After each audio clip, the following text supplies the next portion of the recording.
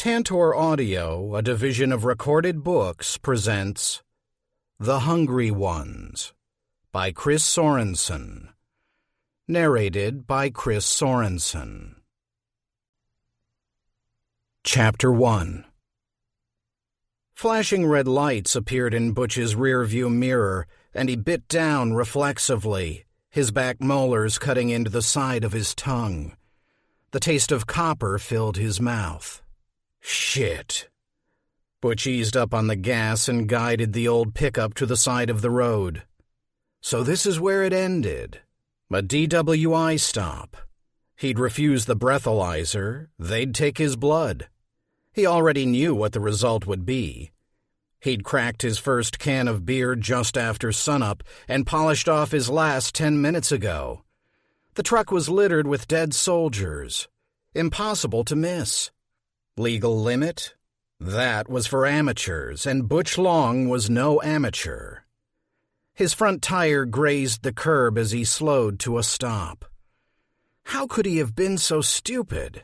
Instead of driving up and down the strip all night, he should have parked in the lot at Heinz's Grocery, or better still, lain low along some side street. Waited out the last few minutes until midnight. But no. His hands had already begun to shake. His throat, down which a trickle of blood from his tongue now ran, itched like mad, like it had sprouted spines. Like I swallowed a dead porcupine. A night behind bars in the Warren County Jail would do him in. Of that he was certain. There was no way he'd see the next morning. He'd hang himself in his cell before letting his hunger bloom. For that's what the thing inside was, wasn't it? A dark flower dwelling deep within him, waiting for the dead of night before opening. A dark, carnivorous thing that would eat him from the inside out. He would die screaming, pleading until it swallowed him whole. Until it... The cop car passed him by, letting loose a deep bleep as it rushed off toward the south side of town. Butch exploded with laughter. "Not tonight, you son of a bitch. Not tonight." His violent guffaws caught in his throat, giving way to a hacking cough. The tang of blood was back, and he reached for the rearview mirror and twisted it his way. He barely recognized the fat man who stared back at him, eyes drowning in a flabby face. The patches of facial hair were due to neglect, not design, and the sour sweat that beaded on his pasty brow made him look like what he was, a middle-aged drunk. His lips were wet and crimson with blood. Gingerly moving his tongue from side to side, he could feel the ragged edge where he'd taken a chunk of flesh. He reached a finger inside his mouth and touched the angry spot. Nerves lit up from jaw to ear. Butch reached for a discarded beer can, then another, hoping for a last mouthful of brew to swish his mouth clean. No such luck. The cans were bone dry, further evidence of his drinking proficiency. Fuck this. Butch gunned the engine and threw the pickup into gear. It lurched, upset with his rough touch as he steered it back onto the road. Fibber's Liquors closed at midnight, but Old Man Fibber would sell him something after hours. Liquor laws were bendy for Fibber. Once Butch had rolled up around 3 in the morning and found the old fellow in his office, 2 bottles into a case of wine. Fibber would hook him up. He'd better. The shakes were back with a vengeance, so much so that Butch grabbed the wheel at 10 and 2 like a student driver. In an hour or so, he'd be right as rain, floating on air, dancing the hokey-pokey. But getting from here to there would be tough. There was no getting around it. He imagined himself splayed out in the truck bed, staring upward, all his worries washed away in the church of the summer sky. But not if I'm shaking like a goddamn pussy. The scent of approaching rain was heavy in the air as he rolled down Main Street, passing Eklund's Pharmacy and the burned-out remains of Charburger Castle. The humidity was high, warning of an impending downpour. Butch hoped it held off until he had finished his business. The flickering Fibbers sign blinked out as he approached. "Oh, come on," Butch spat. He pulled over in front of the store, cut the engine, and jumped from the truck, clipping the side of his tongue with his teeth in the process. Shit. Fibbers sported big glass windows in front and on one side, allowing for better viewing of its liquid treasures. The overhead lights were dimmed to about 1/4 of their usual brightness, a level at which they would remain until Fibber opened up the next day. Butch gave the door a yank and was surprised when it swung open. A loud bling sounded from within, followed by a yelp. "We're closed!" A scrawny young man in a Corona t-shirt bounded out of the darkness and stalked toward the door. He waved both hands in front of him as he approached, as if warding off evil spirits. "Where's Fibber?" Butch asked. "Hospital. Broke his ankle." The young man grabbed the door handle opposite the one Butch feverishly clutched. "You mind?" Butch licked his lips. "See, he usually lets me... I'm a regular, comprende? Then you know we close at 12. Oh, come on." Butch felt heat rise up from his gut, felt his face go flush. He rattled the door, rattling the young man's arm as well. "Come on." The young man took a step back. "Dude, I'm just part-time. I don't need this hassle." "Okay." "I don't want to call the cops." "I said okay." Butch let go of the door and raised one hand while reaching into his pocket with the other. The young man tensed until Butch pulled out a wad of 10s and 20s, pilfered from Grammy Long's dresser, her bingo money. "You sure we can't work something out? Like I said, I'm a regular. Fibber and I go way back." "How'd he break his ankle, by the way?" "He was mowing and stepped in a gopher hole." The guy's eyes never left the wad of cash. "That's tough." Butch peeled off a 10, paused, and peeled off another. His hands had suddenly become remarkably steady. "What'll $20 get me?" "Lot less than 30. "30? You don't like it? Go on down to the Blind Rock and get yourself a $20 six-pack." "Fine, 30, Butch grumbled and added another 10. The young man deliberated a moment, loosed a deep breath, and gingerly took the money. "Gonna have to be a bottle from the bargain bin. Fibber don't keep track of those." "Sounds good. Let me just take a peek." The guy in the Corona shirt held up a hand, ordering Butch to stand his ground. He stepped to a large galvanized tub with a hand-printed sign that read "Bargain Booze," grabbed a bottle, and handed it to Butch. "Knock yourself out." With that, the man pulled the door closed. Butch heard the metallic click of the lock. He looked down at the bottle in his hands. Root beer schnapps. Little prick. By the time he turned the key in the ignition, Butch had already downed 3 large mouthfuls of the sickly sweet stuff. It burned his wounded tongue something fierce, but it made the itch in his throat stand down. It would do. It would get him through. Emboldened by the booze, Butch pulled a U-turn rather than take the loop around the square and was soon heading north on Main Street, the lights of downtown receding behind him. He took another long draw of schnapps and swallowed fast, willing himself to empty the bottle before he reached the traffic light 7 or 8 blocks ahead. He polished it off in 2. Butch pulled off Main into the asphalted area in front of the Crossroads Motel. The place was a throwback to the 1950s when a motel was an oasis to weary traveling salesmen. Now it was a glorified flophouse. Work clothes hung from makeshift clotheslines strung along the railings of the second floor.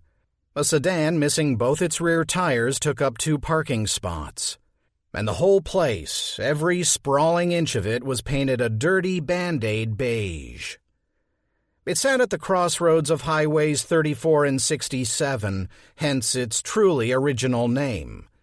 Main Street became 67 once you crossed 34, and Main, or 67, split Maple City in 2, halving the town into East and West. East was where all the action was. Most businesses, most stores, the college. West was all schools and parks and homes.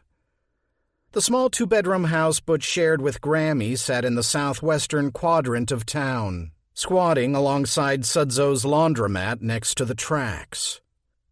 A Mickey D's had sprung up across the street from the motel, and Caddy Corner was the gas for you where he'd won $100 on a scratcher.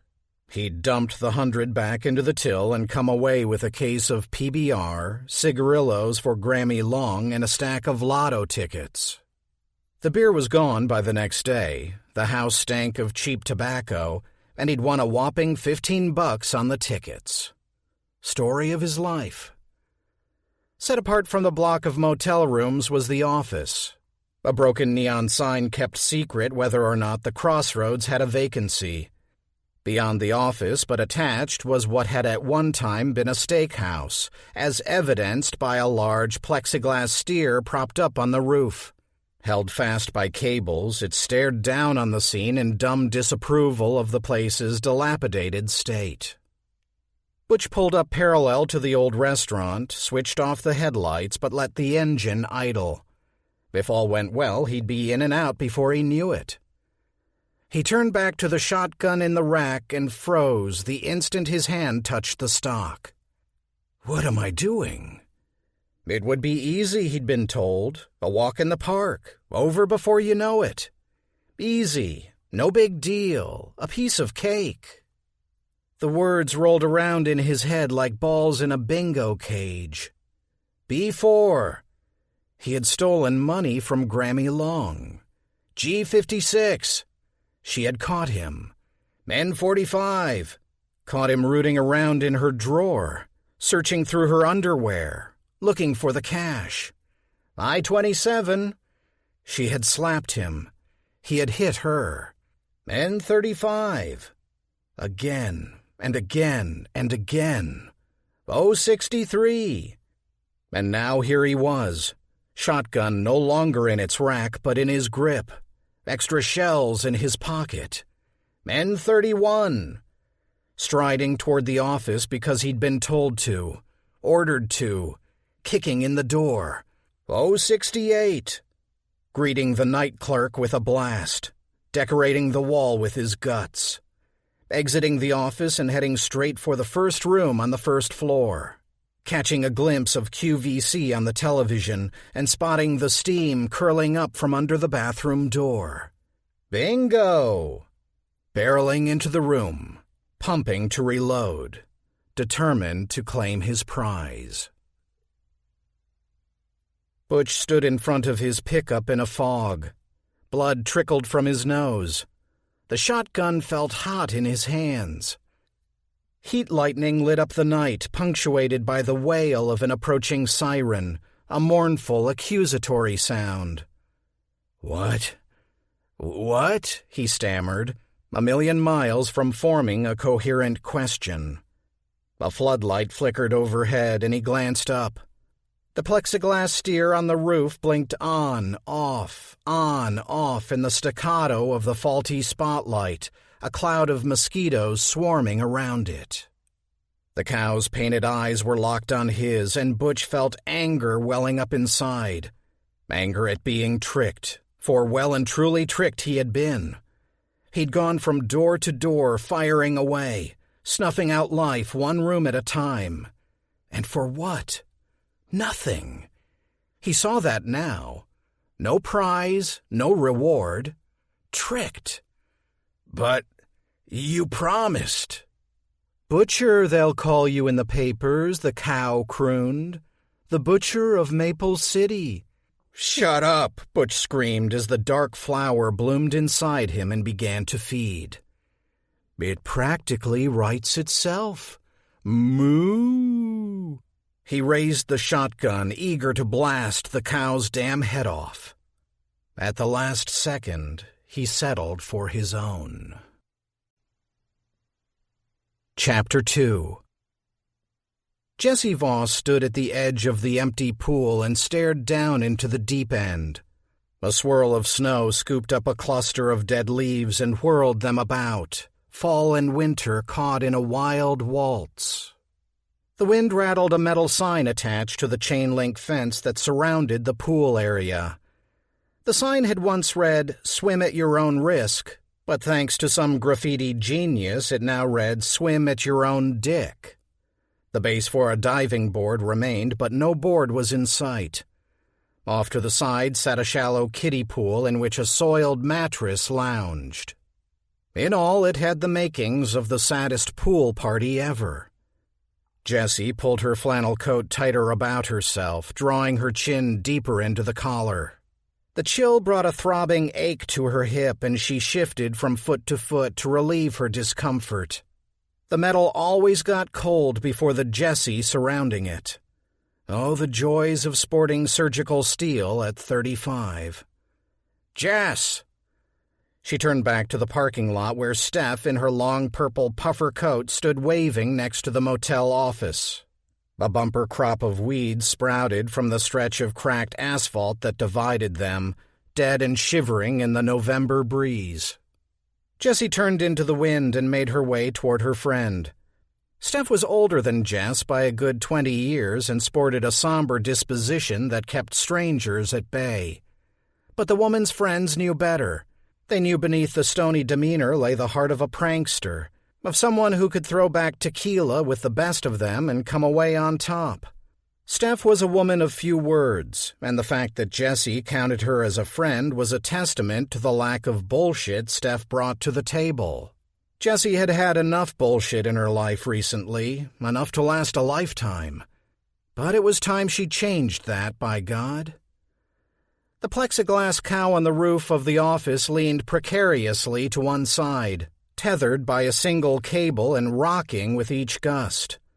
Wired about its neck was a for sale sign, the thing that had originally drawn her to the property in the first place. Driving by a month ago, she'd seen the sign and jumped to the conclusion that it was the cow that was for sale, not the motel. She'd always had an eye for the unusual, and a rooftop Angus certainly fit the bill.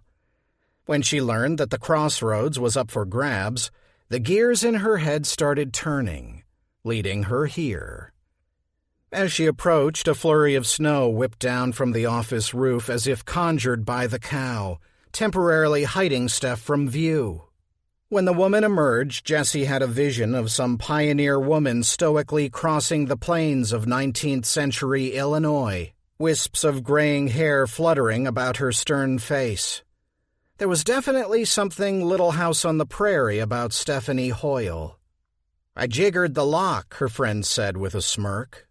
Jessie pulled a ring of keys from her coat pocket and jangled them. "They gave me these." Steph shrugged. "Good to stay in practice. Let's check it out." Jessie followed Steph into the office, grateful for a break from the wind. The floor was covered in dirt, rocks, cellophane wrappers, and oddly enough, dozens of sugar packets. Jessie gave one of the packets a kick. "Coffee station." Steph pointed to a pile of powdered creamers. "Damn. I could sure use a cup right about now." "I'm sorry." "Said you were going to bring me a coffee. Didn't bring me a coffee." "Steph." "Would have been nice." Jessie socked Steph in the arm, not hard, but hard enough to make her point. "I'll get you a triple half-calf mocha whatever you want when we're done." "Don't want to put you out." The woman loved yanking her chain. Steph pointed to the back wall, which had been stripped down to the studs. "Looks like the cleaners chucked the drywall." "Why?" Steph cocked her head. "It was probably a hell of a mess. Blood, bone. This is where he started, you know. Here in the office. June 5th. Must have been standing right about where you are now." Jessie suppressed the urge to step back. She might as well get back in her Honda and bid farewell forever to the Crossroads Motel if she couldn't stand her ground. The murders occurred over 2 years ago. June, as Steph had so helpfully pointed out. The same time she was laid up in the Maple City hospital bed pressing her morphine button like a fiend. Time to step up. Time to cut the crap. "I want to see the rooms," Jessie said.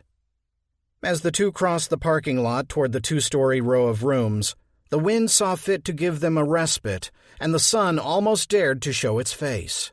"If you take this on, you're going to have to learn a lot real fast," Steph said, a full stride ahead of Jessie. "Laundry, security, payroll. You ever managed employees?" "I ran a scene shop with 20 students under me." Steph snorted. "Students.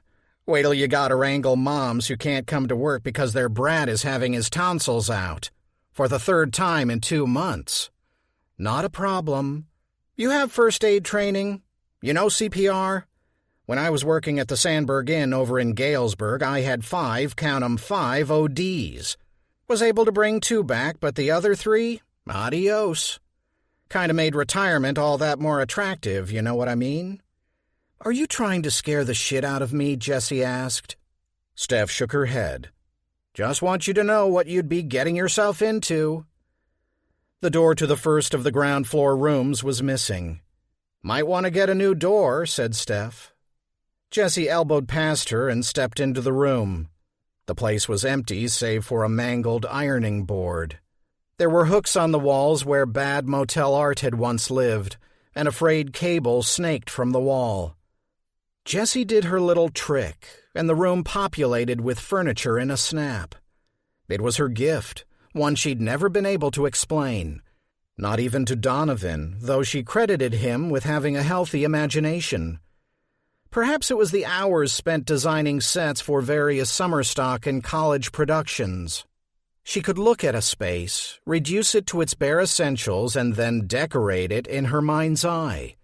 She could shuffle pieces around, swap them out, change the color of the walls, settling on a finished design in the space of 2 heartbeats. If only I could stick a cable in my head and print out the finished product. "Or not," Steph grumbled. "Huh?" "I said you could use my cousin Eric if you decide to pull the trigger. He's a damn fine drywaller, and if you hired him, I could stop lending him money." "How many cousins do you have? Here in Maple City or statewide?" "Here in town." Steph thought about it a second, doing the tally in her head. 22, give or take. "Sheesh. You Hoyles breed like rabbits." "It's part of our charm," Steph said without cracking a grin. Jessie headed for the bathroom. Like the front door, the bathroom door was missing. Is there a black market for motel room doors? The toilet was cracked and the bowl filled with trash. There was a small shower stall, the cheap plastic kind that afforded the bather little room to maneuver. A large chunk of the stall's back wall was missing, blasted away. The 2x4 frame visible through the opening was pitted with small holes. Steph leaned in behind her. "Jesus," was all she said. Jessie put her hands on her friend's shoulders. "Are you still on board if I do this?" "It's a risky move. A settlement like yours doesn't come along every day." "Well?" "If it were me, I'd buy some land. Something that doesn't need months and months of work. Something that just is. Set. Done." "Are you on board?" Steph fixed her eyes on Jessie's. "Aw, crap. You already did it, didn't you? You bought the damn place." Jessie tried to grin, but it felt more like a grimace. Steph saved the day by laughing for possibly the first time in her entire life. "Your man is in for a big surprise," Steph hooted. "I'm in. JR's going to kill me, but I'm in. You can tell me the particulars over coffee. I'm freezing my ass off." Steph slipped past Jessie and headed for the doorway. Jessie stood alone for a moment in the filthy motel bathroom. Steph was right. Donovan was in for a big surprise. She'd tell him tonight. She wasn't sure how, but delaying it wasn't an option. She was about to follow after Steph when she heard a faint squeak. Not a mouse squeak, not an animal, but the drawn-out sound of skin on a smooth surface, like a hand wiping down a fogged mirror. Jessie quick-stepped it out of the room and into the parking lot. The purchase of the Crossroads Motel was frightening enough. No need to add imaginary ghosts to the mix. Chapter 3. The sun beat down hard as it had for the past week. Thankful for the lack of rain but still wary of sunstroke, Jessie could almost see the finish line. September was a month away and brought the promise of homecoming crowds. And after that, the holidays were close behind. The reservation line had already started to buzz. As she watched her workers replacing gutters, spray washing the pool area, putting the final coat of sage paint on the office exterior, Jessie breathed a sigh of relief. The past 6 months had been a whirlwind. Winter took its own sweet time shoving off, so work was relegated to inside. The motel rooms were clean, if sparse. The office was presentable, although the little room she'd be calling home until she lined up more front desk staff was still unfinished. The same was true for the restaurant section. Steph had royally pissed her off by telling her to do the work in stages, save the restaurant for another day. "Don't worry," Steph had said. "Eric and his boys will rough the whole space out. But trying to launch a motel and do food service at the same time? Don't make me slap you." So the restaurant had become a catch-all.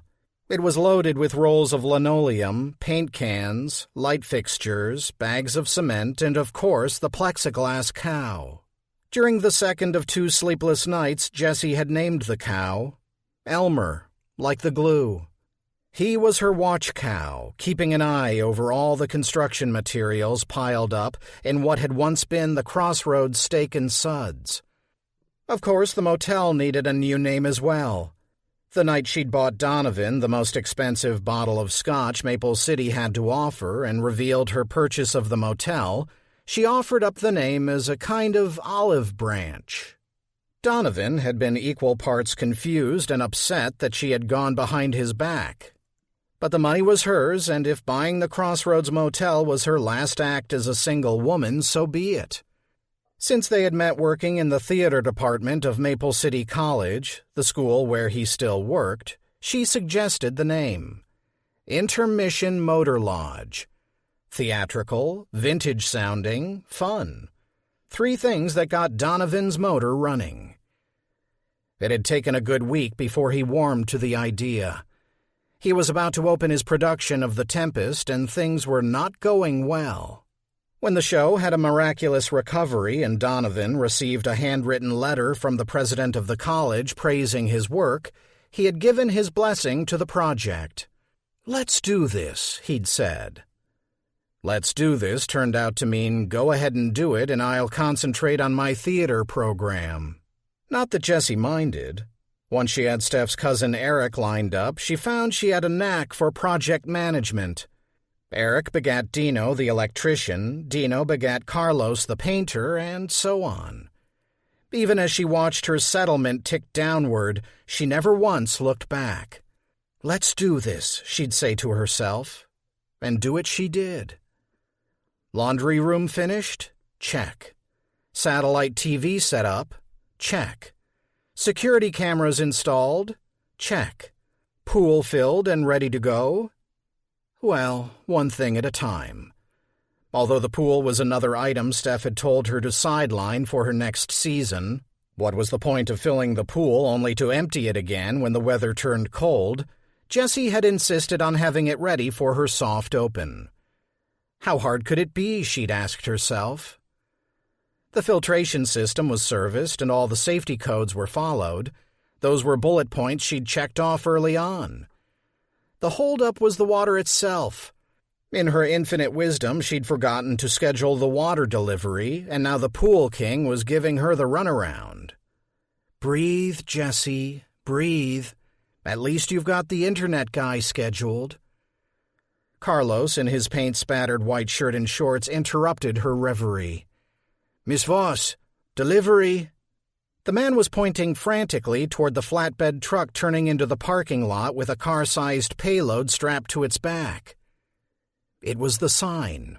The Intermission Motor Lodge's neon sign she had designed herself, complete with comedy and tragedy masks signifying vacancy and no vacancy. Sheer brilliance. She waved down the driver before he could exit the truck. "If I give you $50, can you give me a lift?" Jessie guided the driver to the rear bay of the Van Osdol Theater. She couldn't wait to show off her masterpiece. "Wait here," she said as she clambered out of the truck and lit out for the steps up to the backstage entrance. Stairs were no problem. She'd been the star of stairs in rehab. While the rest of her maimed companions were content to put in the minimum effort required, eager for the painkillers at the end of their workout, she was busy getting on with getting on. Still, she felt a twinge of pain as she hit the top step. She'd stayed away from the theater since the accident except to support Donovan on premiere nights, sitting through 2+ hours of mediocre acting and bad lighting so she could smile at faculty members and sip Chardonnay out of a plastic wine glass. This had been her world too for a time, before her life had tilted. As she stepped into the wings, she caught sight of Donovan center stage, locked in an embrace with a willowy girl. She recognized her from various play openings. Tarabath, the girl with the odd name. Her mind muscled in to protect her. It's Drama Fest. Happens every summer. It's a scene. He's acting in a scene. When the kiss continued past the point of any dramatic value, the truth hit home and the bottom dropped out. She turned and left him there in the arms of the ingenue. She returned to the truck and told the driver to head back to the motel. Jessie Voss took a deep breath. Well, that's that. Despite the fact that Friday's soft open was for friends only, Jessie was starting to get nervous. Although the big and scary grand opening wouldn't happen for another week, just in time for the influx of college families returning for homecoming, the fact that the soft open was only 2 days away kept her busy. Jessie was determined to have the office painted by Friday. She was okay with her friends seeing the aerobed sprawled out in the back office, okay that the dumpster company had missed its pickup, but she'd be damned if she was going to greet her guests in an unpainted office. She could already imagine the awful, pitying smiles as her friends carefully avoided any mention of Donovan and his young student, who had apparently moved into his studio apartment. Enough. Back to work. She was busy loading up the roller with Persian red paint, her final choice after sorting through dozens of options in her head, when she heard the door open behind her. She turned to find a woman about her age sporting a Def Leppard t-shirt and a determined look. "I need a room with a queen-sized bed and a rollaway, and I'm too tired to haggle," the woman said. "I'm sorry," Jessie said, pushing the hair out of her eyes with her forearm. "We're not open yet." The woman gestured to the neon sign in the window.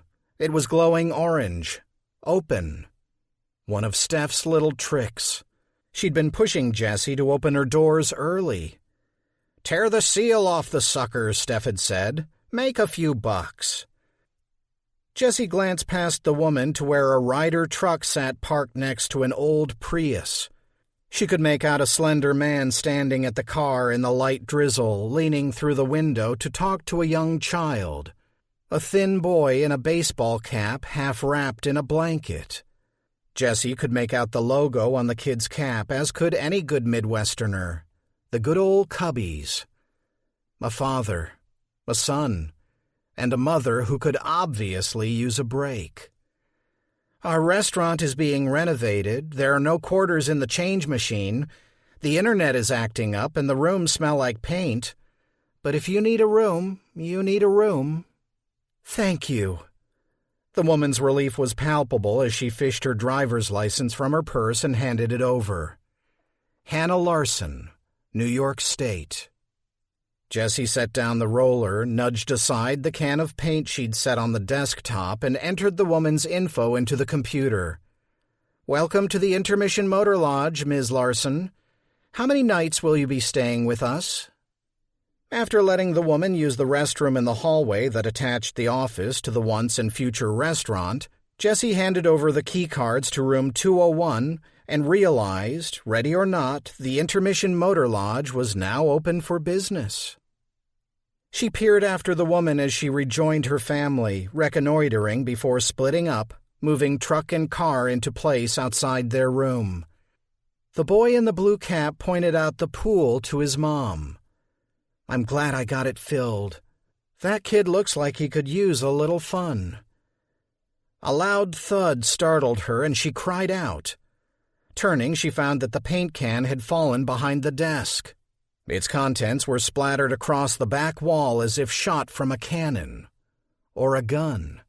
A violent bloom of Persian red. Chapter 4.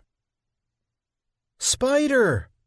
Michael Larson raced for the bathroom, abandoning his half-unpacked suitcase. "Don't hurt it, Mom," he cried.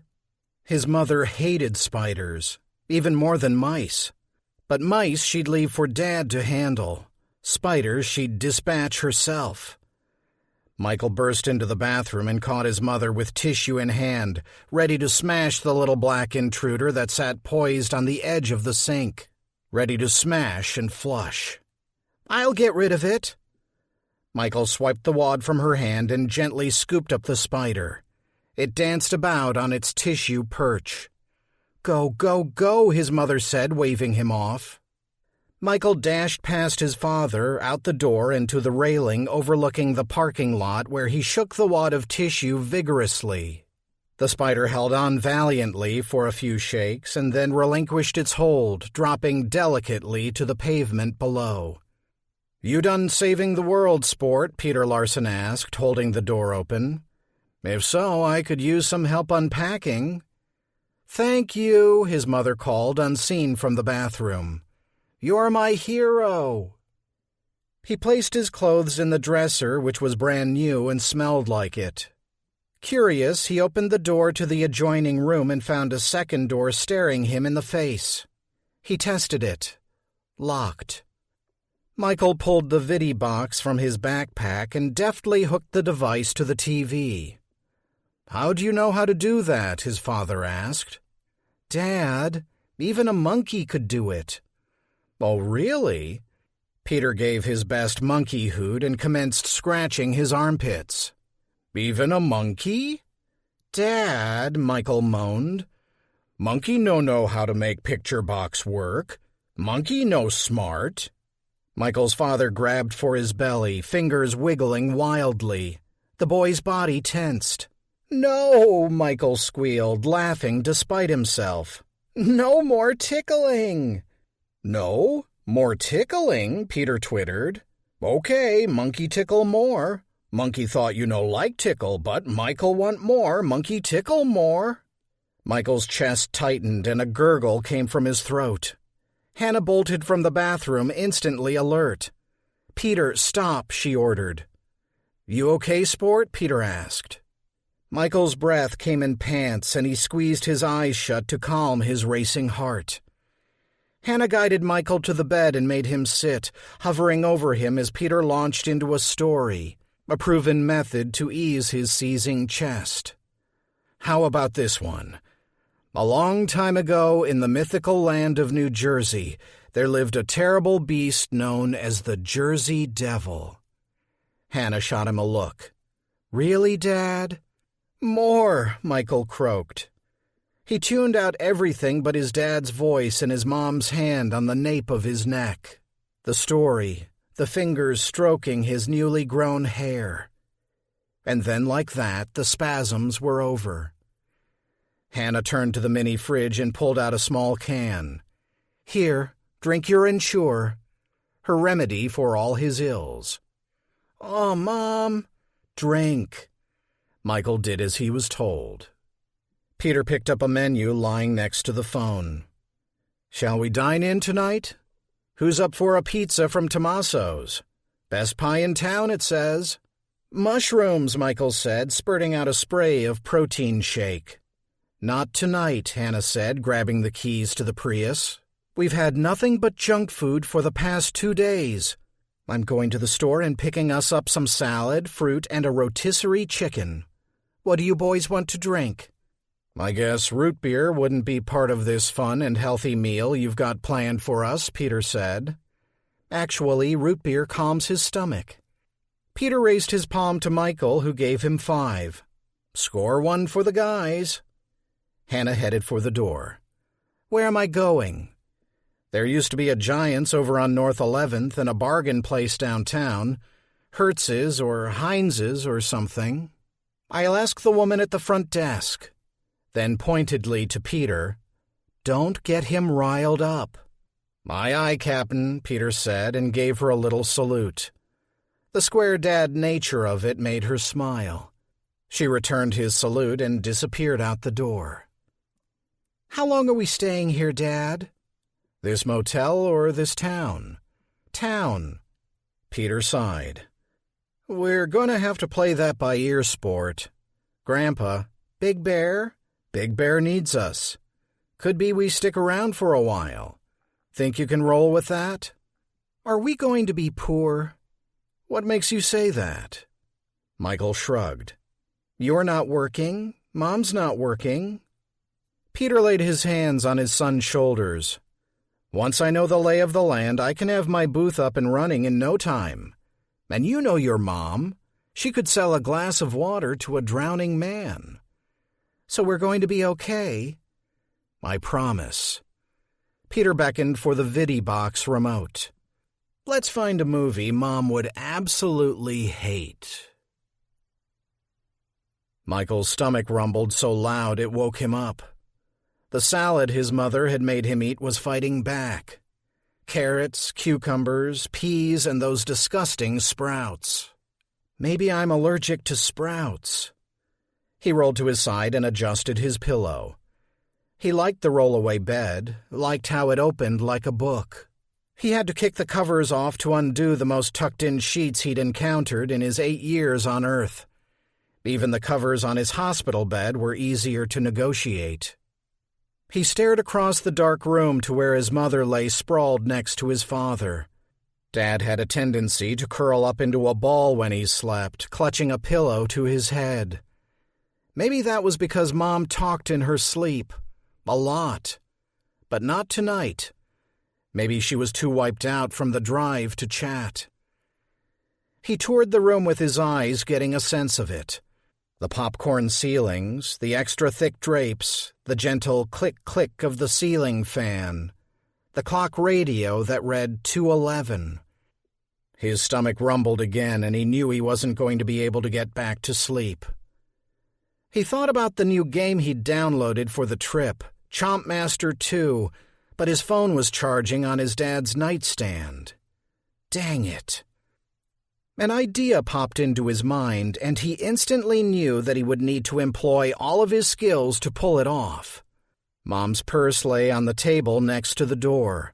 A crumpled receipt and her change from her grocery run lay beside it. It was time to make a vending machine run. He'd seen the thing when they came up the stairs, sitting inside the laundry room. He had a kid's ability to locate any access to candy within a square mile. He could see the vending machine standing next to a soda machine. They called it Pop out here, and a couple of stacked dryers, their doors open in a wide-mouthed O.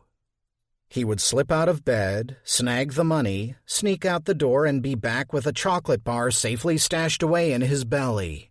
Easy peasy. Michael made his first move and his first mistake. As he swung his legs around and set his feet on the floor, the bed springs complained loudly.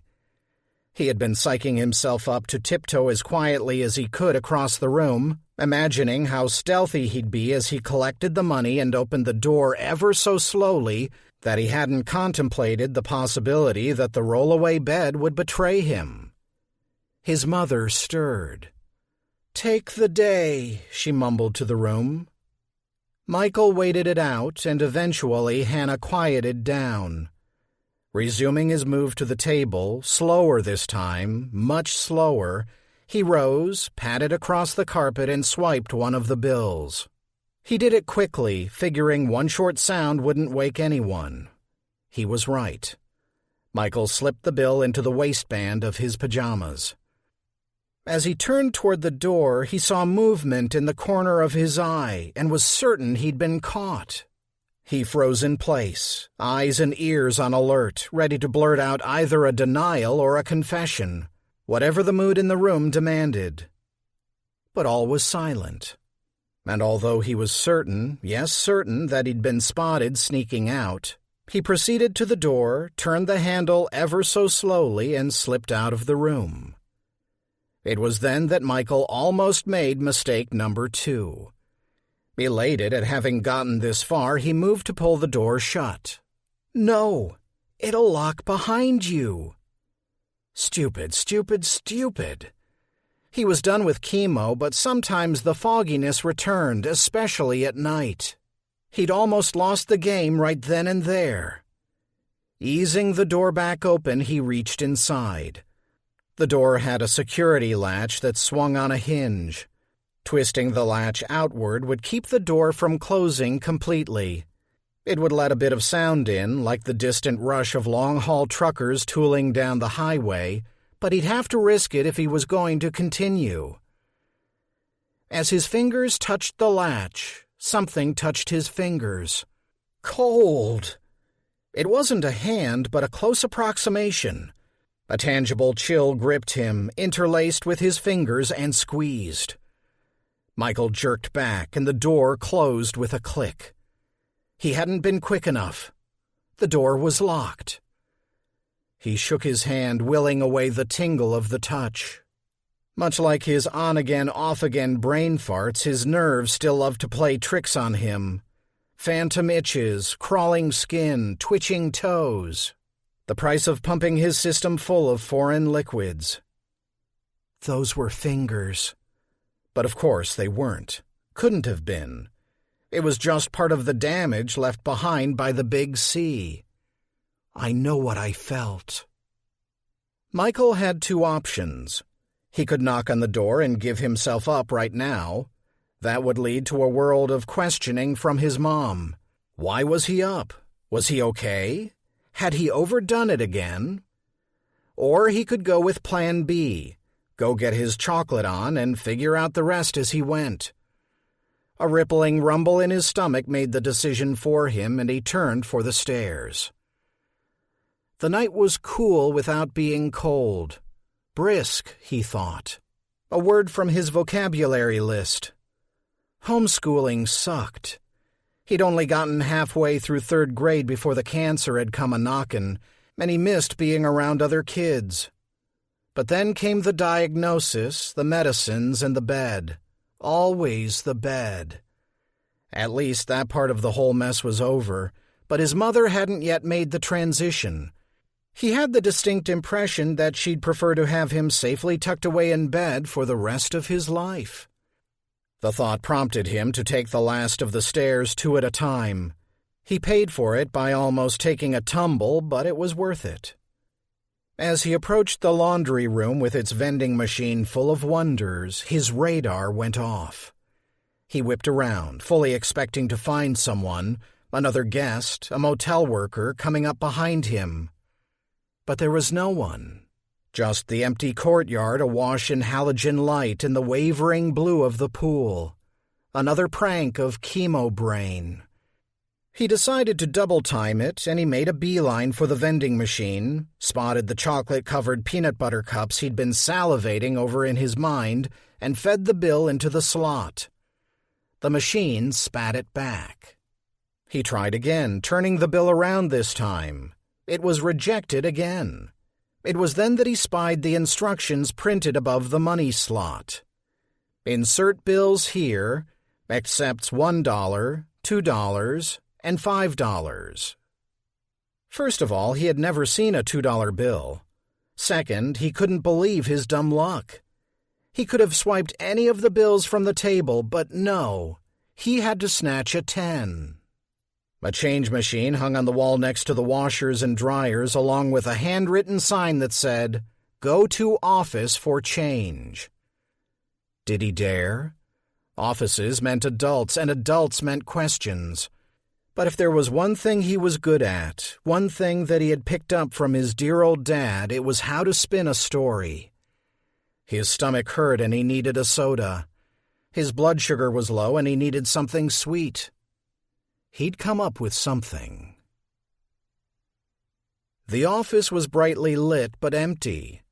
Michael walked up to the front desk and stood on tiptoe to get a better look. There was a small room beyond the desk with a floor lamp and an inflatable bed covered in rumpled sheets. He heard a voice off to his left and spotted a half-open door to the side of the room. The sound was coming from behind that door. A distant voice speaking at full volume. A woman's voice. Michael slipped through the door and found himself standing in a long hallway. This part of the motel was different from the rest. It was unfinished and cluttered. There was no carpet on the floor, only bare plywood. 2 open doorways led to his and her restrooms, and Michael peeked inside both. Urinals.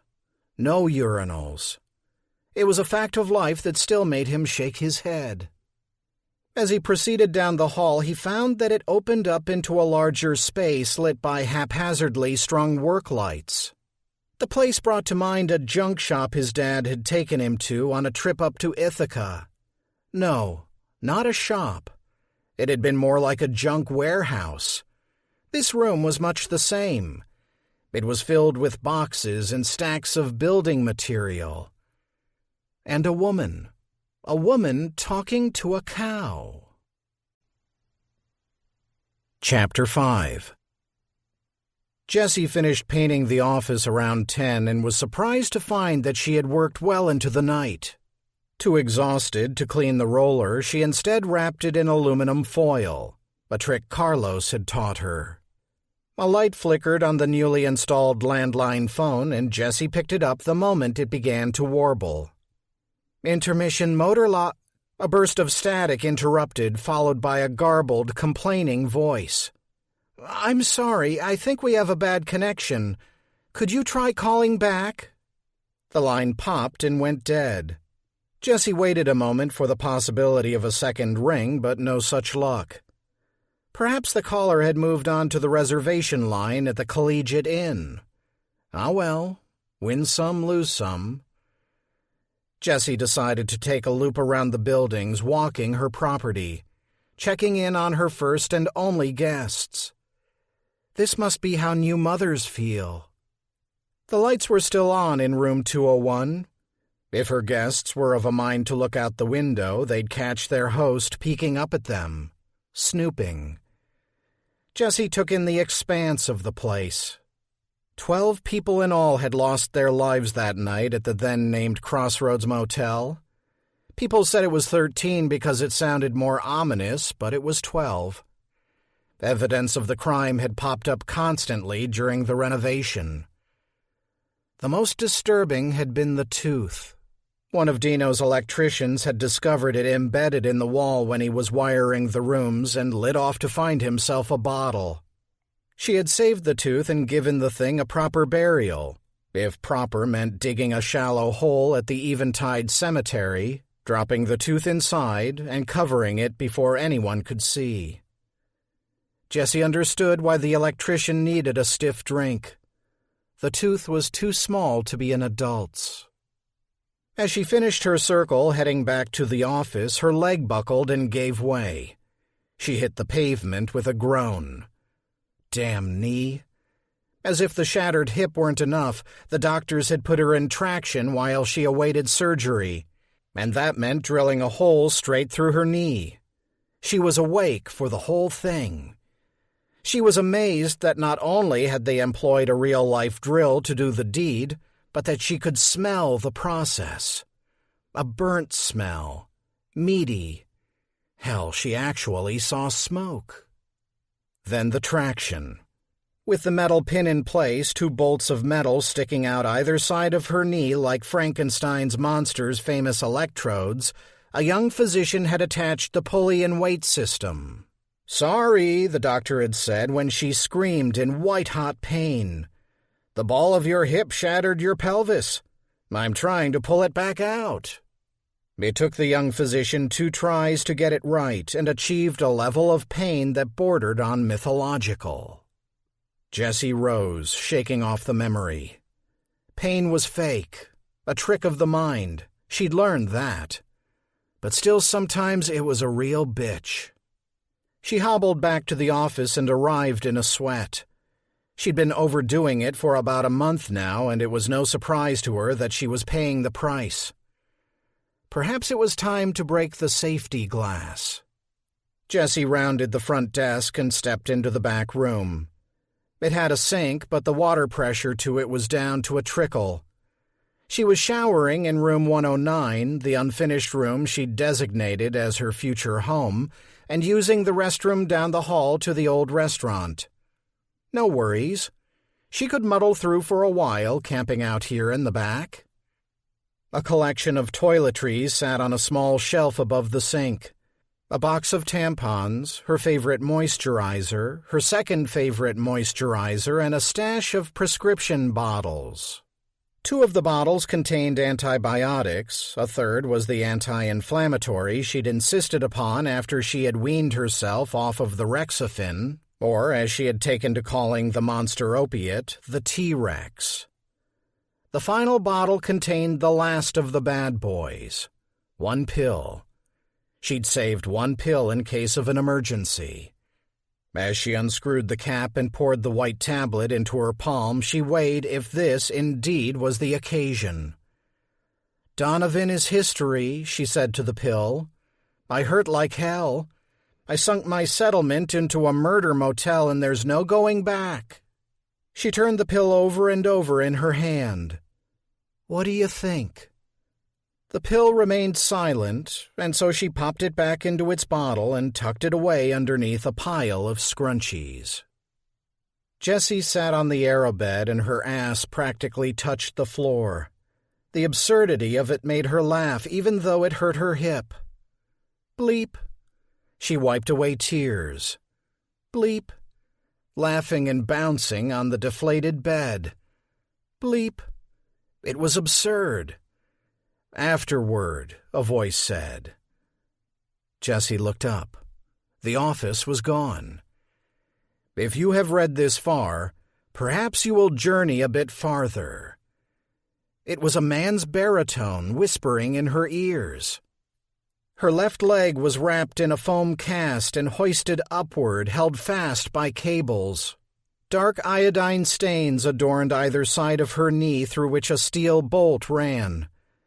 The rhythmic bleep of her heart monitor sped up. Jessie tried to speak but could not. The hospital room in which she found herself spun as if floating on the high seas. Her stomach swirled, moaning and morphined, threatening to empty its contents. She turned her head, and there was Donovan, asleep in the chair next to her bed, a People magazine draped across his chest. The railing was down on this side, and his hand rested on the sheet next to her. "Honey?" She reached out to the man in the chair. "Donovan." So listen closely and hear my closing words. Jessie's hands went to her head to stop the sound of the voice and discovered a pair of headphones clapped to her ears. She ripped them off and tossed them aside. As soon as she did, the room began to move even more violently. The air began to pulse, the pressure of it crushing her ribs. She was inside a subwoofer with the volume turned all the way up. Each bass beat of the room made it harder and harder for her to catch her breath. She gritted her teeth, prepared to throw herself from the bed, into Donovan's lap if that's what it took to end this assault. She rolled first in the opposite direction, dislodging her leg with a sickening wave of agony. With kamikaze abandon, she rolled toward the edge of the bed. She hit the floor with a shout. It wasn't the fall she was expecting. In fact, it was hardly a fall at all. When she lifted herself up, Jessie saw that she had done no more than roll off the aerobed onto the carpet. Damn. She'd actually fallen asleep sitting up. That's something doctors pulling double shifts did. The stress of getting this place open must be finally catching up to her. Jessie grabbed the bottle out from under the scrunchies and turned on the faucet. It only gurgled and sputtered. Shit. Her nerves buzzing, Jessie headed for the bathroom down the hall and some water to swallow the damn pill down. The boy found her in mid-conversation with Elmer. The cow was a good listener, and over the past few months had become her faithful confidant on top of pulling double duty as a security guard. When the boy walked into the room in his shorty pajamas and wide-eyed expression, Jessie leaned into Elmer and said, "We'll circle back to this later." "Are you talking to that cow?" the son of Hannah Larson from New York asked. "No," Jessie replied. "I'm talking to that plexiglass cow. Big difference." The boy seemed to seriously consider this for a moment before breaking into a grin, and it made Jessie like the boy immediately. "What's it saying?" the boy asked.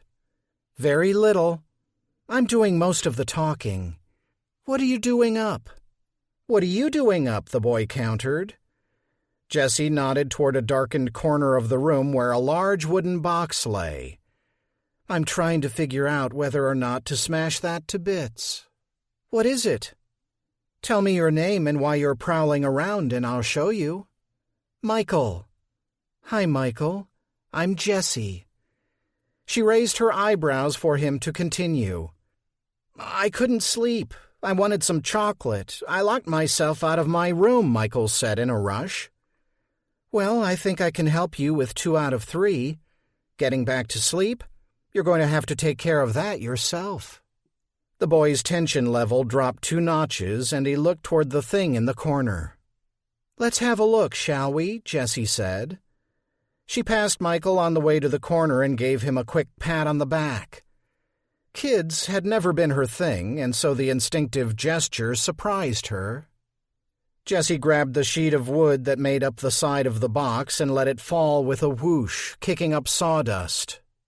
Packed away safe inside, held firm by wooden cross braces, was an oval neon sign. It didn't look like much without its luminous gas buzzing and snapping through it, but still the boy drew nearer. "Whoa," the kid said. "You think?" "Yeah." Jessie gave it another look. Intermission Motor Lodge. It had turned out perfectly, but perfect no longer matched her life. "Why isn't it outside? Don't you want to put it up?" Jessie sighed. "Not really. I made it to make my fiancé happy, only someone else was already making him happy. Long story that would bore you to tears." Michael touched the glass tubing. "If you made it, you should put it up. I think it would look really cool." "Really?" "Yeah. I like the emojis." "The what?" The boy pointed to the tragedy and comedy masks. "Ah." "Yeah," the boy said. "It needs to go up." And that was that. She would call the guy tomorrow and get it mounted and wired. She would save the pills stuffed in her pocket for another day. She would get on with it. "Thanks, kid," Jessie said. "Let me go make you another key card." Michael approached the plexiglass cow with caution. Elmer, she had called him. Another cool thing locked away where no one could see it. Adults were so weird. "Moo," Michael called, his voice echoing in the large space. The cow just stared. Michael fidgeted. How long did it take to make a keycard anyway? A chill went up his back, and the feeling of being watched was back, multiplied 100-fold. He caught his breath as he heard a distinct buzz behind him, low and threatening. If he turned around, what would he see? A giant bee? A giant electric buzzing bee? Because that's what his ears told him he'd find if he dared to look behind him. The work light stuttered and went out, one by one, plunging the room into inky blackness. No, not blackness. The walls pulsed a deep red, a warning red, the red of police lights and fire alarms. Michael turned slowly into the source of the glow. He felt himself being drawn closer and closer to the wooden box, to the neon sign the woman had made but hadn't put up. He felt drawn and yet fought against it.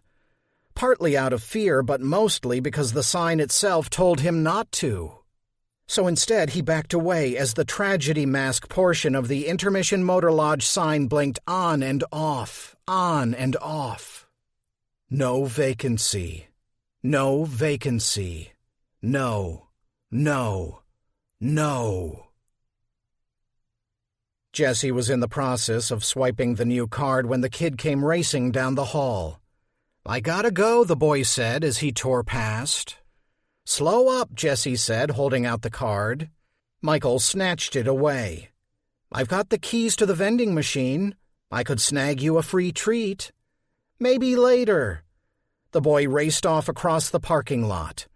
"Thank you," he cried back. Jessie shook her head. Yup, kids were a mystery. She went to close the hallway door and paused as a red glow was suddenly extinguished.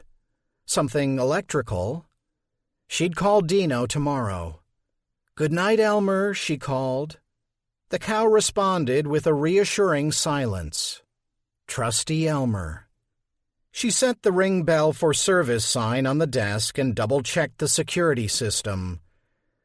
Shoving aside all thoughts of her accident, the hospital, and the stressful days ahead, Jessie tumbled into the underinflated bed. As she drifted off, she could have sworn she caught the scent of burning bone. Chapter 6.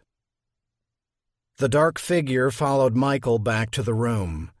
As he bedded down, it retreated to the corner where it watched the boy and his family. But it seemed the messy man was no longer content to simply watch. The blinking no, no, no of the sign was proof of that. Deep within the shadowy figure where Peter and Whisper intertwined, dwelling together as one, a civil war was taking place. When Peter forced himself upon the shadow in that basement, forced them to become one, he'd allowed his younger self to be free of the nightmare he himself had had to live with. And that had been his curse, being forced to watch another version of himself grow up happier than he had, without the dark baggage of taking the old man's life on the stairs, of taking his own son's life as well. It was self-preservation in the first case, mercy in the second, but they were twin blots that he still carried with him. Stains of which the Peter who now lay in the bed across the room, his arm around Hannah, had grown up blissfully free. The price? It was heavy, and it was his own to bear, becoming half of a dark conjoining, melding with a maniacal spirit that prided itself on its names. Whisper, Mr. Tell. They were Jekyll and Hyde, both awake and kicking at the same time, minds overlapping and feuding for control. Oblivion would be better than this hell, but try as he might, he could not break free. He was tethered not only to the people in this room, but to his demonic companion who only snickered at his pain. This was a bad place, or at least bad things had been done here. In either case, this was no place for Michael. And so he had caused the neon sign to flash its warning. And now that he had pierced the veil between his world and Michael's, he knew he would pay for it. The attack was instantaneous. Back, back, away, away! The coal-black darkness enshrouded him, digging its claws deep. There were rules to staying alive, rules negotiated over what seemed to be eons of nights, and he had broken a big one. The thing he shared this dark womb with was furious and looking to strike back. Do your worst, you bastard, Peter thought. Its worst was pretty damn bad. Peter had no body to speak of, not anymore, not since he'd forced himself upon the shadow in that basement, forced them to become one. The wounds the thing inflicted were not physical, no, they were 100 times worse. Wrong, you did wrong, Whisper hates. A searing streak of pain cut through a memory from his childhood, fishing with Big Bear along the banks of the Mississippi River, rupturing it, causing it to bleed. The memory burned bright before fading. gone forever. "That's enough," Peter hissed. A midnight talon slashed out at another memory, his lips on Hannah's. Not their first kiss, but the first one that mattered. The one he had stolen during their train trip to Boston. The one that made her sit back in her seat, eyes locked on his as if she were seeing him for the first time. "Wow," she'd said. Just wow. That wide-eyed stare was the beginning of it all, the beginning of Peter and Hannah, and later Michael as well. And this devil was about to burst the moment, drain it, let it dissipate into nothingness. "Hands off," Peter shouted, the force of the thought causing the boundaries of this world to quiver. He wrapped himself around the memory, protecting it with sheer force of will. The thing shrieked, its prize denied. Wrong! It ripped at him, clawed at him, bit. As Peter endured the onslaught, he could sense the raw anger coming off the thing like steam. He didn't know much about the frantic being that called itself Whisper, Mr. Tell, and a handful of other pet names. The majority of his new life trapped in this inky hell was spent simply holding the thing at bay, but of one thing he was certain. It was stark raving mad. And in its madness it was cruel. They were not equal partners in this symbiotic relationship, far from it. The demon was in the driver's seat, and all Peter could do was occasionally hit the brakes, keep it from interfering, hold it back. Each time he did so, he paid for the intervention. It was at times like these that old Whisper would pull back the curtain and give him a peek, and it broke his heart every time. Through the window, Peter saw an alternate life playing out in devastating detail. For not only did he see the scene before him, he felt it as well. Sometimes Whisper punished him by forcing him to watch as Peter curled up in bed alongside Hannah. Sometimes the thing was more blunt about it, like the time he'd shoved the moment of Michael's birth in his face. His own memory of the boy's birth was charged with joy and fear and excitement. Seeing it anew from afar gave rise to anger and jealousy, yes, jealousy toward the other Peter, the Peter of the stolen life. Perhaps that's why he had eased his foot off the brake momentarily, allowing Whisper, allowing Mr. Tell to lurch forward and appear. The shocked look on the other Peter's face startled him, and he wrestled the darkness back through the window. The other Peter, the Peter who was becoming a father that very second, turned pale and stumbled. A nurse passed him a water bottle, and Hannah, "Breathe, Hannah, breathe," snorted, her husband's apparent wooziness at the messiness of the birth giving her a much-needed laugh. "Messy, yes, we're messy, Hannah pushed, and Peter pulled away, taking the jabbering, gnashing darkness with him. Whisper retreated and fumed. Peter lowered his guard, content that his memories were safe. For now. A thought dawned on him. The thing had followed Michael down to the office, hadn't remained behind to keep watch over the other Peter. That was a first. That was something new. Was it good or bad or simply different? He'd have to pay close attention. Not that he wasn't already on alert. They were back in Maple City, Peter, Hannah, and the boy. Back where he'd left off, where he'd handed the reins over to his younger self and stepped out of the story. Out of the story and into the abyss, with Whisper, with Mr. Tell. Not alone. The thing wasn't speaking to him. There was no trace of malice in the words, more surprise than anything else. And, was it possible, hope? Not alone. That was for damn sure. It was apparent the minute they arrived at the Intermission Motor Lodge. The motel was loud. There were others here, unseen, hiding, but still loud. Then we'd better whisper, Peter said to the darkness. And wonder of wonders, the darkness chuckled in reply. Chapter 7. The sign guy grumbled on the phone, but after admitting he had a cancellation, he agreed to swing by around noon. Jessie's second call was to Steph. The woman had sent her an exceedingly long text message. "What's naloxone?" Jessie asked. "It's a nasal spray. One spritz and you can make an OD turn a Yui." "Keeping meds in stock? I don't know. Couldn't that open me up for legal trouble?"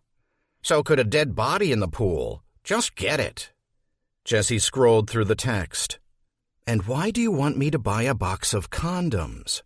"The upcharge you can add is ridiculous, believe me." "You aren't opening a Sunday school, dear." "And what about—" "Are you going to go through the whole damn list? See you in 15. I've got your next employee in the car with me." "What next employee?"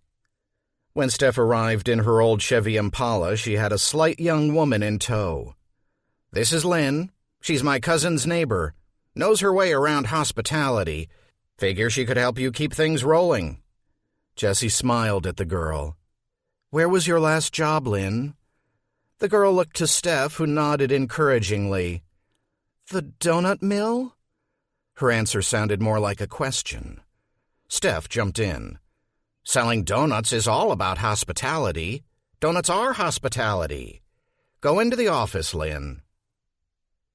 Jess and Steph rode in silence for a few blocks before Jessie blurted out, "Donuts are hospitality?" "Okay, so sue me. The kid needs a job and she used to schedule everything over at the mill. Flour deliveries, counter help. If Jerry Pride hadn't gotten handsy, she'd still be there." "You think she can handle it?" "Wouldn't have brought her if I didn't. Turn right. Band practice." Jessie steered the Honda away from the approaching MCHS marching band, flag twirlers in front, and cut through the back way to Eklund's Pharmacy's side lot. As she walked through the door, the entrance bell sounded an electric bing, and she caught a glimpse of a familiar white sedan with the Maple City College logo on the side. Shit. "Don't sweat it, Voss. Could be anyone from the school." But as she headed down the row of hair products toward the back of the pharmacy, she spotted the tousled mop of hair she had once played stylist to, snipping away in the kitchen, making sure to leave enough to cover the premature bald spot. Donovan, wearing his trademark cable knit, coal tar shampoo in hand. Steph dove in feet first. "Dandruff sure is a bitch, isn't it, Professor?" Startled, Donovan looked up. He grinned momentarily, recognizing Steph. Before he could reply, he spied Jessie, and his demeanor switched gears. "Jess," he said, gripping his bottle tightly. "It's good to—" What a rarity. Professor Donovan Haig at a loss for words. Jessie remained silent. She steeled herself and walked right past him, intent on making it to the pharmacy counter without showing a shred of emotion. She was foiled by the appearance of a thin young woman with long black hair and a Maple City sweatshirt who turned the corner into the aisle ahead of her, shopping basket in hand. Tarabath. The girl's eyes went wide. "Donnie?" she managed to squeak. Jessie was trapped. Ingenue ahead, deceiver behind. "How's the motel?" Donovan was grasping, but it gave Jessie an escape from the death stare she had locked on Little Miss Maple City College. "Good," she said sharply. "Soft open is Friday. You should check it out." Now that she was speaking, the shock had abated. "Both of you?" Donovan shook his head. "I'm hosting a visiting playwright this weekend, otherwise—" He abandoned his thought and surprised Jessie by taking her arm. "Can we chat?" Steph stepped in, ready to throw down if the situation demanded it, but Jessie waved her off. "You've got 1 minute." She extracted herself from his grip and strode down the aisle into the seasonal section, forcing Donovan to follow. Flanked by Halloween masks and decorations, she turned about. "So? Chat." "I never got a chance to say I'm sorry." "Do it now." "I'm sorry." "Okay, is that it?" Donovan looked at her with a pained expression that made him look more constipated than concerned. Jessie thought this chat might be better suited to the laxative aisle, and the idea made her snort. "I'm glad you find this amusing." It was his patronizing professor voice that had always gotten her hackles up. "I thought I owed you an apology." "For what, Donovan?" she asked, her temper flaring. "What are you hoping I'll forgive?" This caught him off guard. "Why," he stammered, waving in the general direction of the girl. "Oh, please. So you wanted a younger model? Fine. You wanted your ring back? No problem. Better for me to know sooner than later. What I'm really pissed about is that we were a team, and you let me down." "You sued one of the school's biggest donors." "Damn straight." "Who do you think paid for the new agriculture center?" "That truck could have killed me." "Do you know what kind of position that put me in?" Jessie laughed. "Were you going to pay my medical bills? 6 figures. Were you going to pay that, Donovan?" "Keep your voice down." "No. You don't get to tell me anything, you hear? Not one goddamn thing. Out of my way. I've got shopping to do." Jessie brushed past Donovan and toward the eavesdropping Steph. Donovan followed. "I don't think we're finished." "Oh, we're finished." Jessie turned to stare at the girl. "Wouldn't you say we're finished?" "I still think we should have a coffee," Donovan offered, "and talk." Steph muscled in between Jessie and her ex. "She's too busy. Reservations are rolling in, and it's one chore after another." "I see." "Take this shopping list Jess sent me, for instance," Steph said, pulling up the list she had sent Jessie and waving it in front of Donovan's face. "Kleenex, Lysol, a jumbo box of condoms. Imagine that, a jumbo box of condoms. What's that all about?" "Excuse me," Jessie said as she turned and slipped past the young woman, extracting herself from the situation. "You'll take care of her?" Donovan asked. "Better than you did." Steph switched off her phone with a flourish and brushed past Terabeth, stopping to whisper, "As the one woman here who didn't sleep with that asshole, I count myself lucky." Jess rang the bell and the ancient Mr. Eklund appeared. "Ah, little Jessica." "Good morning, Mr. Eklund. I was wondering if you had this in stock." She scrolled through Steph's list and pointed out the naloxone. "I seem to recall I've got a few spray bottles left. Sadly popular, that stuff. Oh, and don't forget your meds." "What meds?" Jessie asked. "No more refills, I'm afraid. You'll have to check in with Dr. Bhattacharya? Is that how you pronounce it? Bhattacharya?" The elderly pharmacist retrieved a white bag from the back. Eager to get this part of the day over with, to put Donovan and his chippy behind her, she took the proffered bag. 30 pills. The bad boy. The T-Rex. "No, Mr. Eklund, I don't need any." A bling sounding from the front of the store interrupted her, and Jessie watched as Donovan ushered the girl in the sweatshirt out the door. She checked her feelings, expecting a wave of loneliness. But instead she found, was it possible, relief.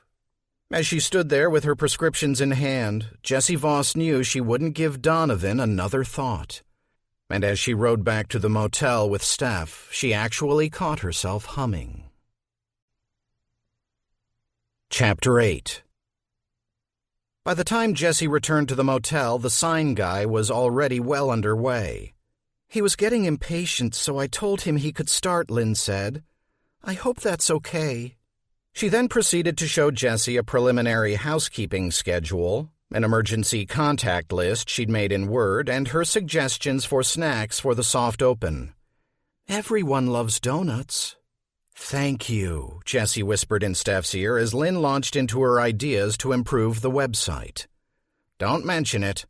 I'm going to steal her after this to make a Shopmore run. Anything new for the list?" "Always." After Steph and Lynn departed, Jessie ambled over to where the men of the Neon Company were finishing up securing the Intermission Motor Lodge's new sign atop twin supports. "You've got a bad tube," the owner, a stubby man working the crane, said. "Your little frowny face won't light. It's fried." "Can you fix it?" I've got people coming Friday." "Yes, I can, but not by Friday." "When then?" The stubby man scowled down at her. "Not by Friday." Jessie was steaming by the time she entered the office, and so when she found the man setting up a wire brochure stand, she was in no mood to play nice. "Excuse me," she snapped. "Ah, you caught me." The man stepped back and in so doing dropped the still unassembled stand with a clang. "I came by earlier, but—" Jessie set the plastic bags from the pharmacy on the desk. "What do you think you're doing?" The man stared, silenced. She figured he was about her age, but he dressed like her father. He wore suit pants, a dress shirt, but no coat. His shoes were shined, but old. Salesman. "I didn't order that," Jessie said, pointing at the stand, the open boxes of brochures. The man gave her a sideways grin. "Well, actually, you did." "Pardon?" He pulled a paper from his pocket and read, "Jessica Voss, Intermission Motor Lodge, Maple City. I've got you right here." "Let me see that." Jessie grabbed the paper as the man continued. "When you join the Midwest Independent Lodging Association, you get me. And a free brochure rack." "There's no price listed here." "That's usually what free means." A Prius zipped past the office, and Jessie watched as the Larsons, all three of them, headed off downtown.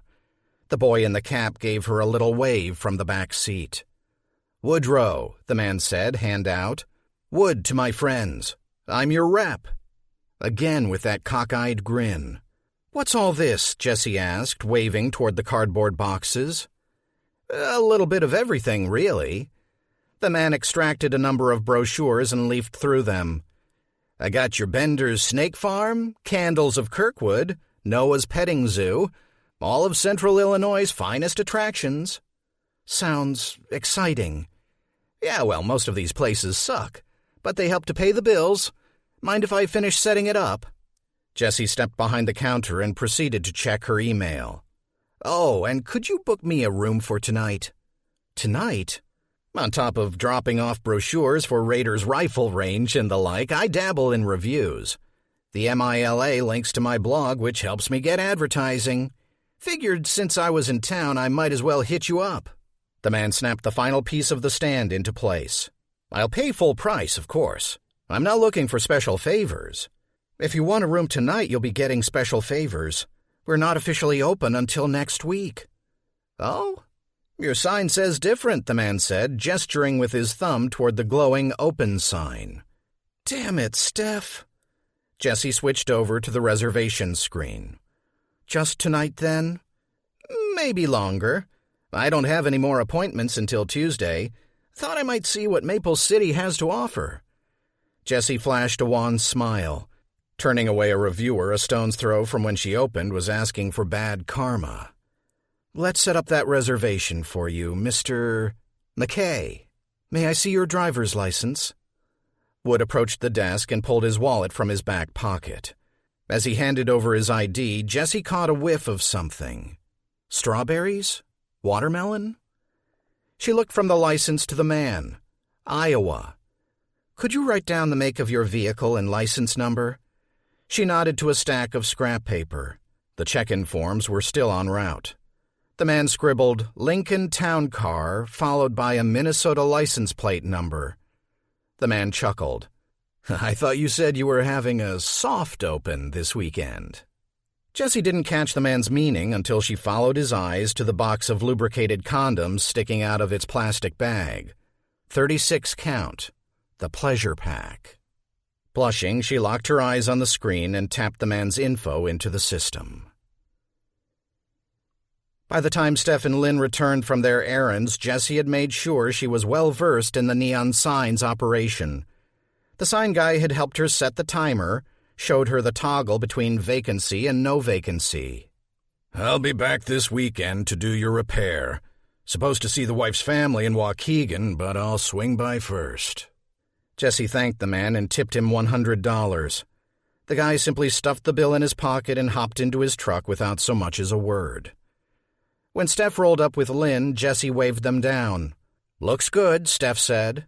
"Really good," Lynn agreed. "Wait till I turn it on." Dark, but good. Steph didn't even crack a smile. Geez, give a gal a chance to show off, will you? As Jessie was about to slip back into the office to ignite the sign, the Larsens pulled into the lot in their Prius. Pumped from the moment, Jessie flagged them down. The boy was the first to roll down his window. You did it, Michael said, beaming. I did it. The boy cocked his head.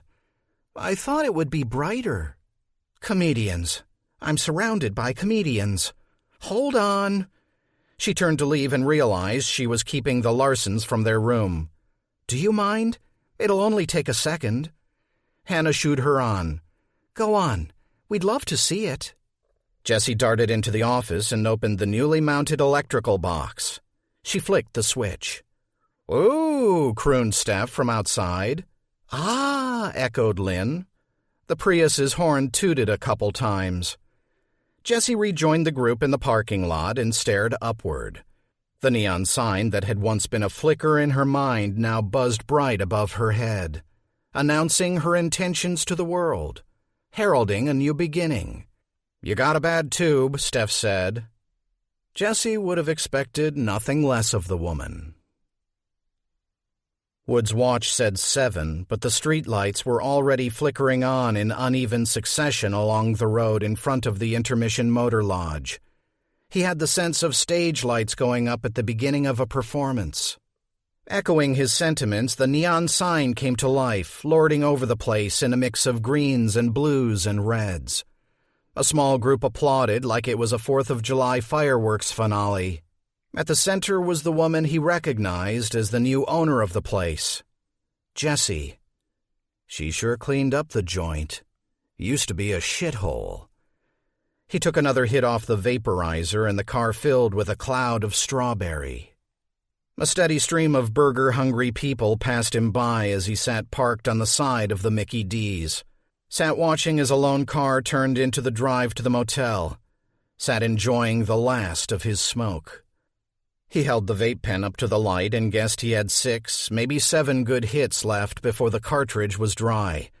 The sickly pink strawberry liquid was the best flavor he'd found to mask the other taste, the flecks of black that danced in the liquid, bitter and sweet at the same time, and rotten.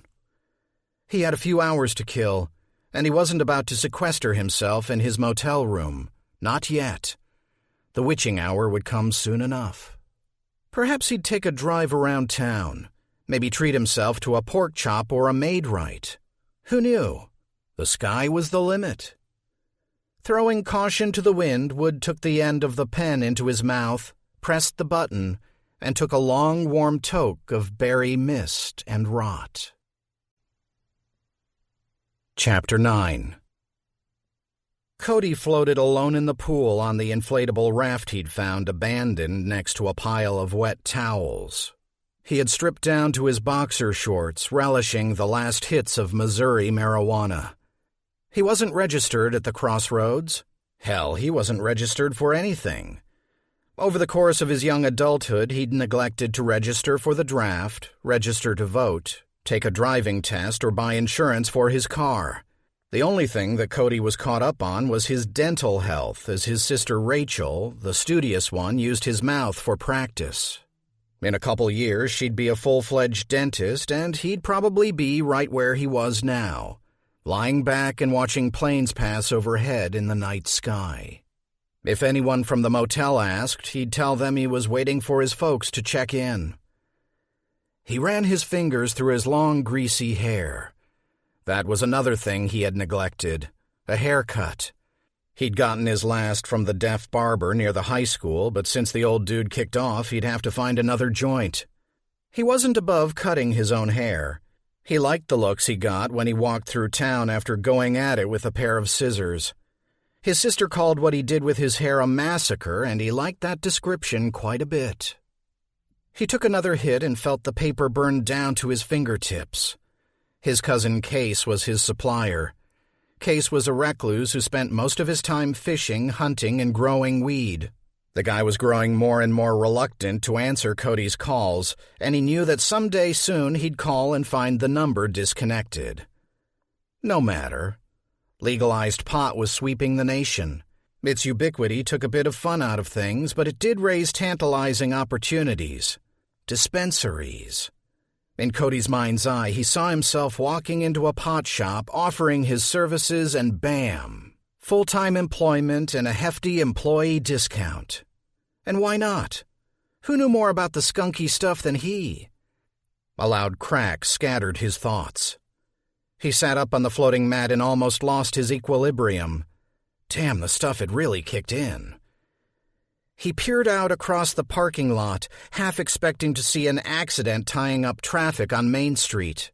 The sound was sharp enough to be a late-night fender bender. But the street was empty, as was the parking lot itself. No, that wasn't quite true. There was a man lumbering across the lot away from the office. A fat man with a shotgun in his hands, and he was reloading. Cody toppled into the water, the resulting waves spreading out across the pool. He gripped the mat, peering over it at the approaching man, his mouth riding the surface of the water. The scent of the over-chlorinated pool stung his nose.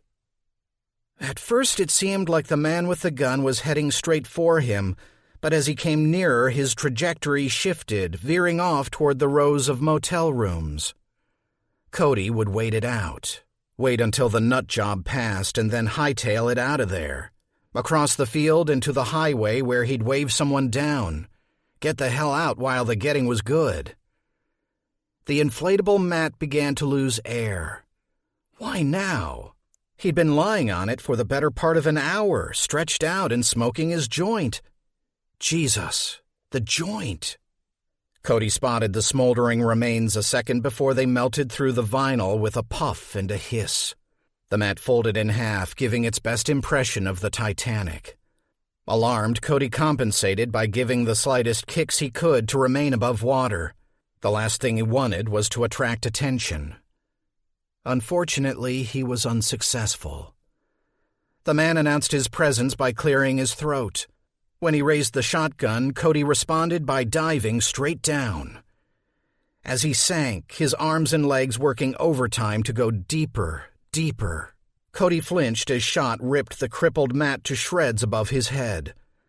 Buckshot blasted the water but was instantly slowed, dropping slowly downward after him.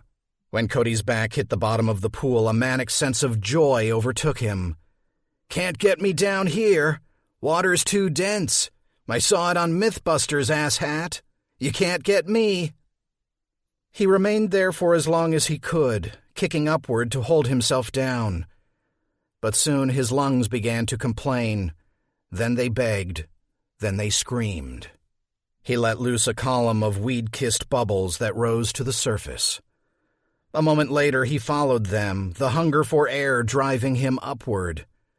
When he broke the surface, the fat man was waiting and smiling. Chapter 10. Cannonball! Michael hit the end of the diving board hard and sprang into the air. He was so thrilled his mom was finally allowing him to do something fun that he forgot to pull in his arms and legs. The result was a monster of a belly flop that doused his mother, who lay poolside, and caused his swim goggles to pop off. "Thanks a lot," Hannah cried. "Sorry," Michael called back, his stomach still smarting. He kicked to the middle of the pool to tread water and stare up at the ruddy sky. This was his idea of a good time. Twilight swimming in a chlorinated kingdom all his own. His father had intervened in the tug-of-war between him and his mother. The doctors had cleared him to get back in the water 2 months before they'd made their cross-country journey.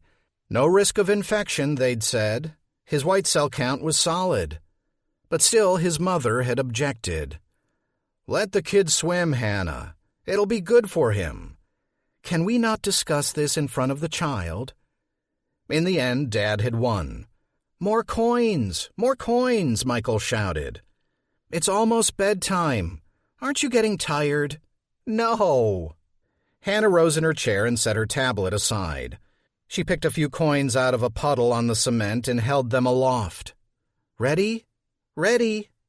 In went the coins and down went Michael. His descent was steady and sure. His mother had been a lifeguard during her college years and had insisted her son know his way around the water.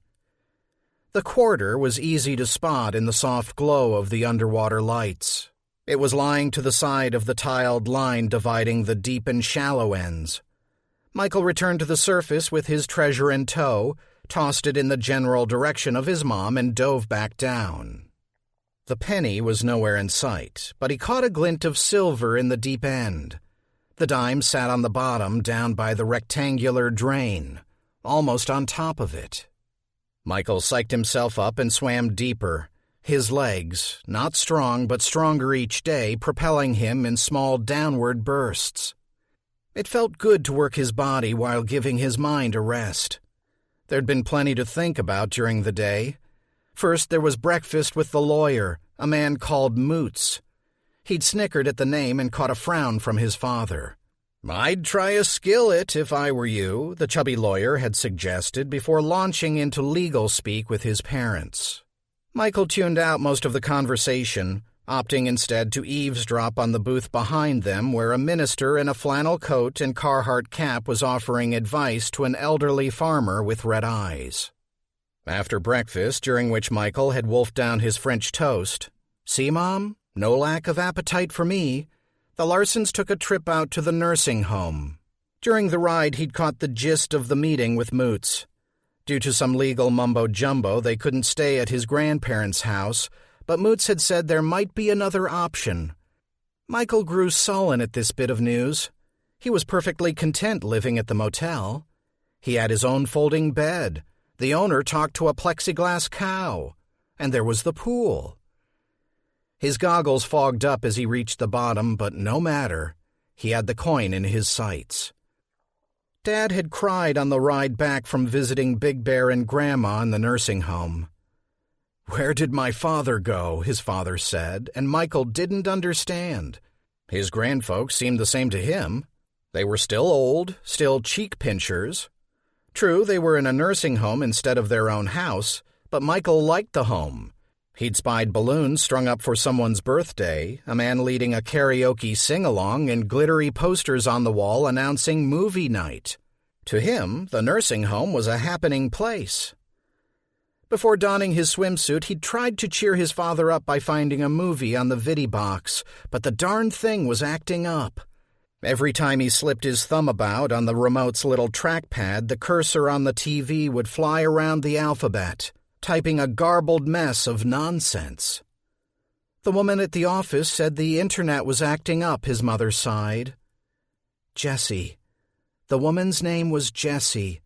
Her cow was Elmer, and her sign said no, no, no. Maybe the sign was acting up too. No. It was like the sign knew he was there. Shaking off the memory, Michael had made a game of the misbehaving Vidibox by pressing the voice control and babbling into the remote. Nixo blah blah. The Vidibox did its best to interpret, and the movie Nixon appeared on the screen. Bunsey Tiger Murky Mo. The box offered up Once Upon a Time in America. Gherkin Welbo Tishi, give it a rest, will you, sport? His dad was squeezing his temples while his mom squeezed his dad. Michael gave it a rest. He locked in on the dime. With a slow-motion grab, he reached out and snatched the coin. As he did so, something pressed against his mouth, around his mouth. Michael's brain couldn't process the sensation and instead spat out the closest approximation from his memories. It was the moment he'd woken in an ambulance en route to the hospital with an oxygen mask pressed against his face. But this time the air wasn't going in, it was going out. Something was drawing the breath from his lungs. No, not a mask. A mouth. Smoke. I taste smoke. Panicked, Michael kicked backwards. The pressure lifted, and without thinking, he took in a mouthful of chlorinated water. Choking, he dropped the dime and quickly shot upward. When he broke the surface, he let loose with a great spray, coughing and gasping. Hannah was at the pool's edge in a second. Michael? Still gulping air, he pulled himself out of the water and clung to the ladder, panting. He spat. The smell and taste of smoke lingered in his nose and mouth. What happened down there? Was it simply more chemo-brain shenanigans, or what? "I think I need a break," he said, anticipating his mother's next words. "I'm okay, but I think I need a break." "You definitely need a break." "I know, Mom, I just said." She reached to help him up, but he shrugged her off, ascending the ladder on his own. When she threw a towel around his shoulders, he winced. "I don't want you to catch cold." Okay. He was over being babied. His mother caught wind of his disapproval and scrunched up her mouth. "Until we get a few more scans under our belt, better safe than sorry." Michael sighed. Mom had scanxiety, and she had it bad. It was the word cancer families used to describe the buildup of worry that accompanied each new scan. Michael thought Hannah Larson had scanxiety 24/7. Still, she was letting him swim, one thing at a time. A burst of bubbles broke the surface of the water, and Michael turned. Something must be wrong with the filter," Hannah remarked. Michael remained frozen in place, water dripping down his back and pooling at his feet. For a split second, a slick of beet-red water spread across the pool's surface. The next moment, all was back to normal, the crystal-clear water undulating and inviting. Michael exhaled, unaware that he had been holding his breath. Yes, he definitely needed a break. Chapter 11. The Crossroads Motel wasn't fancy like the Holiday Inn over in Rock Island, but it would do, and Mary Beth didn't seem to mind. In fact, she practically dragged him into the room without a second look at the place. Luke was certain of it. Tonight was the night. He'd been trying to get MB in the sack for the better part of the year, ever since they'd made out at the Shopmore Christmas party. The party proper had been relegated to the stockroom, but he and MB had made a run for it, ending up lip-locked in the home goods section. They might have done it then and there amongst the hand towels and comforters if it hadn't been for that damn nosy Tandy. "Get up, y'all," the big man had told them. "Get up and get back to the party. Don't need no cleanup on aisle 3, know what I'm saying?" They'd returned to the party, but for months after, Mary Beth was a ghost. She quit her cashier's job at Shopmore, and at first Luke thought she had gotten back with her ex-boyfriend, a cop out of eastern Iowa, and he wasn't going to go messing around in that kind of situation. All he needed was a jealous police officer causing him grief. But his buddies down at the Blind Rock told him otherwise. After buying the boys around, they revealed that MB was going through some sort of family situation, something about a fire and a troubled younger brother. Whatever the matter was, she seemed to have put it behind her when they'd met up last week at the Memorial Day barbecue at the Y. "Save me," she'd said as a volunteer piled a massive dollop of potato salad on her plate. Luke wasn't sure if he was meant to save her from the picnic or from her life in general, but in any case, she found him at the end of the evening and planted one on him. "Take me out on a date, Luke Locke." That date was tonight, here at the Crossroads Motel, and Luke was itching to get to it. As MB flopped onto one of the twin beds, her shirt pulled up in front, revealing her pale belly and her pierced navel, a single turquoise bead on a silver loop. "I'm sorry I made you wait," she whispered, but Luke was too busy kicking off his shoes and unbuckling his belt to respond. As he was pulling his shirt up over his head, buttons were too damn slow, he heard two sounds in rapid succession. First, a loud pop from outside, then a frightened cry from Mary Beth. "When's hunting season start?" she asked, a hitch in her voice. Luke wrestled off his shirt and turned toward the door. "Not till November." At that, the door flew open, kicked inward by a hulking figure silhouetted in the night. "That's not fair. I was just about to get some." The figure raised a shotgun, pointed it Luke's way, and the world awoke with a blast of orange-white light. Chapter 12. Wood closed the door to his room and set the security latch in place. Dropping the green duffel bag on the bed, he surveyed the room. The dueling scents of fresh paint and potpourri filled the air. His stomach rumbled, unaccustomed to the massive dinner he'd fed it. His evening meal had consisted of a pork tenderloin sandwich the size of his head and a slice of strawberry rhubarb pie. The tiny country cabin was packed with overweight diners feasting on oversized meals. In the corner, a man who looked older than dirt jabbed away at a slot machine.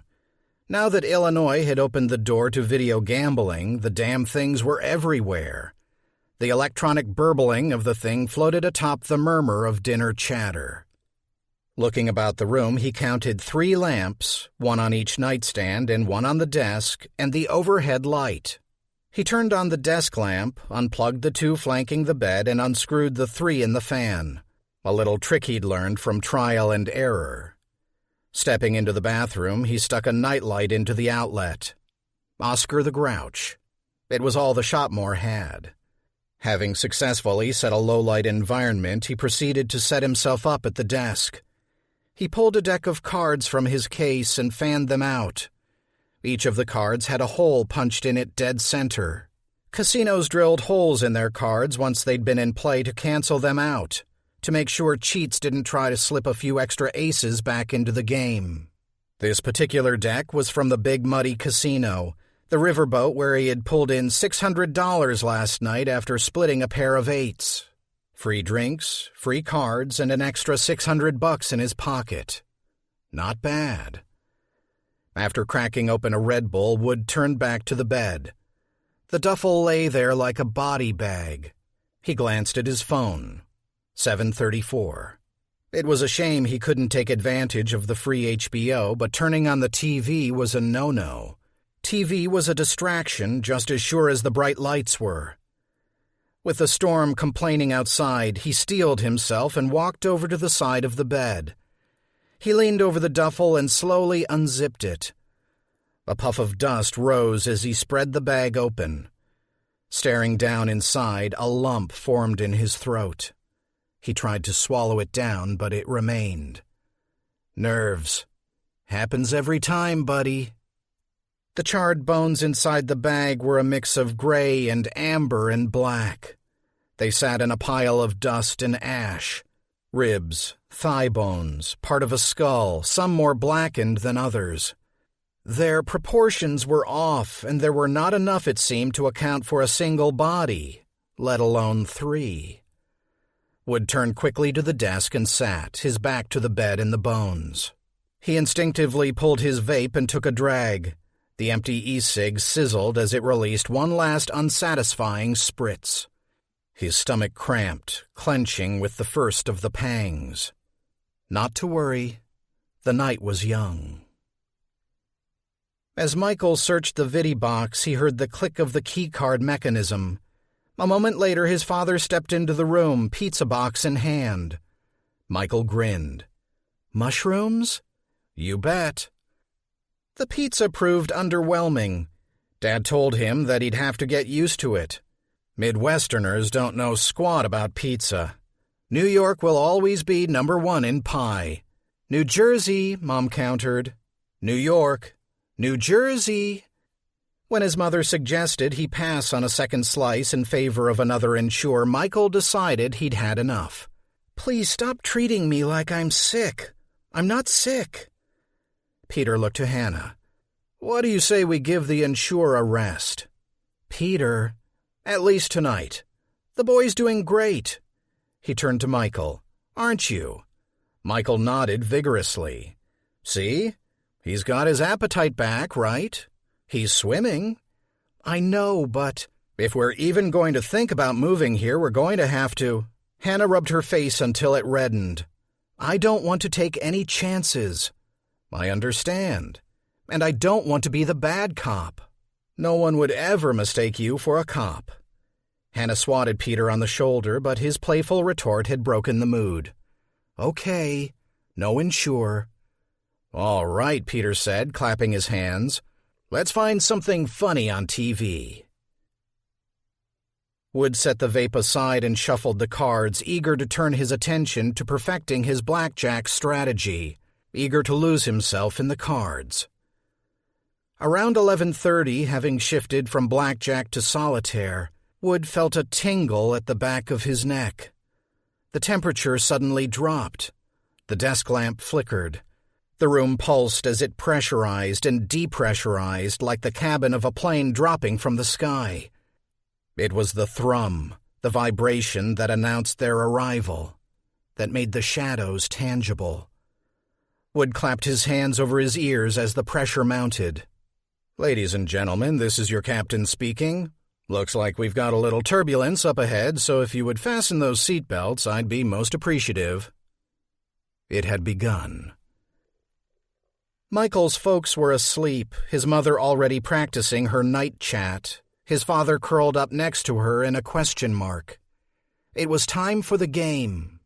"C'est Momo Four," Michael whispered into the remote. "St. Elmo's Fire," the viddy box suggested. "Chippy Shoe Play-Doh Blebling. Children shouldn't play with dead things. Jibby Jib Clu Clu Norf Norf." Michael. Michael paused. "Jiffy Jib. P.S. I love you." Electricity ran up and down Michael's arms. A thrill came over him like when he was playing the game Chompmaster 2 and was just about to unlock a secret level. "Who are you?" The room suddenly dropped 10 stories, or at least that's what it felt like to Michael. The only other time he'd felt such a rapid sinking feeling in his stomach was when he and his folks had visited the Empire State Building. On the elevator ride down, his ears had popped. Like now. Ghost Dad.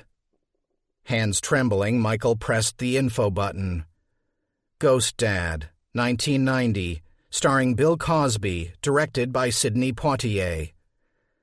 The pressure pulsed in his ears, and the air above him turned dark and thick. Swirling and angry, it beckoned the boy to reach up and touch it. Michael dropped the remote and raised his hand. Deep within the black womb, Peter felt the world go heavy as reality clicked into focus. Michael was below him, alive and so tangible. Whisper chittered and wailed at the newness of the experience, and while he had not intended they appear to the boy, appear they did. Peter could only imagine what Michael was seeing.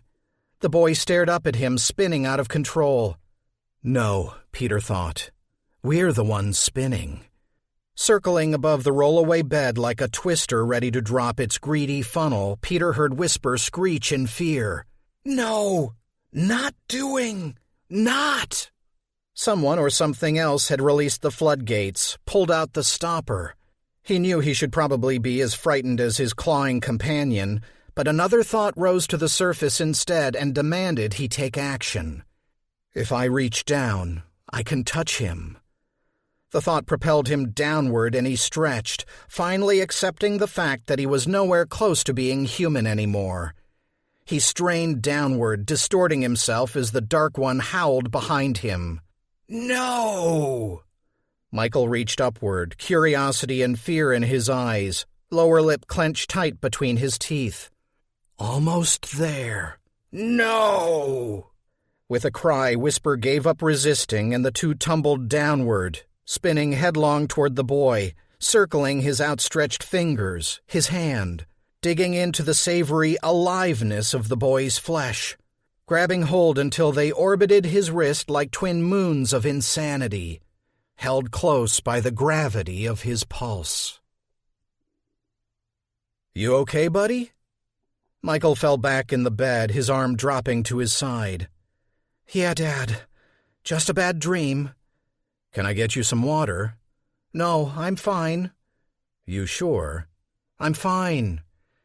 His father yawned and rolled over, already sliding back into his own dreams. "See you in the morning." Michael wriggled in the covers until he found a comfortable position. But he wouldn't sleep for another 2 or 3 hours. Instead, he trained his eyes on the air above him, willing the swirl to return. And when it didn't, he grudgingly gave in to the night. Jessie closed the door to the back room, stripped off her clothes, and donned her oversized Elton John concert T-shirt. Her hip complained, but she steered her mind away from the fresh batch of pain pills Mr. Eklund had given her. Nope.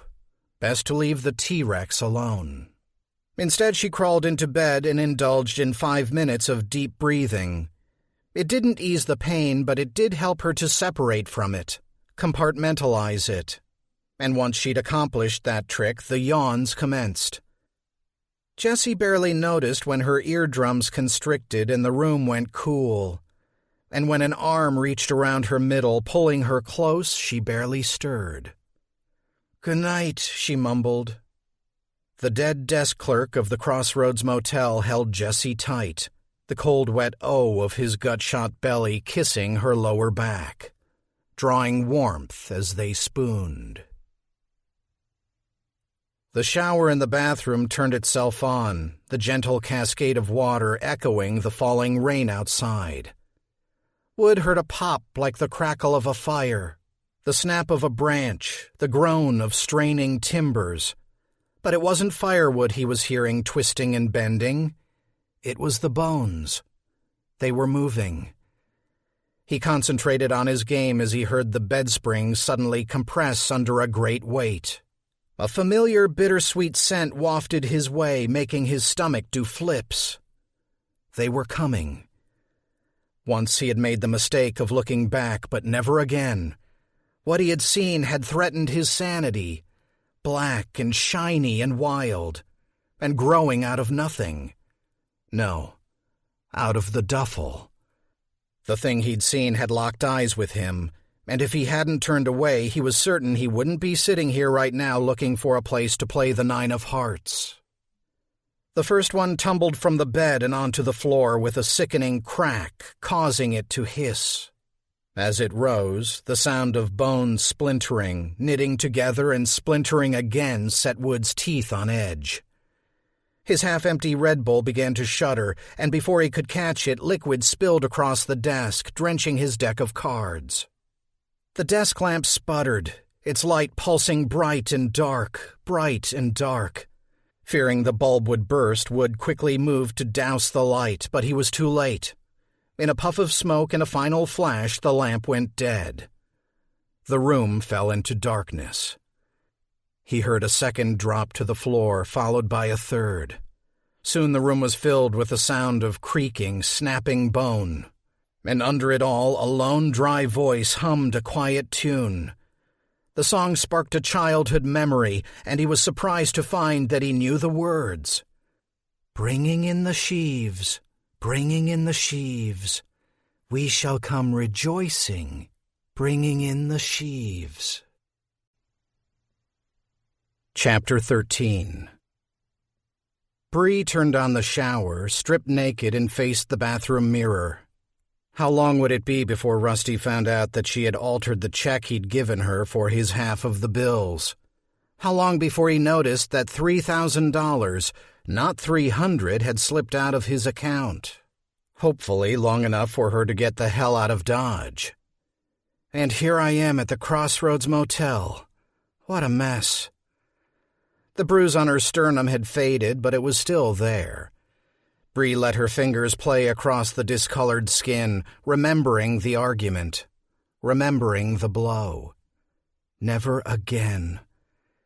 It wasn't enough that Rusty demeaned her in public, called her a whore in front of her friends, the few she still had left in this town. Now he had added beating to the menu. And unless she meant to kill the son of a bitch, she had to put Maple City in her rearview mirror. The first time he hit her was last New Year's Eve. Apparently, for Rusty Timmons, touching another man's arm was forbidden. "You and Wesley were sure chummy," he said, picking up the rolled-up penny saver. Before she could answer, he'd struck her across the cheek with it. "Is that what you do out there at the river?" What she did over at Quicksilver's, the strip club in Gulfport 1/2 mile from the Mississippi, was a hell of a lot more than arm-touching. Rusty knew that, of course, but she had always suspected that he kept a clear picture of her job at bay. Her stinging face confirmed that. Bree turned her gaze from the mirror to her bag. She unsnapped it, wrapped her fingers around the wad of hundreds, and squeezed. She'd ditched the car in Carbondale with her friend Gareth, swapping it out for another. Gareth was a car thief and had rather extreme views where race was concerned, but he had always been kind to her when he came north on business. She was heading south. Rusty would assume she was heading north. That's where all her people were. But since they'd made it abundantly clear that they didn't want anything to do with her, she was going to disappear into the deep south. I've always wanted to see Biloxi. She snapped the bag closed and stepped into the shower. The water came as more of a gurgle than a stream, and the no-skid strips on the shower floor were curling up. But what did you expect for $50 a night? She reached for the complimentary soap, Ladybug brand. It smelled like dish soap and disinfectant. As she was lathering up her nooks and crannies, she heard a sharp sound that made her pause. She quickly turned off the water and listened. That was a scream. Bree reached for the towel and wrapped it about herself. She stepped out of the shower and stuck her head out of the bathroom. The moment she did so, a tremendous clap echoed from outside, followed by another cry. Something heavy hit the other side of the wall to her room. Someone was done for. This was quickly followed by pounding on her door. The horror had reached her room. Bree dashed across the room, stuck her eye to the peephole, and got a distorted view of a woman in a neon yellow t-shirt and long black hair. There was terror in the woman's face as well as blood. "Abre la puerta," the woman howled. The thought of remaining in her room, of hiding and waiting for the nightmare to pass, came and went instantly, and Bree unlatched the safety chain. As she swung open the door, she came face to face with the woman. "Gracias," the woman cried. Time slowed. Relief on the woman's face. A flash. A concussive bang. The woman disappearing, replaced by a blast of red. Bree went numb, neutral, unfeeling. And when time resumed its normal pace, what filled the void was not fear, it was anger. No, not anger. Rage. Her face speckled with the t-shirt woman's blood, Bree screamed. At the violence inflicted before her eyes. At the gunman. At Rusty, at the grabbing, grasping patrons of Quicksilvers, and at the whole fucking world of men. Before she knew it, she'd grabbed up the desk lamp and charged out of the room. The man with the shotgun was standing not 5 feet in front of her, reloading his weapon. He looked up at her with dull eyes. Bree threw the desk lamp as hard as she could and caught the man square in the nose. The blood that poured from the fat man's nostrils had a dual effect. It snapped Bree out of her adrenaline-fueled fury, and it woke the man from his trance. He snarled in pain and finished reloading while Bree raced back into her room. She was about to slide the safety chain back in place when she heard the man pump the shotgun on the other side of the door. Bree dropped to the floor and the door splintered inward over her head. She scrambled backward, losing her towel, beating a retreat to the bathroom. There was no window to be had back there, no escape. It was just away. Away from the man reaching through the hole in the door. The money. Perhaps she could distract him. She'd once heard a story of a man being chased by a bear. The man had disrobed as he ran, dropping another article of clothing each time the animal grew nearer. The bear would stop to sniff each piece of clothing. The man made it out of the woods safe. Naked, but safe. She grabbed the money from her bag, ready to toss it in the man's face. But before she could turn back toward him, she felt a slap to her back and saw the mirror go crimson. What a mess. Bree reached out and tried to wipe the red away, her blood-wet hand squeaking against the mirror's surface. What a mess. What a... Bree turned on the shower, stripped naked, and faced the bathroom mirror. How long would it be before Rusty found out that she had altered the check he'd given her for his half of the bills? How long before he noticed that $3,000, not $300, had slipped out of his account? Hopefully long enough for her to get the hell out of Dodge. And here I am at the Crossroads Motel. What a... Bree went suddenly cold. I've done this before. The mirror was red. No, it wasn't. Her back was on fire. No, it wasn't.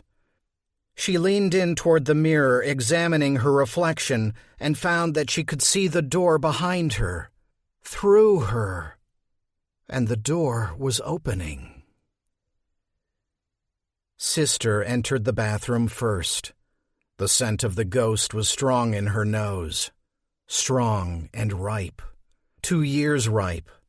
What a feast this would be. She moved to one side, her body cracking and snapping as she did so. The larger of her brothers staggered into the room, a painful mass of blackened, cracking skin held together enough, just enough. The smaller remained behind, waiting. Sister hummed as her brother got down to it, as he pounced upon the spirit, ripping and shredding. She hummed to calm her hunger and drown out the cries, and in the end, she hummed to give thanks for this most welcome meal. By and by the harvest and the labor ended, we shall come rejoicing, bringing in the sheaves. Chapter 14. Wood frantically worked his phone in order to illuminate the room. When he finally stabbed the flashlight option, the unnatural blue-white light hit him square in the face, blinding him. He quickly directed the beam at the wall before him.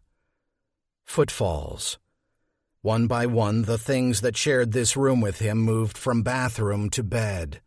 He heard one crumple into dust, then the next. Where was the third? Where was the... A clawed hand grasped his shoulder. Eyes straight, McKay. Hot, sweet breath tickled the back of his head. The voice that followed was wet, as if the speaker had eaten an overly ripe fruit. Good, the voice cooed. It wasn't fruit that the one who called herself Sister had been eating. Oh no, her meal was more wet than that. Take. The single word was followed by the proffer of a blackened hand with long blackened fingers. It reached out in front of his face, and it almost made him mad to look at it. Bean pods. As a child, he had collected dark brown bean pods that fell from a neighborhood tree. He and the other children used to swap the dried things as a sort of kid currency. 2 bean pods for a ride on your bicycle. 5 bean pods for a kiss from your sister. Sister. The hand floating before him was dry and dark. Any movement in the fingers caused them to crack, as if they were meant to be stationary, but the wearer of the shell was forcing them to move, forcing them to crack. Take, the voice insisted. And so he took. He grasped the clawed index finger tightly and twisted. Teeth gnashed in his ear, grinding at the pain, but they didn't bite. Not him, at least. He twisted and pulled until the finger came free. A small spurt of black liquid accompanied the severing, but that was it. At that, Sister withdrew, humming as she went. And soon, like the rest of her triumvirate, she fell into ash and bone on the bed. When he was certain that she was gone, Wood thrust the raw end of the finger into his mouth and sucked. Chapter 15. Jessie woke up gagging. Jesus, what was that smell? Upon rising, she discovered a black, putrid stain on the sheet upon which she'd slept. Reaching back, her fingers found that the same damp foulness had soiled her shirt. Disgusting, she complained to the empty room. She pulled the T-shirt up over her head and examined it. A greasy oval of black mucus obliterated Elton's tour dates, mimicking the dark stain on the bed. It smelled like roadkill, like death. She dropped the ruined garment into a garbage bag, tied it tight, placed that bag into a second bag, and tied it tight as well. Goodbye, Yellow Brick Road. Stripping the bed did little to solve the mystery of the offending goo. Jessie's first deduction was that a mouse, or worse yet, a rat, had curled up in her favorite T-shirt and died, leaving wet evidence of its demise. But search as she might, she couldn't locate a carcass. She sprinted across the parking lot to room 109, showered and dressed, and sprinted back. Feeling a hell of a lot cleaner, she set about making the morning's coffee. 2 pots regular, 1 decaf. By the time she was finishing up, Lynn appeared at the door with 2 big plastic bags in hand. "Apple turnovers," the young woman said. "Great idea, Lynn. Make sure you give me the receipt." "No receipt," Lynn said with a shy grin. "I made them." Jessie bit into a warm turnover, and the tart-sweet taste of the apple filling washed away all residual disgust at the morning's previous nastiness. "These are heaven. Are they okay? They're heaven. Good." The office door opened and Steph barreled into the room. "You ready for this soft open?" "Not even close," Jessie said. "Cool." Steph attacked the coffee, ignoring the creamer but going heavy on the sugar. The front desk phone rang and Lynn slipped past Jessie to answer it. "Have a turnover." Steph's ears perked up. "There are turnovers?" "Save some for the family, and for Mr. McKay," Jessie said. "Are these going to be a regular thing?" Steph asked, gesturing with her half-eaten turnover. "Just special for today. Because little niceties like these can add up. I know. But, damn, they are good." Lynn held out the phone. "Jessie, it's for you, but I can't quite catch what they're saying." Jessie gestured for the phone. "This is Jessie Voss. How can I help you?" Static crackled in her ear. "Hello? Are you there?" A woman's voice broke through the white noise. "Needs to home and going was just I'm sorry, I didn't catch that. Said that if checked on because he's today. We have a lousy connection. Would you mind if I asked you to very important. You being stupid." Jessie rolled her eyes. "And you have a wonderful day as well." There was silence on the other end. Jessie was about to hand the phone back to Lynn when the woman on the other end sighed heavily. "Are you being sarcastic? I don't understand sarcasm." The line went dead.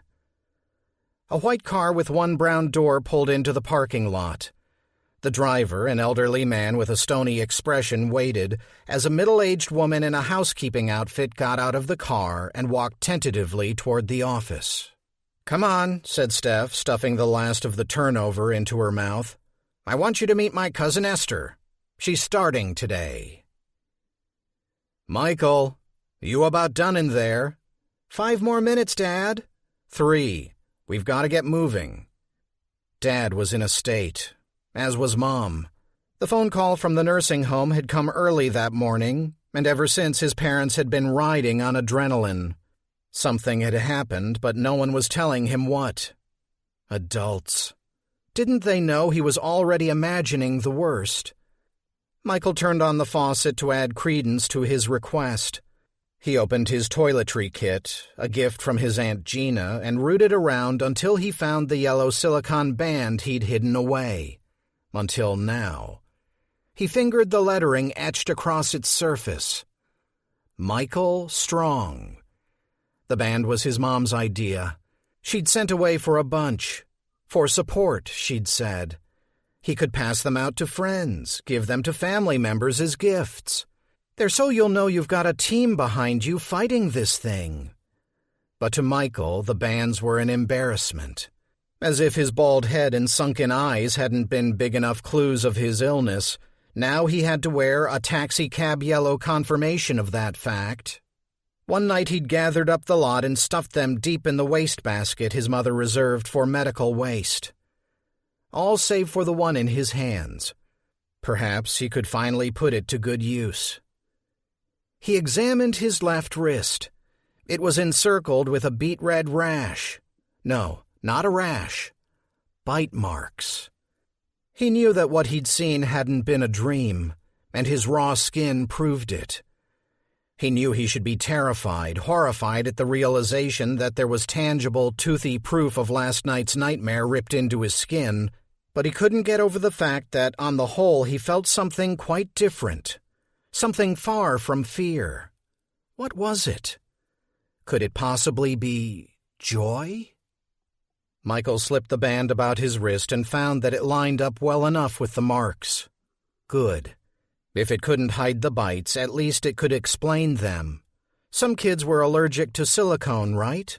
His buddy Hervé at chemo had been allergic to latex.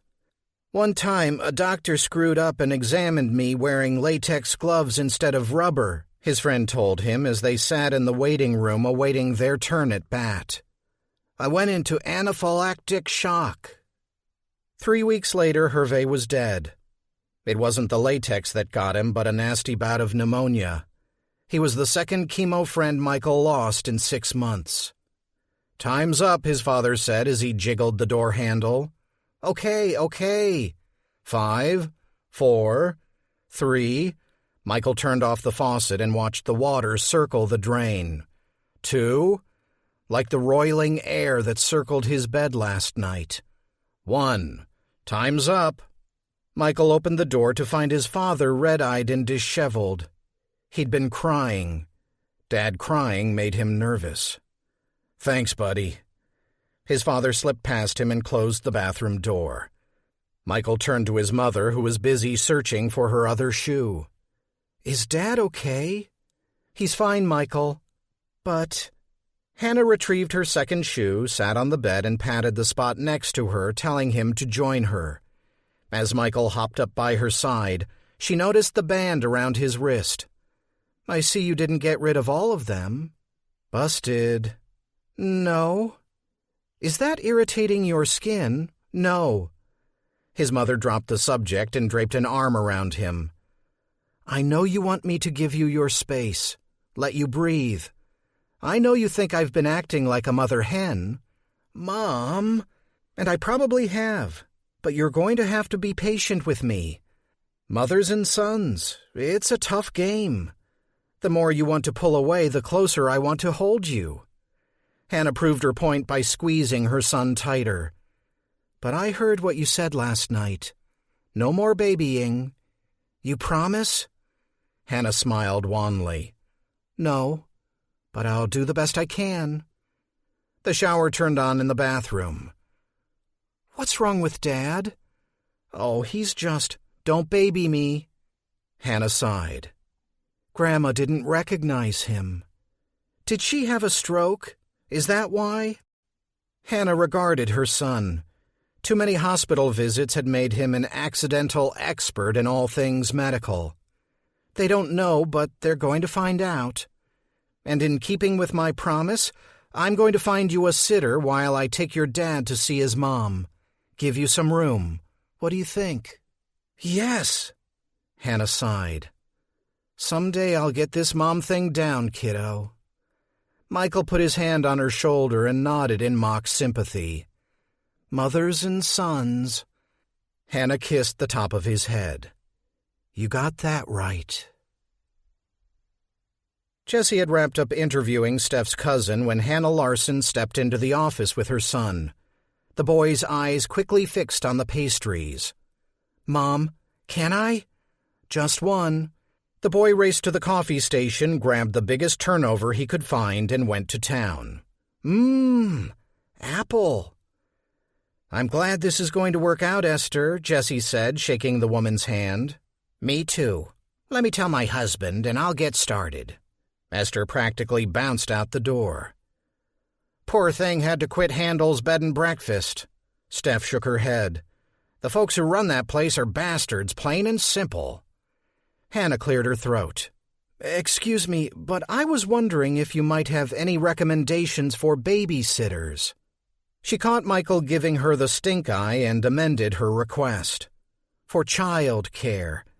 I'd like to hire someone to sit with my son today. Jessie shook her head. I'm sorry. I don't know of anyone offhand. Lynn? Lynn looked up from the computer. You want me to do a search? I'll do it, Steph said. Jessie balked. You? Don't look so surprised.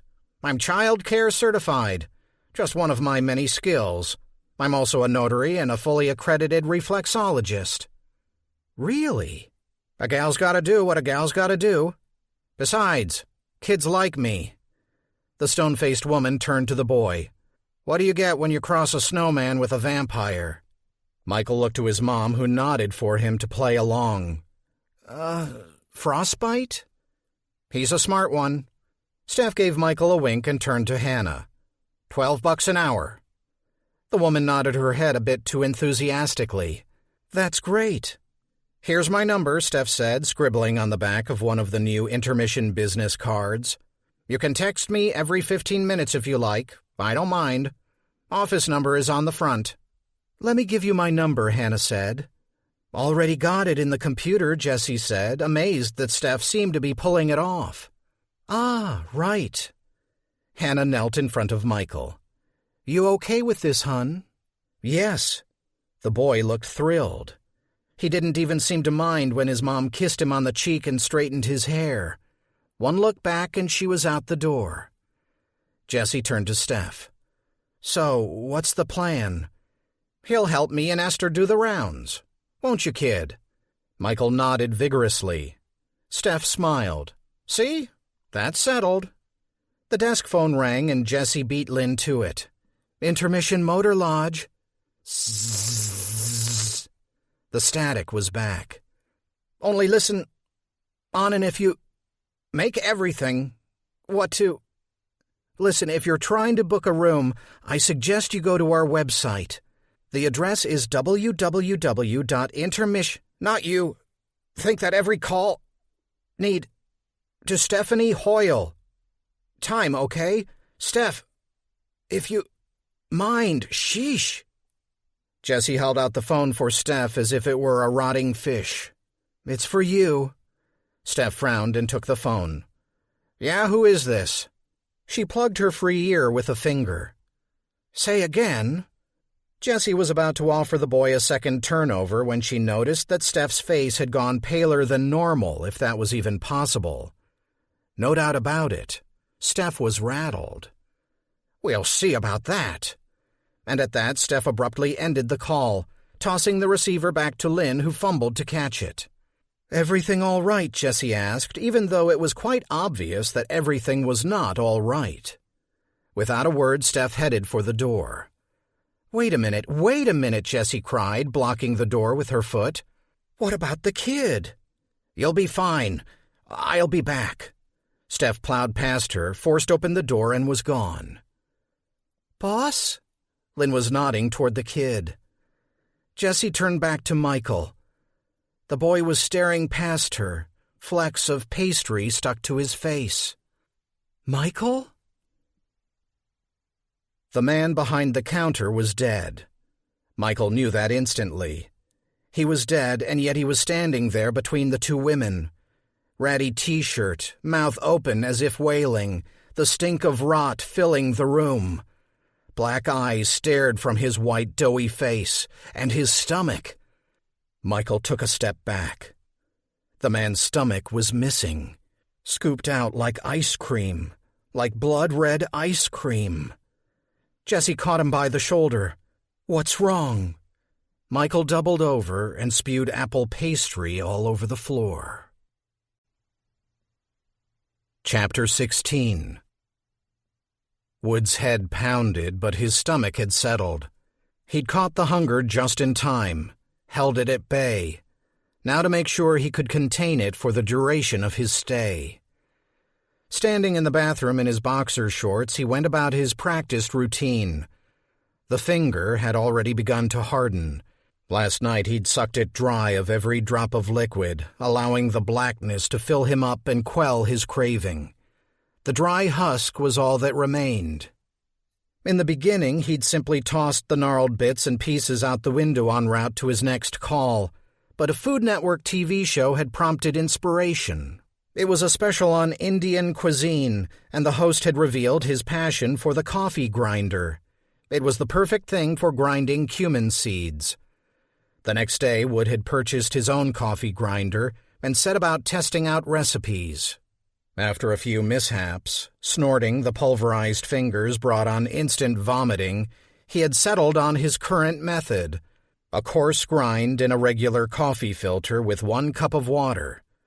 Chop up the dry flesh with his handy pocket knife, toss the bits into the grinder, pour the powder into the filter, and brew. The resultant liquid was potent when vaped, and it kept the hunger at bay. As the small coffee maker did its job, Wood glanced back at the bed. The duffel was open. Ash and bits of bone lay strewn about on the comforter. He'd finish making his brew, stash the liquid in a water bottle, and get to cleaning up the bed. The clock on the nightstand read 9:22. He still had a good hour and a half before he'd check out of this room and into the next. There was a knock at the door. "Housekeeping!" Damn. He'd neglected to put the Do Not Disturb sign out. "Just a minute." He heard the door open despite his protestation. "Housekeeping?" "Just a minute, I said." Wood dashed to the door. Thank God for the security latch. It kept the obviously deaf help from barging in on the scene of the crime. He thrust his face out the door and glared at the stout woman in white. "Do not disturb," he growled. "I'm sorry. Come back at 11. He slammed the door shut and turned the lock. He thought twice, grabbed the Do Not Disturb sign, and opened the door. The housekeeper smiled. Perhaps she could be of assistance. Wood slipped the sign on the knob, flashed a toothy grimace, and slammed the door a second time. Damn.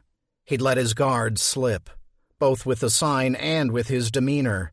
His charming mask had dropped for a moment, and he'd revealed his predatory nature. He'd pull it together before he left the room. By then he'd be all smiles. As the coffee maker gurgled the last of the water, Wood turned back and approached the bed. Fine powdery ash blanketed the comforter. At the center of the bed lay the duffel containing the gray charred bones, silent and still once more. Wood allowed himself a moment of regret at the role he played, serving up the ghostly lambs to the slaughter. He found himself wondering what happened to the souls that were feasted upon. Were they lost forever? Did they feel pain? Yes, and yes. I could run, he thought. Leave the bones for the nosy housekeeper to find. But what good would that do? He had tried once before, and only once. The result had been torture, had driven him back to the bones. To Sister. She would feed well here, she and her brothers. The rooms were filled with tasty morsels, ripening and growing more sustaining with each passing day. And now there were a dozen of them lined up like eggs in a carton. No, now 11. And when they're gone, swallowed up, what then, Wood, old boy? One thing at a time. Wood retrieved the largest of the bones and stuffed it into the duffel.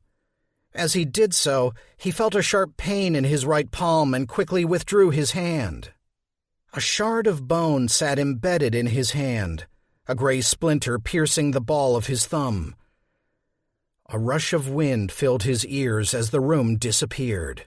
The taste of cheap whiskey flooded his mouth, fiery and sweet, and he spat. Cold. He was cold. He tried to pluck the splinter from his palm, but it wouldn't budge. The shard grew hot beneath his skin, singeing his nerves. He clawed at it, making a mess of his skin, ripping the flesh, drawing blood. At last he dislodged the splinter and tossed it aside. He stumbled backward, his breath coming in halting bursts. To hell with this. He stalked to the bathroom and grabbed a bath towel. Using the thing as a barrier between him and the bones, he scooped the gray remains into the bag and zipped it tight. Wood scurried about the room gathering his things. He poured the fresh finger brew into a plastic bottle, pocketed his deck of cards, and slipped on his shoes. He tossed the ash-soiled towel into the shower, blasted the water, and knelt. Working like a washerwoman at a river, he kneaded the soaked towel as a swirl of gray circled the drain. The water got into his wound and stung like hell. He examined his palm. A slight dark dash lay beneath the surface of his skin next to the ragged pink hole. a piece of the splinter still in hiding. I'm gonna need a needle to get that out. Leaving the towel balled up in the shower, Wood made a beeline for the duffel, swiped it from the bed, and left his room. The bright daylight hit his eyes like a bad joke. Whiskey. But first things first. Time to secure the next room on the list. The next egg in the carton. Room 105. He knew because she had told him. Chapter 17. Lynn wiped the floor with paper towels as Jessie cleaned up the boy's face. "I'm sorry," Michael moaned. "I think we should call his mom," Lynn said. "No," the boy balled his fists. "I just ate it too fast. Don't call. I'm fine." Lynn dropped the paper towels into the trash bag meant for coffee cups and tied it tight, her nose wrinkling. "What do you think, boss?" Jessie dropped to Michael's level and looked him square in the eye. "I think she's right, Michael." She pulled her phone from her pocket.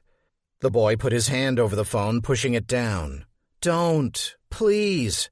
Dad's got to see Grandma. If you call, they'll come back. He's got to see her. I ate too fast, I swear." "How's your tummy now?" "Empty, but good." Jessie looked to Lynn. The young woman gave her a tilt of the head that Jessie could only interpret as, "Your call." She raised a finger. "You feel a twinge of discomfort and we're calling Mom, okay?" "Okay. I mean it." Michael nodded. He turned to Lynn. "Sorry about making a mess."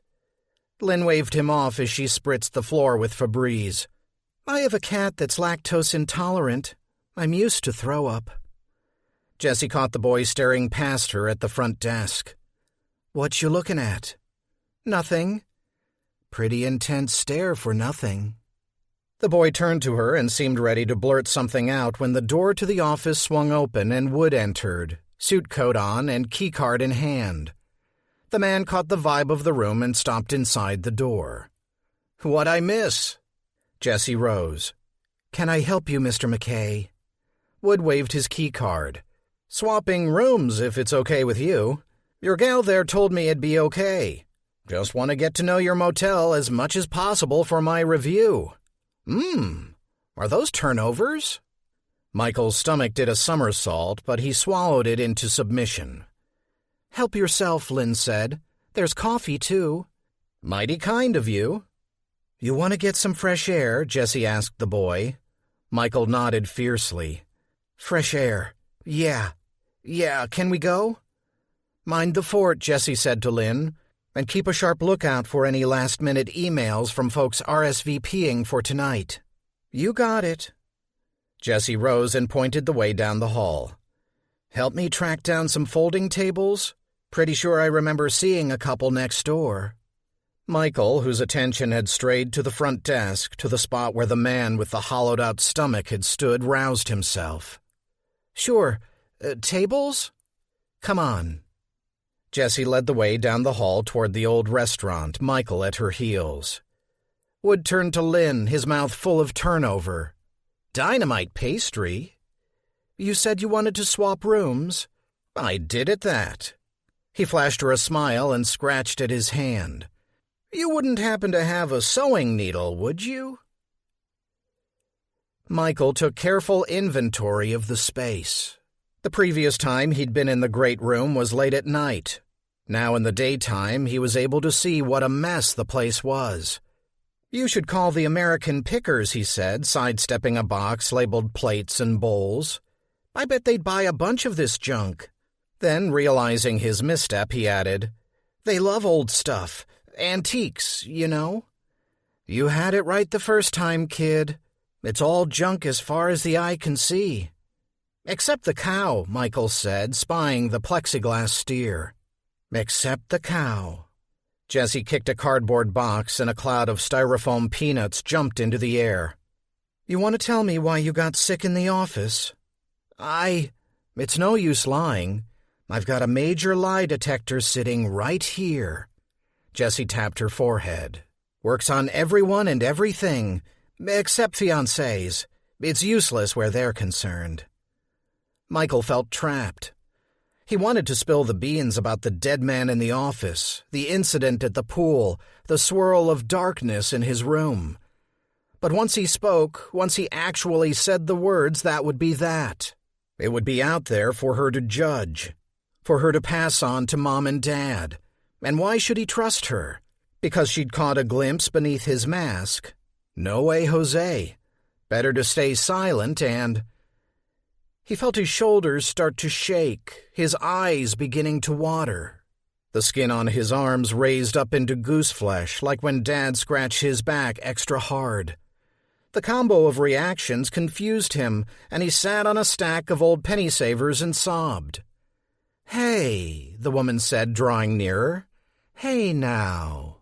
"This is so stupid," he spluttered. "I'm not sad." "I know. I'm not sad." "I believe you." After a moment, Michael looked up. The woman was standing over him, a quizzical look on her face. "You want to tell me about it?" Michael shook his head. Jessie glanced over at the plexiglass cow who watched them with its painted bovine eyes. "I've got an idea. Why don't you tell Elmer over there all about it while I root around for these tables?" "Okay." Jessie led Michael over to the cow. She grabbed an old dining room chair and set it in front of the steer. "Michael, this is Elmer. Elmer, this is Michael. I'll leave you two to it."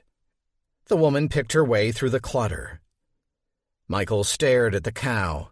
Its dull plastic face stared back. "This is dumb," he said under his breath. Still, the cow stared.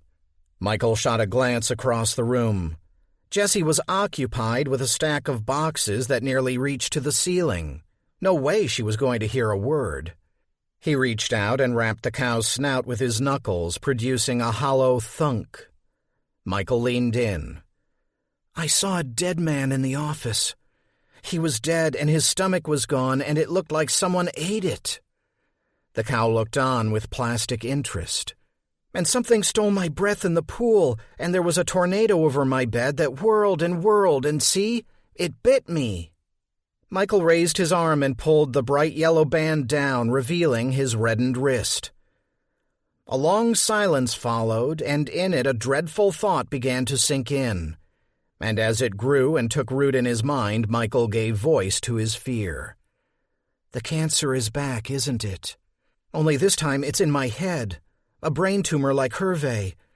It's making me see things, making me feel things, making me—" "No," the plexiglass cow mooed. Not out loud, but deep inside his mind, doing a frightening job of proving the fear he'd just uttered. He scrunched his eyes tight. This was too much. He wanted Mom. For all his complaining, he wanted Mom. "Listen."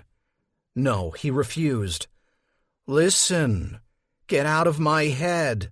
Listen to me." Out of his depth, and now apparently out of his mind, Michael finally gave in and listened. The tables were not where Jessie thought they'd be. She could have sworn that they were lying out in the open, but instead they were tucked away behind a stack of menu boards. Funny how in the end memory was a totally unreliable thing. She yanked on the first table and her hip screamed. Damn metal! As she dragged the tables from their hiding place, she shot a look toward the kid. He sat entranced by the cow, every inch of his little body concentrated on the thing. "How you two getting along?" The boy flashed her a thumbs up but kept his eyes on the cow. "I should call his mom." She should, but she wasn't going to. Not yet. She wanted to give the kid a chance to breathe. God knows he could use it. She could tell that the moment she saw him. He'd been through the ringer, that much was obvious. Her bet was cancer. The peach fuzz that masqueraded as his hair was her main clue, but there were new autoimmune diseases popping up every day, so she couldn't be sure.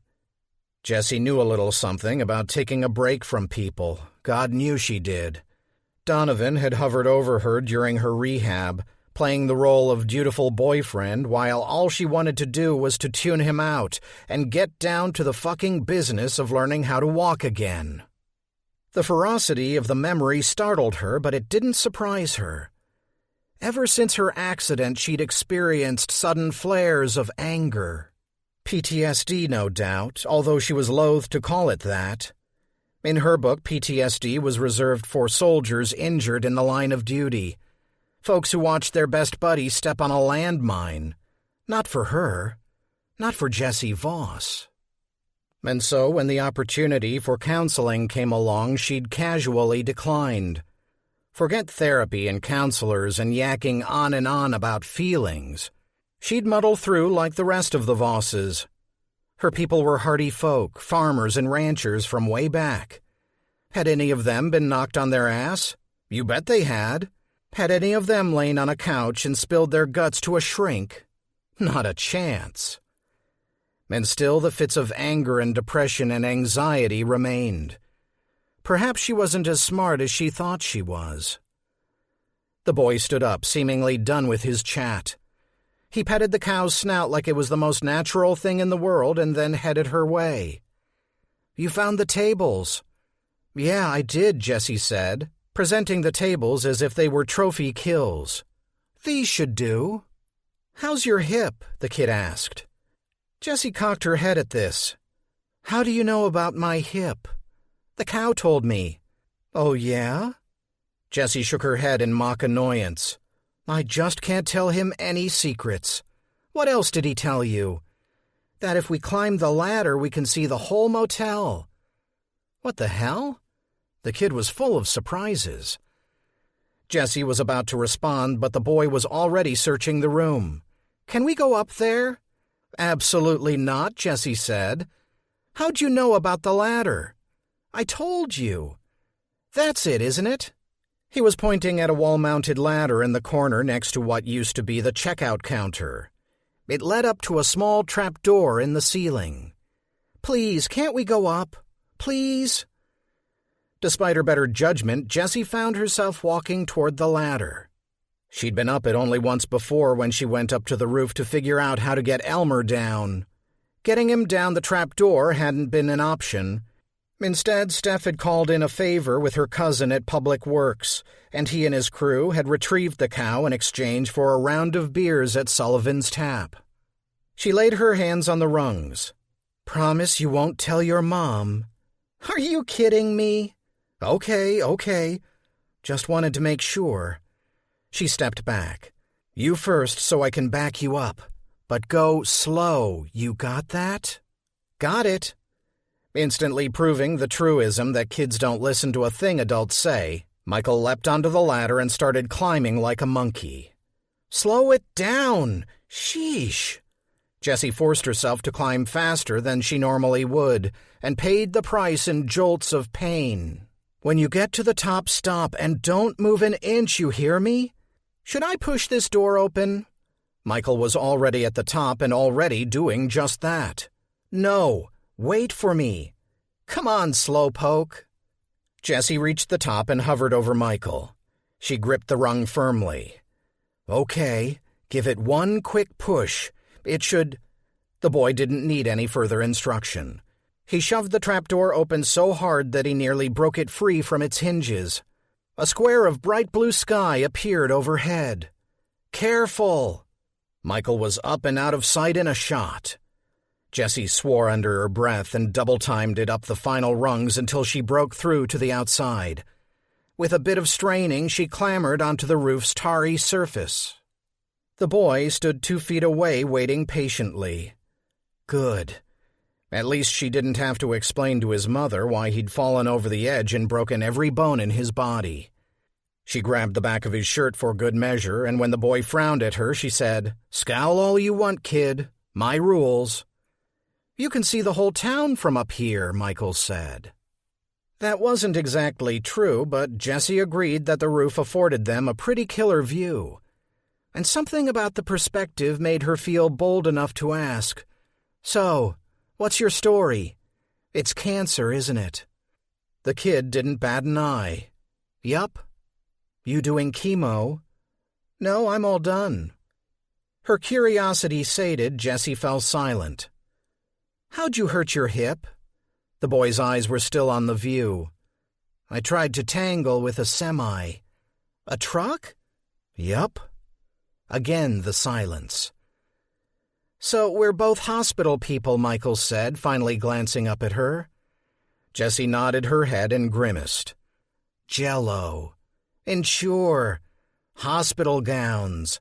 IVs. Bedpans. Bedpans are the worst. They sighed in tandem, their new fellowship firmly intact. I died in the hospital, Jessie said, surprising them both with her revelation. Really? I sure did. For 3 full minutes, I was out of here. That must have been scary. Was it scary? I don't know. Like I said, I was gone. I made it through surgery easy peasy, but afterwards, when I was recovering... She let her words trail away when she noticed Michael shifting nervously, eyes on the ground. I'm sorry. I'm not sure why I told you that. Because friends tell each other stuff. Are we friends? I thought so. The cow said we were. The boy looked up at her and Jessie nodded. I guess the cow's right.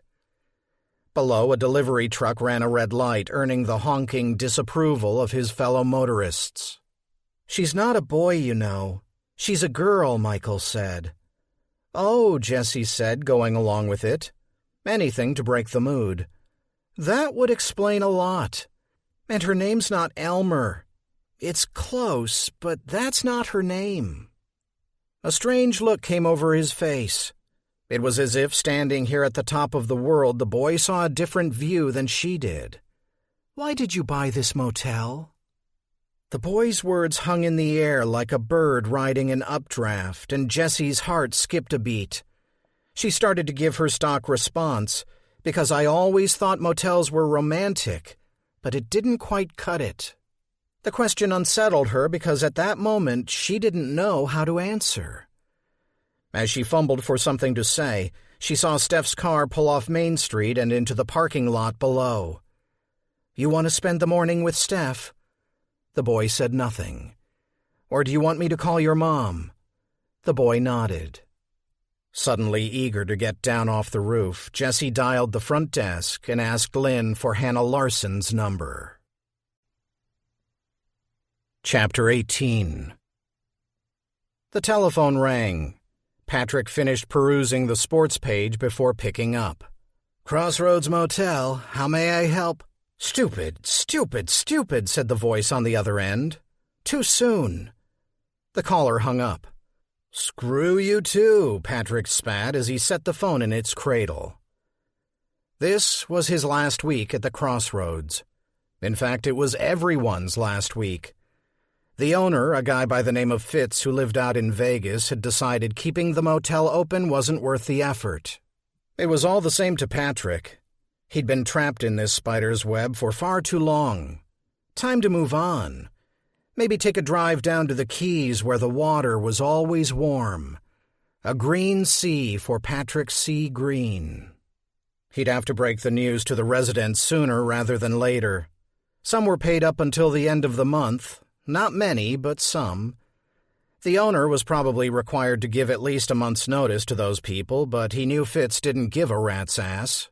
Upon further reflection, Patrick decided he'd avoid the unpleasant task of notifying the guests altogether. His last paycheck had bounced, so he'd taken some of the motel's furniture to the second-hand rows and paid himself out of the proceeds.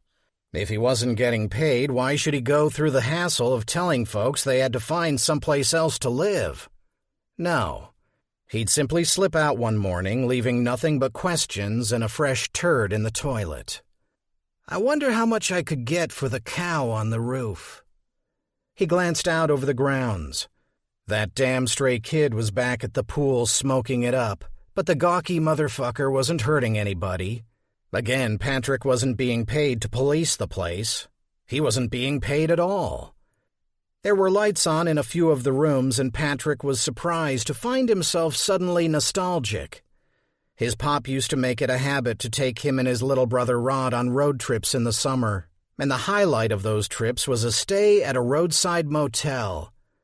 Those were good times. Black and white TV, a foldable luggage rack, and if they were lucky, magic fingers. For 25 cents, the bed would vibrate the fillings right out of your teeth. It was better than the mechanical horse outside the grocery store. But Pop was 10 years dead, and he hadn't spoken to his brother since the old man's funeral. There was no bad blood between them. Rod worked some government job in D.C., and Patrick was lucky if his latest gig paid him anywhere close to minimum wage. Seeing each other made them both feel bad. And so they'd let their hug at the cemetery be their last. The office window lit up white as a pickup truck pulled into the lot. Cool. He'd insist on cash and pocket it. In fact, for the next week, the Crossroads Motel was a cash-only business. Patrick put the newspaper away and slapped a smile on his face for the new guest. Having worked the front desk on and off for the past 5 years, he had a pretty good sense of what sort of person would walk through the door based on how long it took between the time they parked and the time they opened the door. The longer the wait, the more tentative the person, and tentative meant either low on cash looking for a bargain or first to arrive for a tryst. Women were quicker than men to enter, probably eager to assert the fact that they were comfortable staying in a dive like this. He couldn't read the person in the pickup. That's because they were taking their own sweet time. They were probably on their phone looking up alternative lodgings. Hell, that's what I'd do. Patrick reached below the desk for the beer he'd been nursing for the past 20 minutes when the owner of the pickup kicked in the door and fired. Kicked in the door and fired. Kicked in the door and fired. Kicked and fired. Kicked and fired. Each time the blast ripped through Patrick's middle, exploding his belly. Each time Patrick dropped his beer. Each time he let out a low woof as his breath escaped in a rush. Each and every time. He hit the back wall and slouched. The fat man with the shotgun turned and exited the office. Each and every time. He slid down the wall, leaving a smear of red, his heart racing and then stumbling like a drunk man falling down the stairs. Like a dead man. I'm hit. The realization came to him over and over again, even as the room shifted around him. The light strobed. Day, night, day, night, day, night. People came and went. EMS workers, police, a dozen others he couldn't recognize. Paint peeled on the walls as the artwork went missing. Invisible hands ransacked the place, stripping it bare and leaving it a mess. All the while whispering to himself, I'm hit. Time jolted and he lurched with it. 2 women stood on the opposite side of the desk taking stock of the place. The younger of the 2 looked so warm and inviting, and Patrick found himself drawn to her. He was freezing, had been freezing for what seemed like forever. Warm me. As he reached out for the woman, she flitted away. In her place stood a young boy who stared at him with open-mouthed fear and wonder. Then the kid doubled over, losing his lunch. Patrick laughed as if it were the funniest thing in the world. Were all ghosts mad? They must be. They must be. For that's what he was, wasn't he? The ghost of the Crossroads Motel. Killed over and over again, doomed to haunt this shitty office for the rest of his life. Huh, for the rest of eternity.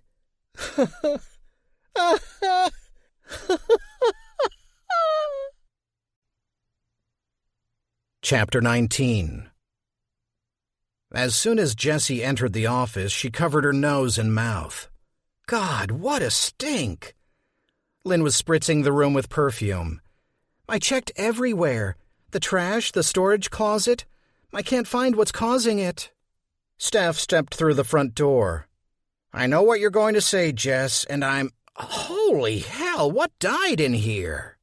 The boy wrinkled up his nose, and for a moment Jessie was afraid he was going to hurl again. Febreze, she shouted. The last thing she needed during her soft open was an office that smelled like a charnel house. Steph disappeared out the door and returned shortly with a carton of spray bottles. "Take two and get busy." Even Michael joined in. After filling the small room with a sickly sweet mist to mask the putrid smell, the three stepped back to assess their work. "That's better," Steph said. "But I think you might have a rat problem." "We had a rat at school named Wolverine, and he didn't smell," Michael said. "Would have smelled if he died." "Enough rat talk, okay?" Jessie said. "Let's get some fresh air in here." Jessie cracked the window in the back room, Lynn wedged the front door open with a rock, and Steph set up a standing fan. Soon the smell had dissipated to a tolerable level. "Set up an appointment with the exterminator," Jessie said. "Way ahead of you, boss," Steph replied. "Where'd you go that was so important?" Steph looked down, a hangdog look on her face. "Something came up. Family business." "Anything serious?" "Yes and no. Love to keep it to myself if you don't mind." "Of course." Jessie knew the woman well enough that if she didn't want to talk about something, she wouldn't. She nodded toward Michael. "But you owe me." "Sorry, but I did pick up the grub for your shindig." "Did you get the donuts?" Lynn asked. "I got the donuts." Jessie turned to the boy. He looked a bit pale, as if he expected someone to jump out of the woodwork. "Hey, kid, you want a pop?"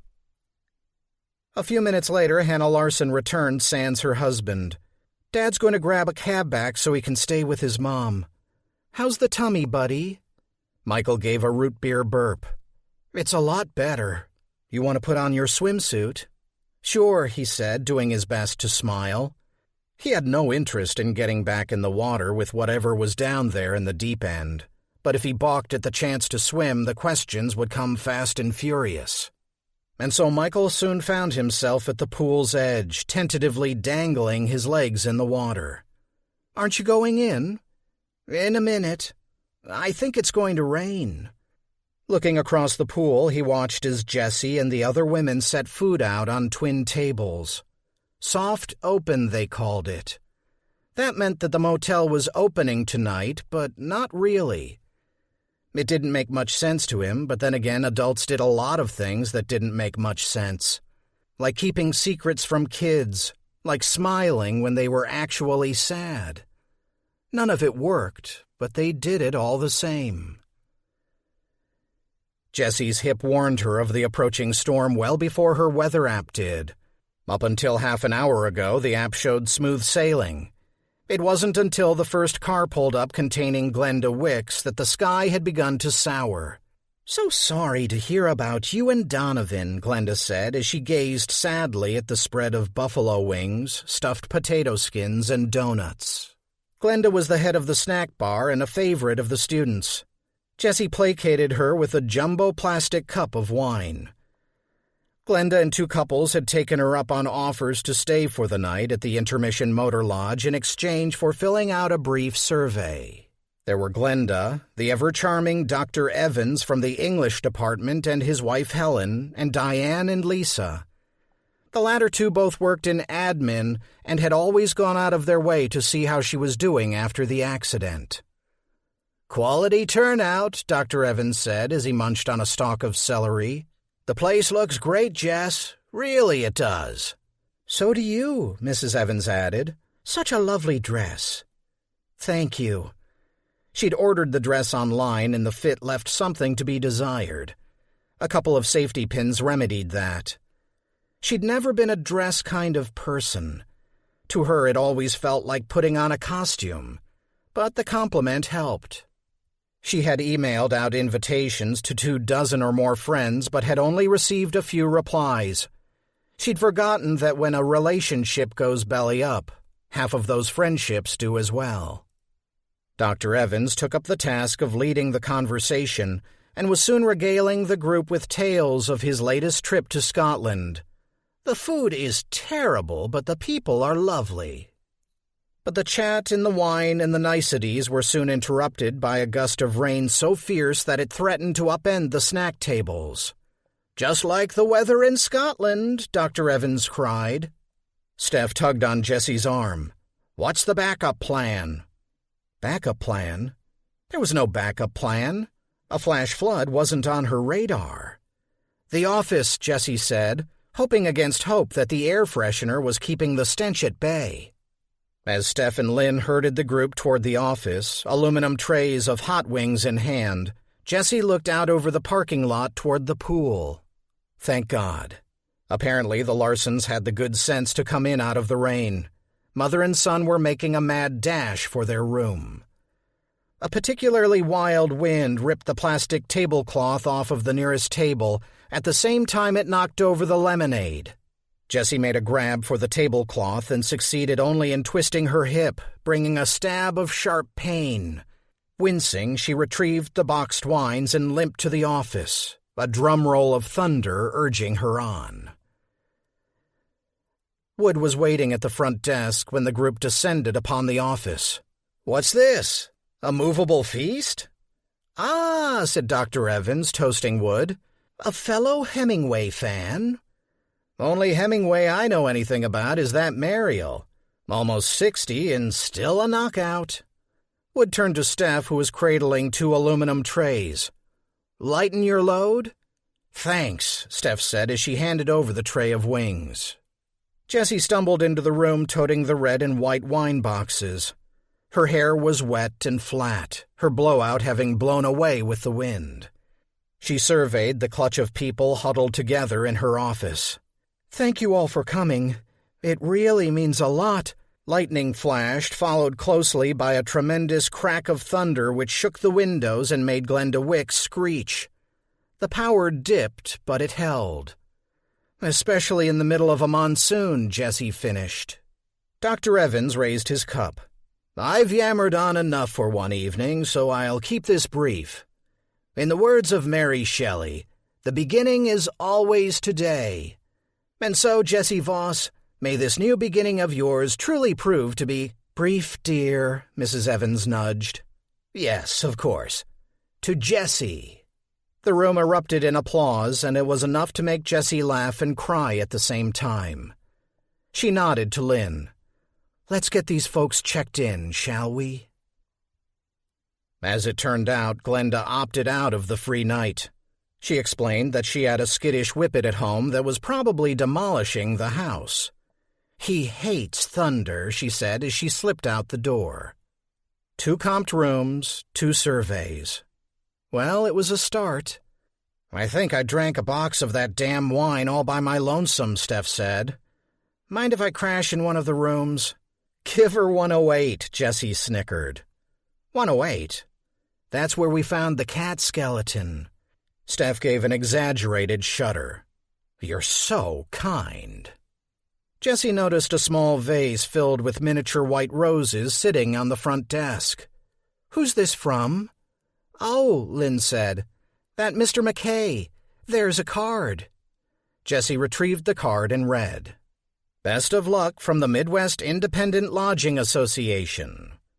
"I already checked him into his other room," Lynn said. Jessie turned. "His other room?" Lynn glanced back at the computer.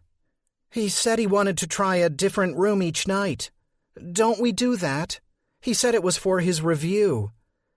Multiple rooms meant multiple full cleanings, but a review was a review. "It's fine," Jessie said, more for herself than Lynn. "All the rooms are ready to go. It's fine." Steph surprised her by placing a hand on her shoulder. "You did good here, boss." Jessie smiled and the tears came. "Yeah, you bet your ass I did." Chapter 20. Framed local ads from newspapers past adorned the walls of Wood's new room.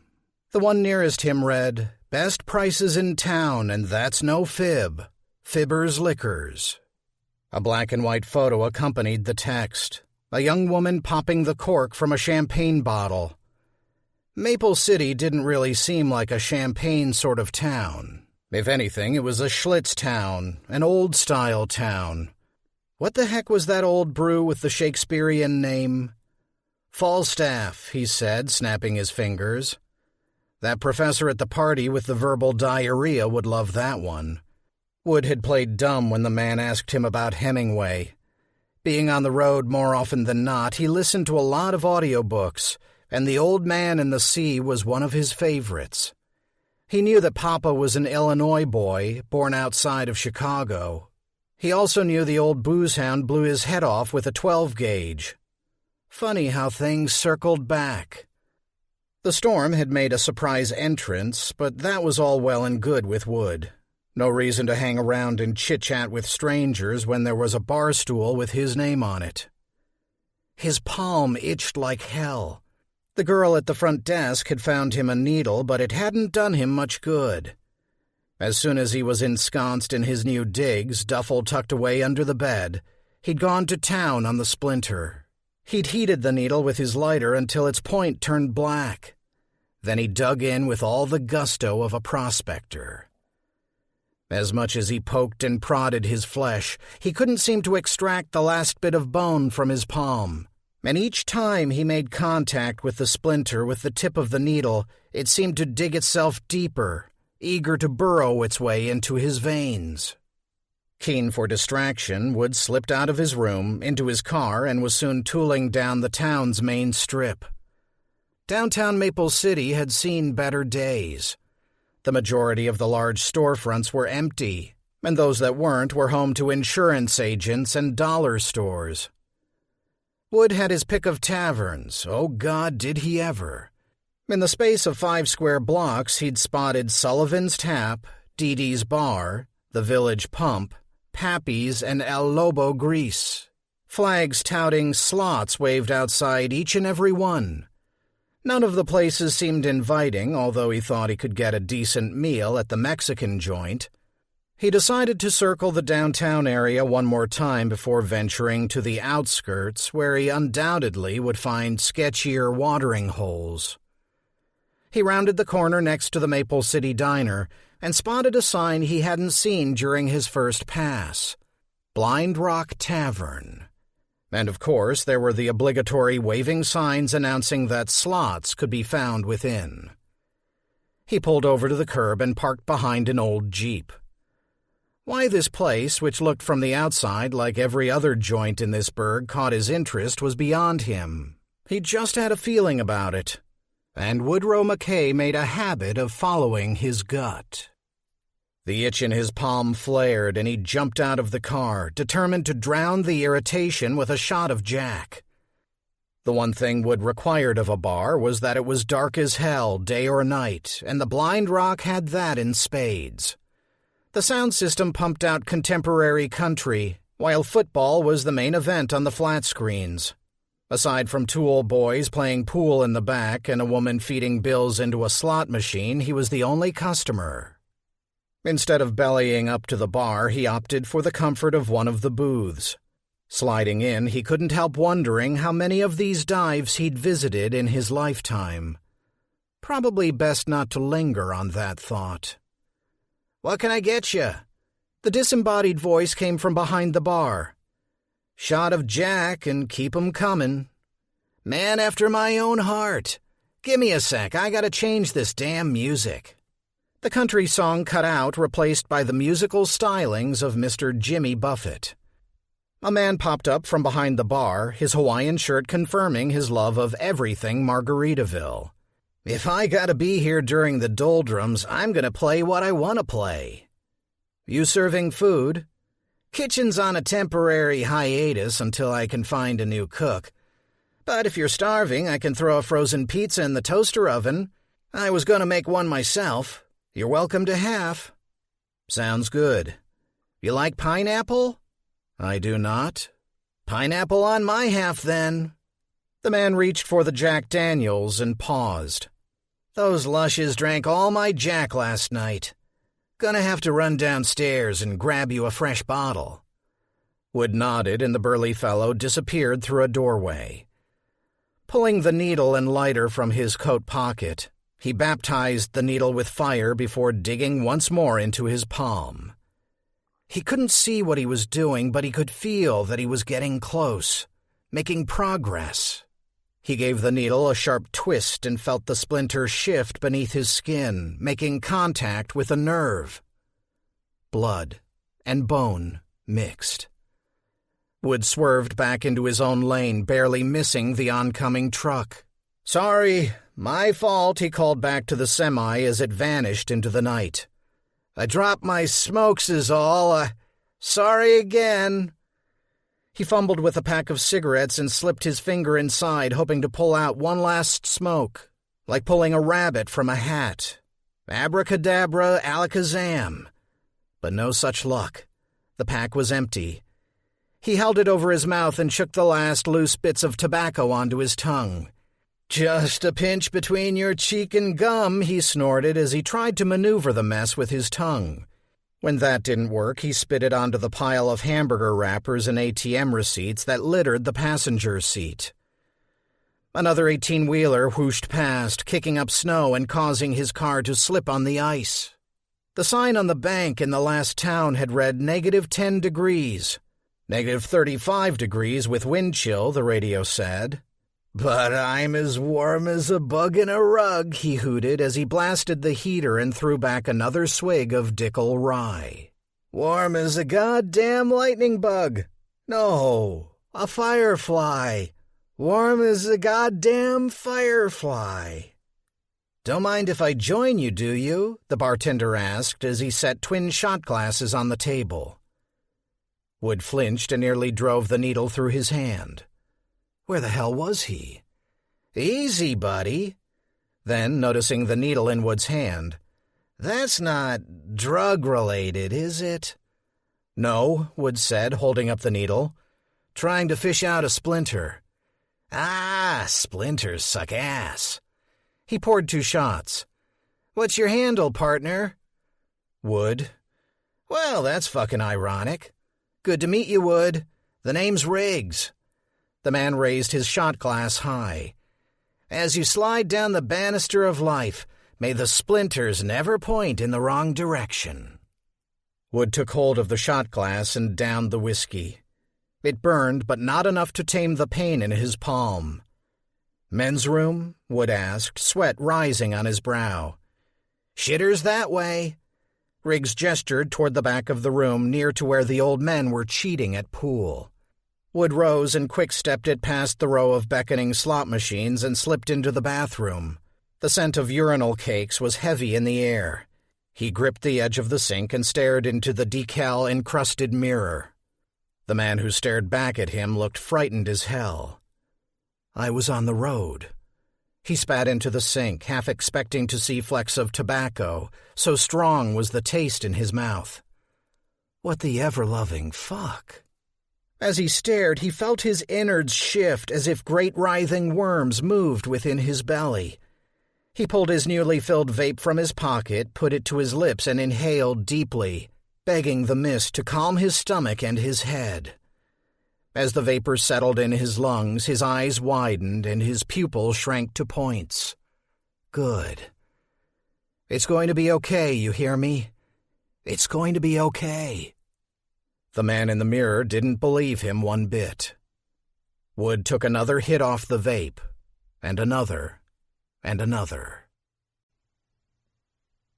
Chapter 21. A peal of thunder woke Sister, and although she sensed it was not yet the dead of night, she rose nonetheless. Cracking and snapping into being, she slit the canvas fabric with a newly formed claw, dragging herself from the bag. Crawling from under the bed. "Shall we rise as well?" her brothers asked, puzzled by her early awakening. "No. Sleep." "You won't leave us?" "Never." And so they slept on, comforted by her false promise. The lights were low and grand flashes of lightning snuck through the gaps in the curtains and the peephole in the door. Sister paused in the middle of the room, finding her balance, waiting until there was more of her. Becoming was painful, almost as painful as the hunger. Almost. The man was not here. The man, her pet, the dog who brought her meals and settled for scraps, her wood. She caught her reflection in the mirror above the desk and paused. Her brothers wouldn't dare look, but she did. Staring back was a maddening horror, a charred mosaic of blackened skin and broken teeth. Her shattered face, framed in rotting hair, fought to hold its structure, and peeking through the cracks in her shell-like skin, raw flesh, red and angry in its encasement. She smiled at herself, and an incisor fell free. She didn't care. Anything was better than nothingness, even this nightmare she'd become. She looked back to the bed beneath which lay the bones of her brothers. Not brothers by blood, but by choice. Without her, where would they be? Lost. It served her to continue the charade, but should their triumvirate no longer prove beneficial, well, she'd been alone before. She sniffed the air. There were 3 spirits here, all of them ripe, each of them with their own sweet scent. A man, a woman, and a child. A little one. Niñita. She couldn't see them yet. They needed to be drawn forth, and for that to happen, she needed to thrum. Her neck quivered and a deep rumble rose from her throat. The vibration split the skin across her neck, drawing blood, and yet she continued. Thrum. The first of the figures appeared. It was the man, the papa, growing luscious and beefy. Perhaps she would eat him herself, make a private meal of the man. Devouring a ghost wasn't like feeding on flesh. Oh no, it was so much more. You tasted everything. Dreams, love, fear, hate, every minute of their lives.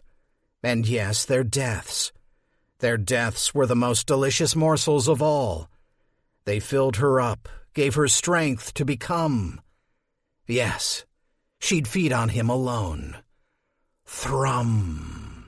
Fattening him up, bringing him into focus.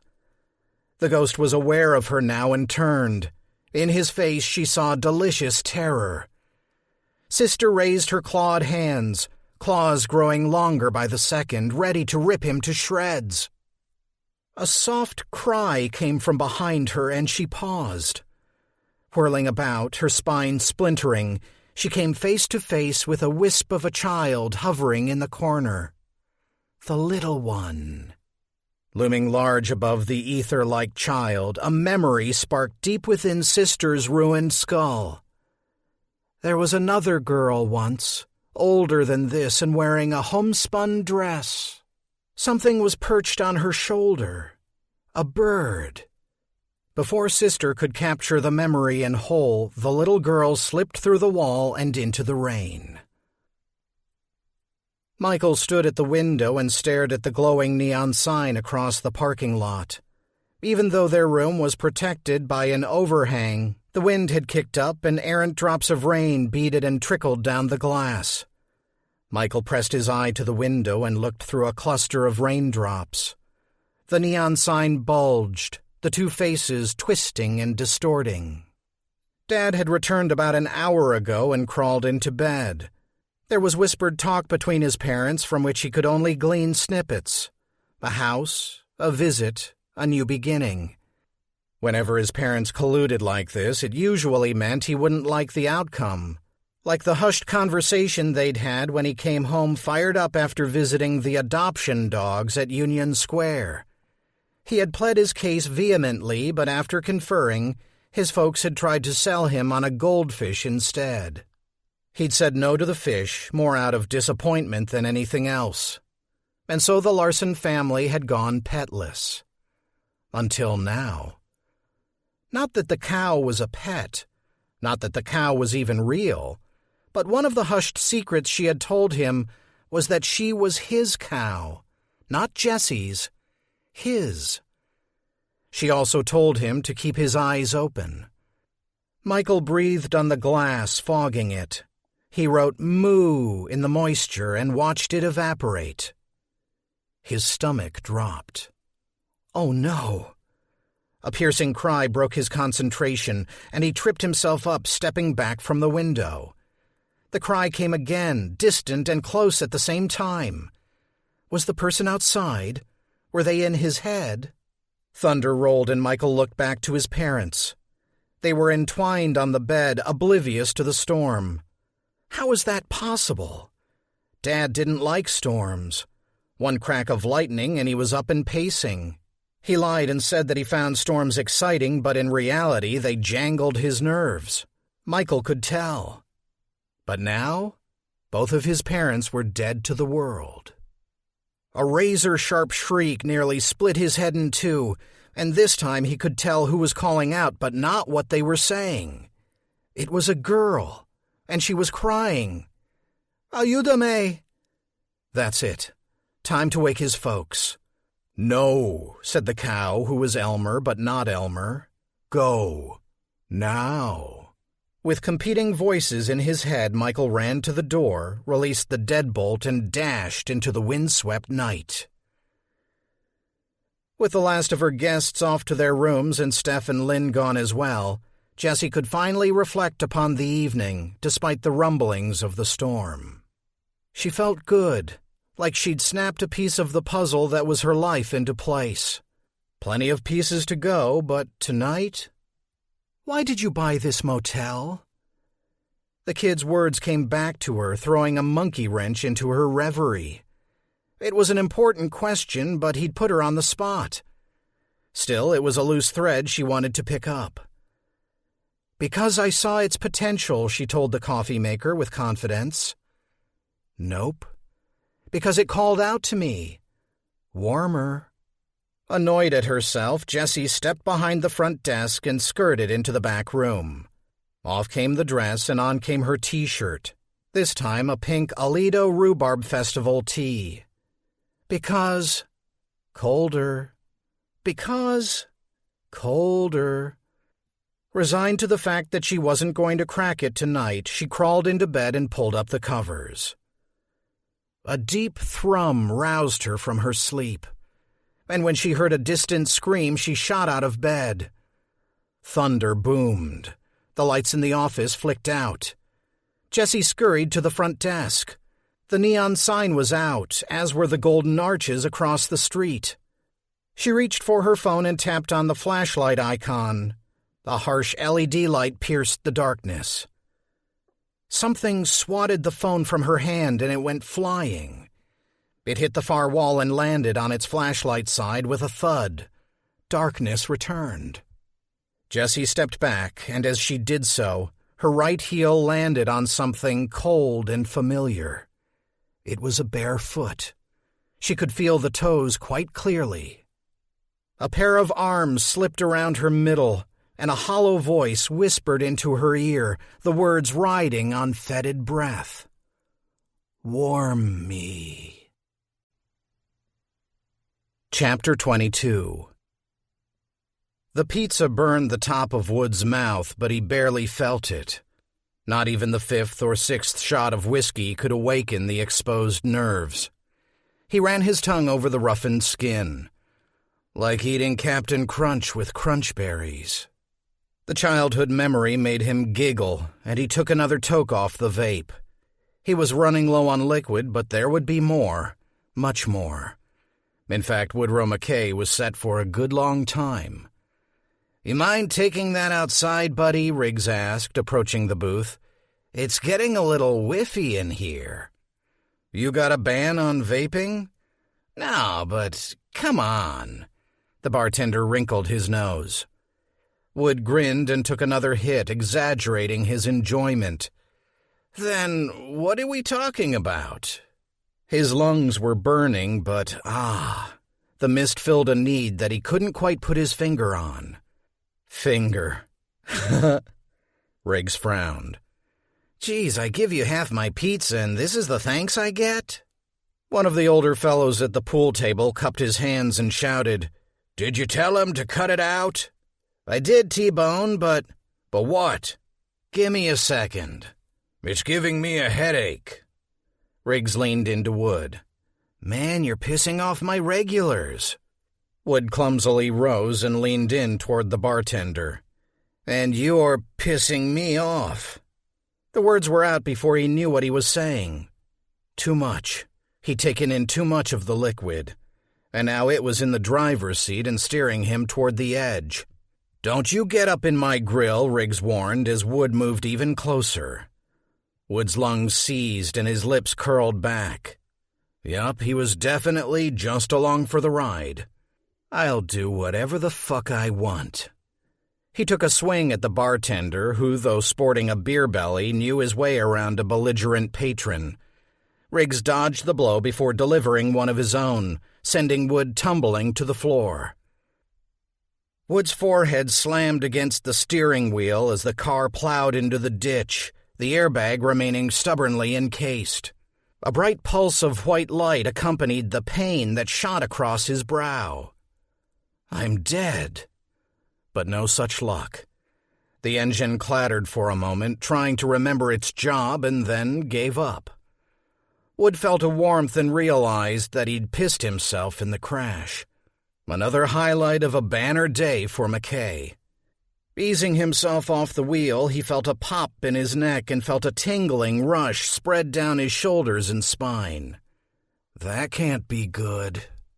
He fumbled for the seatbelt release and tumbled out of the car and onto the edge of the shoulder. There were no flashing blinkers, no steam rising from underneath the hood like in the movies. Instead, there was the dark silence and the bone-chilling cold. He rose on shaky legs. Aside from his throbbing head, he seemed to be intact. Intact? Yeah, right.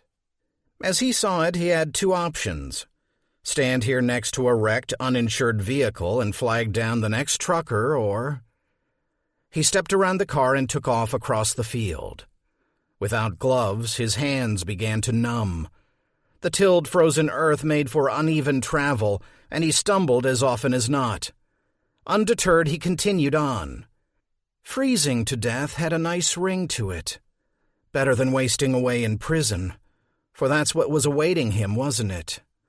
8 withdrawals he'd made on company checks, each one for a greater amount.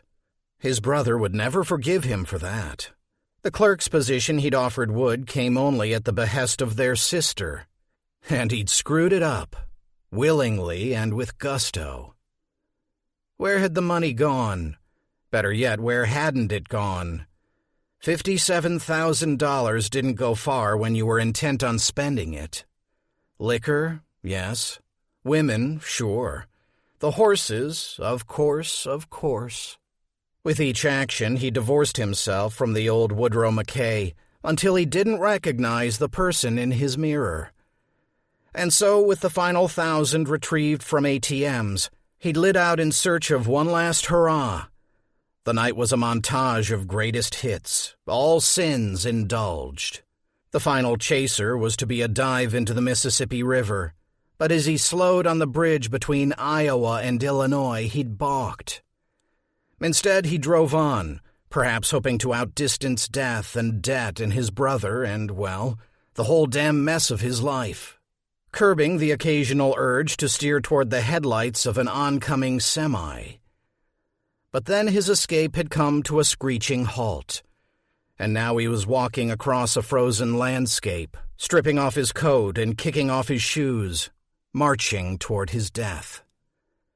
He had gone far enough, and there were only 2 elements to the world, the black earth and the purple sky.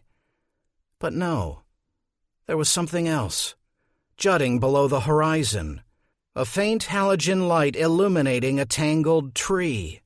Or was it a sculpture? Wood gulped cold air as ice formed on his lips. Was it a cross?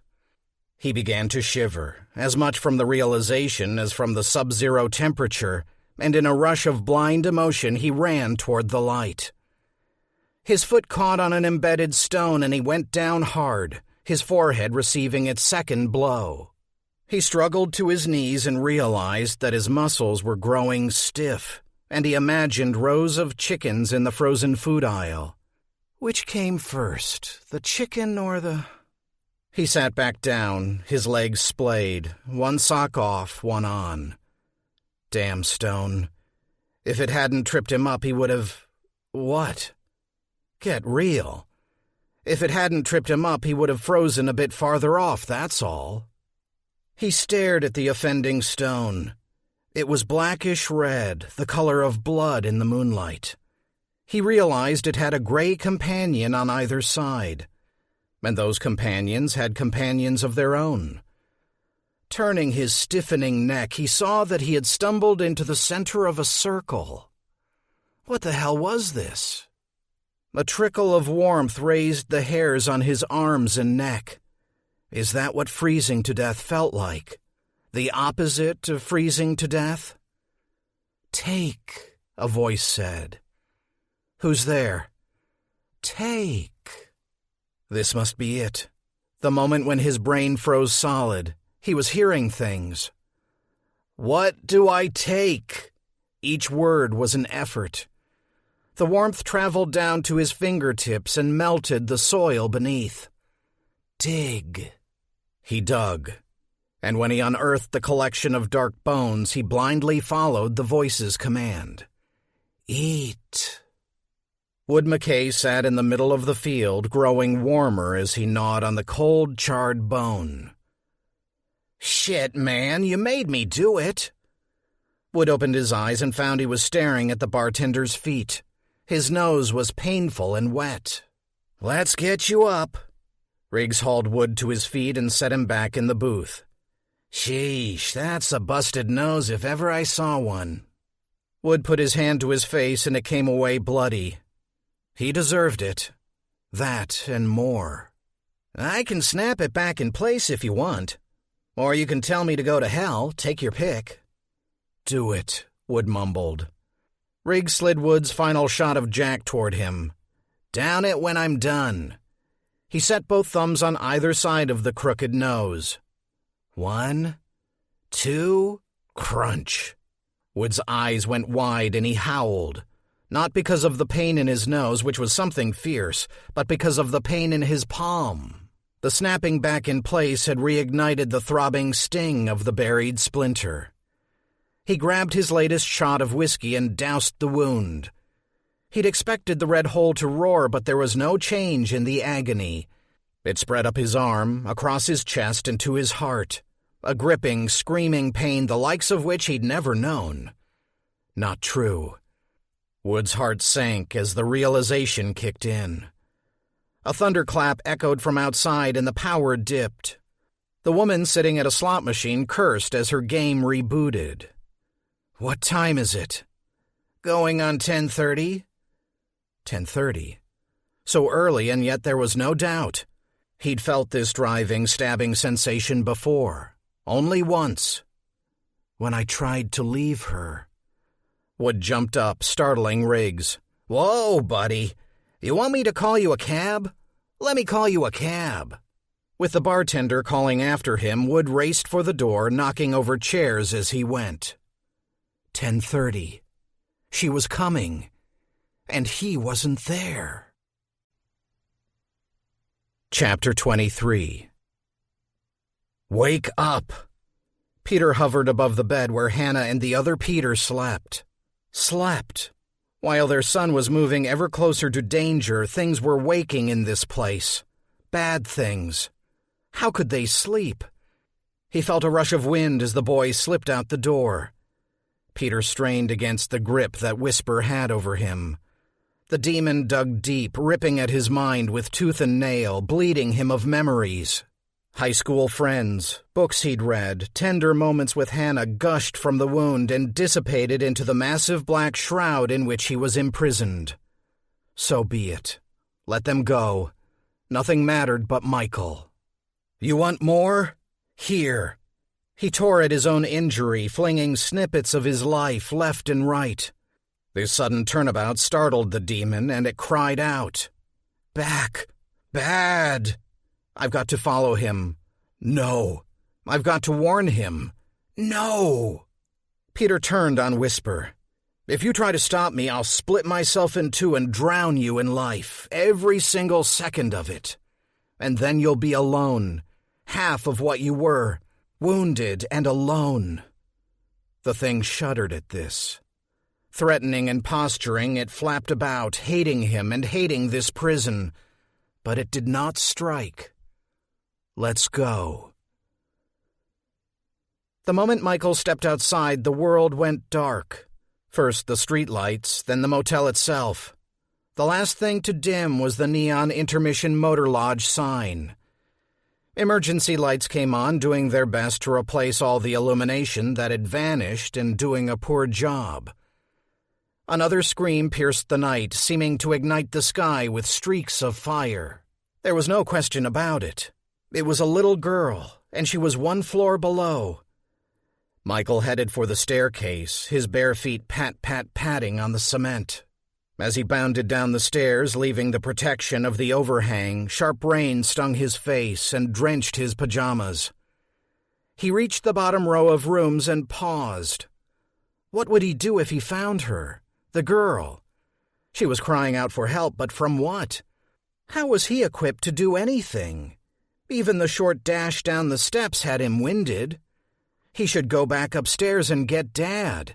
This was stupid. This was... No. The damn cow, her crazy, lowing voice in his head. Shut up. Cold and wet and feeling suddenly stupid, Michael was about to turn around when a girl stepped through the wall not 10 feet ahead of him. The child was younger than Michael and was as insubstantial as the rain. Just a sketch of a girl, details but no substance. He could make out only a few features: dark hair, dark skin, wide eyes. And when she turned and screamed in his direction, he spied the gap where one of her baby teeth had been. The sketched girl ran straight toward him, past him. The door to the room from which she had fled swung inwards, and a terrible hand wrapped its blackened claws about the doorframe. Michael turned and raced after the girl. Jessie ducked, letting the twin arms of her assailant close above her. She tried to make a graceful move from ducking into standing and succeeded only in tripping herself up. She landed on her ass, striking the back of her head on the wall with a loud thock. The blow momentarily rattled her, allowing the man to step forward. "Warm me." If there were any doubts about where the stench in the office had come from, those doubts were suddenly exploded. The man who lurched toward her reeked. The sour look on his face made it appear that he was all too aware of this fact. His stomach was open and leaking, and the wound reached all the way to his back and out. She could see the doorway through the hole. No, it wasn't that deep. She could see through him, not just his stomach, through all of him. Jessie scurried backward into the corner and raised a foot. "Get back, or I'll kick your balls across this room." Her words only seemed to make the man more anguished. He stepped forward again, and Jessie kicked. Her heel hit home and slowed as it passed through the man's groin. Unfazed, the man dropped to his knees, arms outstretched like a baby reaching for his mama. Warm. As the man tumbled onto her, Jessie scrambled to her feet, scrambled through him. It was like fighting through pelting rain. The light sparked and died in counterpoint with another monster thunderclap. Now behind the intruder, Jessie made for the door. As she opened it, the ghostly man let out a wail. It was heartbreaking and horrible, and all she wanted to do was drown it out with the sound of the storm. "Please." Although smaller than Michael, the girl quickly outpaced him. She stuck to the light cast by the emergency lamps. Each pool of light she passed through had the effect of diffusing her form, solidifying the fact that he was indeed pursuing a ghost. Whatever possessed the clawed hand gave chase as well. He could hear it skittering behind him, cracking like a tree branch with every step it took. The girl disappeared momentarily, and Michael was afraid that she had given up what little there was of her in the world. But as he passed the last room in the row and came to the corner of the building, he caught a glimpse of the girl slipping in through a side door. Through the door. Michael's heart was racing, and he had to force himself to bridge the distance between himself and the door as the sound of gnashing teeth and scuttling claws drove him on. As he passed through a stretch unilluminated by the halogen lamps, he recognized the door that was fast approaching. The laundry room. He also recognized a frightening possibility, that the laundry room might be locked. Emerging from the darkness into the harsh light, he slammed into the door and gave the doorknob a twist. Locked. He tried again, straining with wet hands, willing the door to open, but it was no use. He heard footfalls behind him and a dry, guttural cough. The thing was close enough for him to smell. It gave off a sickly, sweet aroma like a pumpkin gone bad. "I'm not looking back. I'm not looking back." 2 more steps and the thing was directly behind him. Inches. It cracked as it breathed. In. Crack. Out. Crack. As he stood there frozen in place, his hands welded to the doorknob, a nightmarish hand reached around him and gently pried his fingers away. Trembling, he complied. Then, with as much effort as it would take him to break an egg, the dark hand turned the knob, ripped it free, and pushed the door open. The creak of the door snapped Michael back into action. He elbowed his way through the doorway, positioned himself on the other side of the door, and shoved it closed. Or at least, mostly closed. The hand that had made quick work of the locked door hung limply between door and frame. It twitched once and then lost its connection to the creature at large, dropping to the floor like a hand of spoiled bananas. The door closed. The lock clicked. Michael stood panting, the scent of bleach stinging his nostrils, determined to hold the door closed with sheer will if necessary. He flicked on the light switch, but no luck. Across the room in the glow of a lone emergency light stood the girl. Through her he saw the stack of industrial dryers, their mouths as slack as his own. The hand twitched and twitched again, like the spider he'd rescued. And then it began to grow. Jessie opened the door and the rain hit her with such force that for a second she thought the man had somehow gotten ahead of her and she was once more plowing her way through him. Her first thought was for her phone. She'd left it in the office. No way she was going back in there. Steph. She was staying in room 108. Jessie lit off in the direction of Steph's room when the power popped on again, disorienting her. She whirled about, rain flying from her hair, taking stock of the newly enlightened landscape, and promptly twisted her hip. The resulting pain was fierce and threatened to bring her to her knees. She glanced back at the office. No movement, no sign of the man. As she turned back, she caught sight of the neon sign. Whereas a regular flow of power had returned to the rest of the block, the Intermission Motor Lodge sign had suddenly turned vampire, sucking up electricity at a monstrous rate. It blazed madly against the night sky. Pop. A tube burst. Pop, pop, pop. A second, third, and fourth. Sparks rained down, and she could hear the hiss of electricity and rain intermingling. When the sign finally calmed and resumed its regular order of business, it was shy a couple of characters. INTRMIION Lodge. The comedy mask indicating a vacancy blinked S instead of yes. Her designer's brain kicked in. She did her trick, making a quick tally of the missing letters before swapping them about in her head. MESSY. A swirl of movement in the distance caught her eye, but she couldn't bring it into focus through the pounding rain. Whatever it was outside the laundry room. The spirit girl darted into one of the dryers. Michael stepped back from the creature as it sputtered and cracked, growing an arm, twisting out ribs. Eyes grew in the hollow sockets of the shifting skull. One trained itself on him, and he felt cold pierce his heart.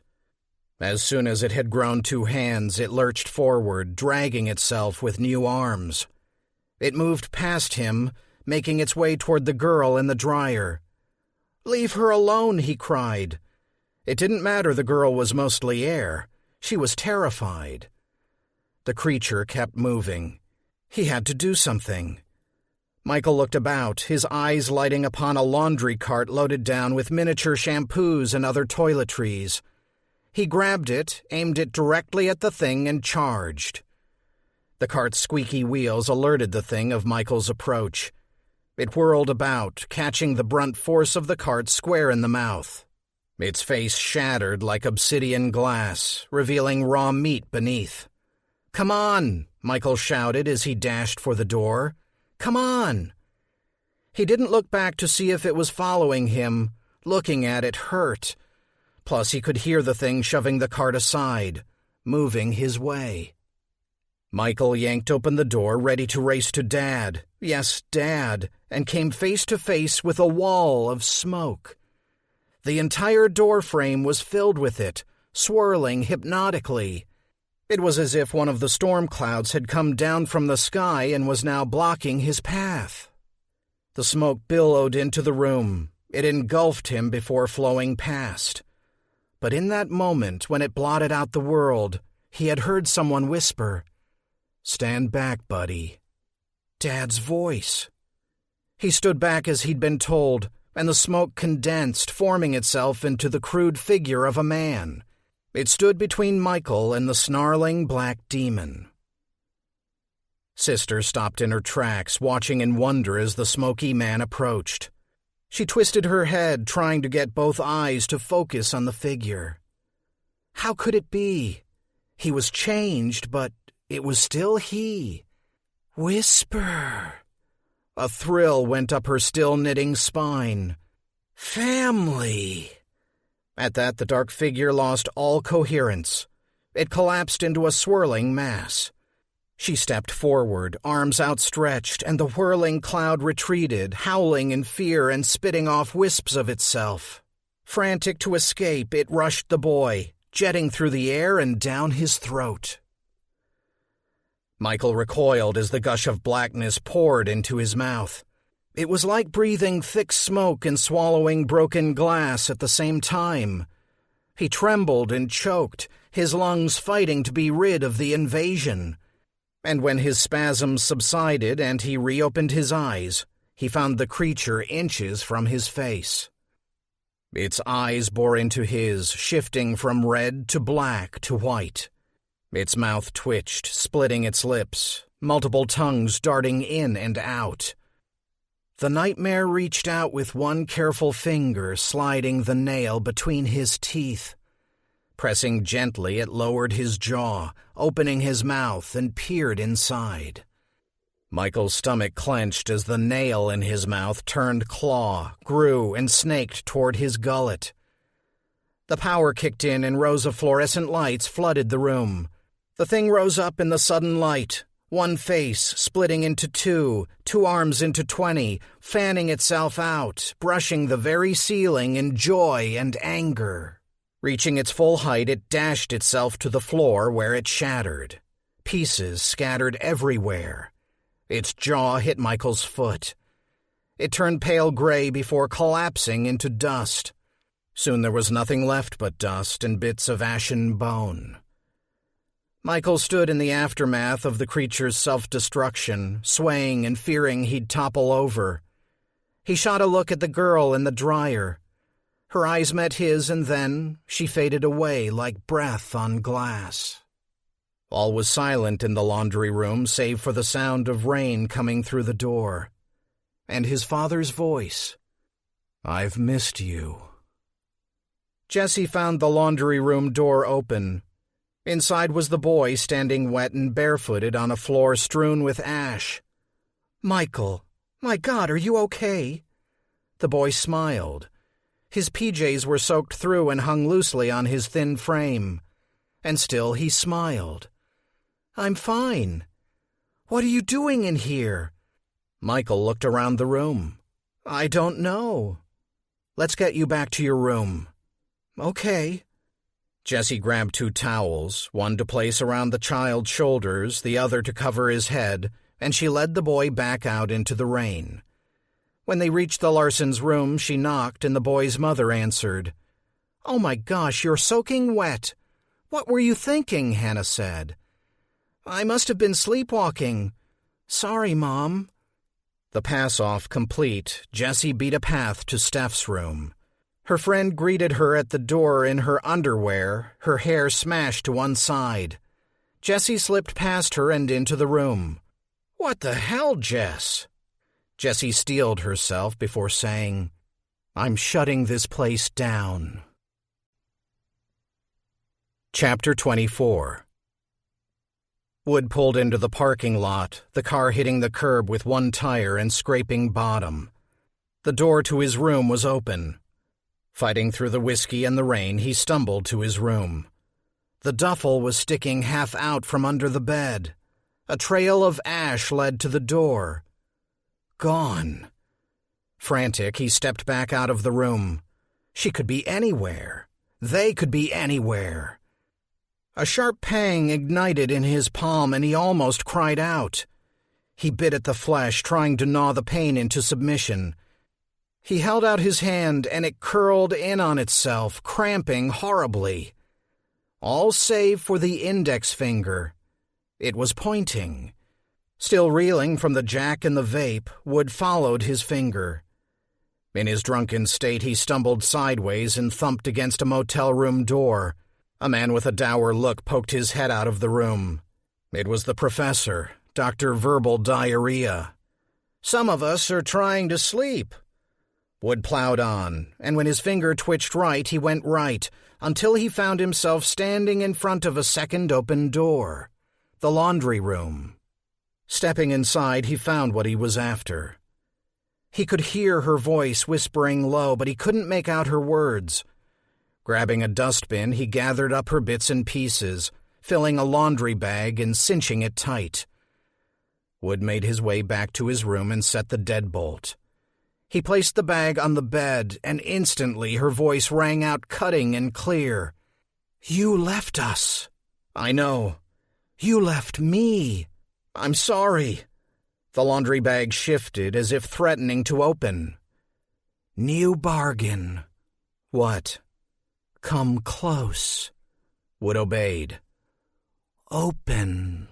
He fumbled at the drawstring and opened the bag. Inside, the bone and ash undulated as if breathing. "Come closer." Wood dipped his head into the bag. "Do as I say, and you are free. Free. Free." The pain in Wood's palm vanished, and he felt something he hadn't felt in a good while. Hope. He dared to grin. Anything. Chapter 25. Michael lay tucked in between his parents. His mother was kicking herself for taking a Xanax before bed and for feeding his father one as well. "I would have heard him get up. But you needed to sleep. We both needed to sleep." "Breathe, honey. He's okay. Aren't you, sport?" Michael smiled and nodded. But he wasn't okay. Not by a long shot. "Can you hear me?" His not father's voice. Michael nodded again. "What was that thing in the laundry room?" Michael mouthed, whispering without making a sound. "I don't want you to worry about that." In the space of 2 breaths, the memory of the dark creature that he had stared in the face slipped from his mind and twirled down a drain behind his eyes. Is it gone? Is what gone? That's better. Don't worry. Everything's going to be okay. An angry howl rose from deep inside his mind, blotting out the calming voice. Michael curled in on himself and begged for sleep to come soon. Chapter 26. After hearing Jessie out, Steph grabbed her clothes. "What are you doing?" Jessie asked. "Well, I'm not going to go check out your office half naked now, am I?" The rain had slowed to a drizzle, the storm having moved off east to bother Peoria. Jessie led the way with Steph on her heels. "You are not shutting down. We're getting to the bottom of this, okay? Okay. Careful. He's in the office. The man wasn't in the office, but once again he had left his stench. Jesus, Steph gagged. A thorough search turned up nothing but the disarray caused by Jesse's struggle. Steph picked up the prescription bag and raised an eyebrow. Oh, please. Jessie shook her head. I'm not popping pills. Besides, that stuff doesn't give you hallucinations. I don't know. Once in the hospital, you told me there was a dog under your bed. I know. And that the balloons I brought started looking like heads. I was on morphine, Steph. Morphine. Steph yawned. Sorry if I'm keeping you up. Come on. You're staying in my room. What if one of the guests needs something? Her friend grabbed a Post-it, scrawled a message, and slapped it up on the door. In room 108. Satisfied? Back in Steph's room, Jessie found that her friend had pilfered one of the wine boxes. So sue me. Steph poured them both plastic glasses of red and sat on the bed opposite Jessie. Okay, Steph said, taking a deep gulp of wine. I believe you. Fantastic. Don't give me that tone. I'm trying to help. Fine, Jessie said, taking a sip. The other woman leaned in. I've seen a ghost, too. Really. Cross my heart. My mom.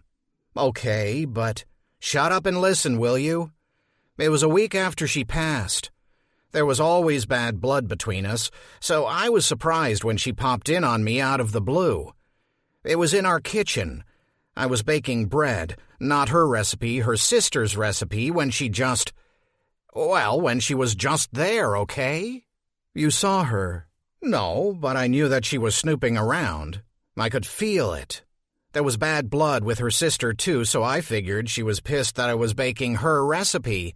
Wait, so you didn't actually see anything? No, but nothing grabbed you. It grabbed you? Jessie set her wine on the floor. Steph, I saw something. Hell, do you want to smell my shirt? Okay. The two sat for a moment without saying a word, Jessie debating knocking on her guests' doors and telling them that the night was off. Steph broke the silence. I need to come clean about something, boss. Jessie frowned. Yeah? Yeah. Can I steal you tomorrow? 4. Can I steal you? Fine, yes. Steph downed the last of her wine and shuddered. You be able to get any sleep? Probably not. Mind if I... Go ahead. One final crack of distant thunder put a period on the storm. The phone between the beds warbled in reply and was then silent. Jessie flipped on the TV and tuned into an old Katharine Hepburn and Cary Grant flick, while Steph climbed into bed and promptly started snoring. I want to know how I stand, where I fit into the picture, what it's all going to mean to me, Cary Grant exclaimed. That makes 2 of us, Cary. Morning brought fog and the reviews from Jessie's soft opening guests. Once I was able to get to sleep, everything was fine, just fine, Dr. Evans said. There were children making noise until all hours, and that fellow from the party, I believe he was stumbling drunk. And that storm, well, you can't be faulted for that, now can you? Jessie nodded them all to death, hurried them on their collective ways, and tossed their comment cards in the trash. Lynn arrived with a fresh batch of turnovers. Jessie couldn't eat if her life were on the line. After Esther does her rounds, make sure she sees to the laundry room. We had an accident. What do you mean? I'll show you. But when Jessie led Lynn to the laundry room, she found nothing but a few piles of dust. No big mess, just dust. Steph was waiting for her in her Impala. Where are we going? Jessie asked. To see if we can't get some answers. That's not very specific. Steph looked pale. I know. I'm giving myself wiggle room in case I want to back out. What are you talking about? Where the hell are you taking me? Her friend didn't answer. Instead, she threw the car into gear and pulled out onto Main Street, heading south. Chapter 27. Michael dreamed of flying. He was high above Maple City, catching the breeze, dipping and gliding, diving with such speed he thought his heart would explode. "I've missed you." He woke up drenched in sweat. The shower was on in the bathroom. He could hear his father's trademark singing. Dad couldn't hold a tune, not even in the shower, and the result was a bellowing glissando that sounded like the whales he'd seen on the Nature Channel. Any other day, the sound would be comforting. Today, it creeped him out. Mom came in from outside with 2 plastic bags in tow. "Hey, sleepyhead. I bought yogurt and bananas, and you are going to eat them." Dad popped out of the bathroom wrapped in a towel, steam pouring out from behind him. "Is that my bride?" Hannah set down her bags and gave Peter a quick kiss. His hand went around her waist, insisting she give him another. "Someone's feeling better this morning," Hannah laughed. She turned to Michael. "What about you, hun?" "You gave us a scare, Michael. You want to tell us what happened?" Really, if Dad wanted to be taken seriously, he needed to put clothes on. "I told you." "Tell us again." Michael scooched up in bed, kicking the covers aside.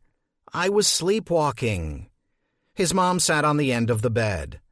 "You haven't done that since you had that spate of high fevers. Come here." Reluctantly, Michael crawled to his mother and offered up his forehead.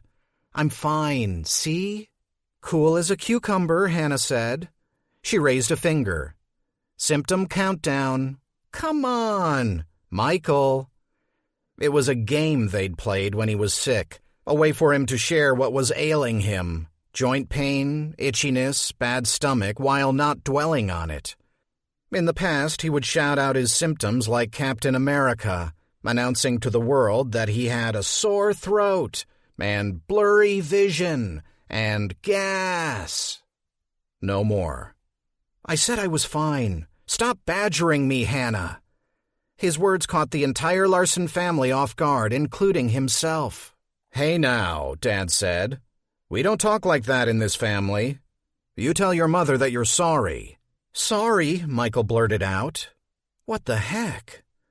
Dad retreated into the bathroom.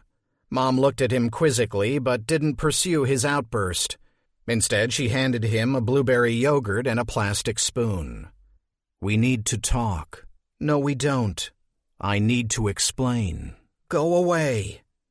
His head was becoming Grand Central Station. First the cow, a cow, and now these new people, one who sounded just like Dad and another.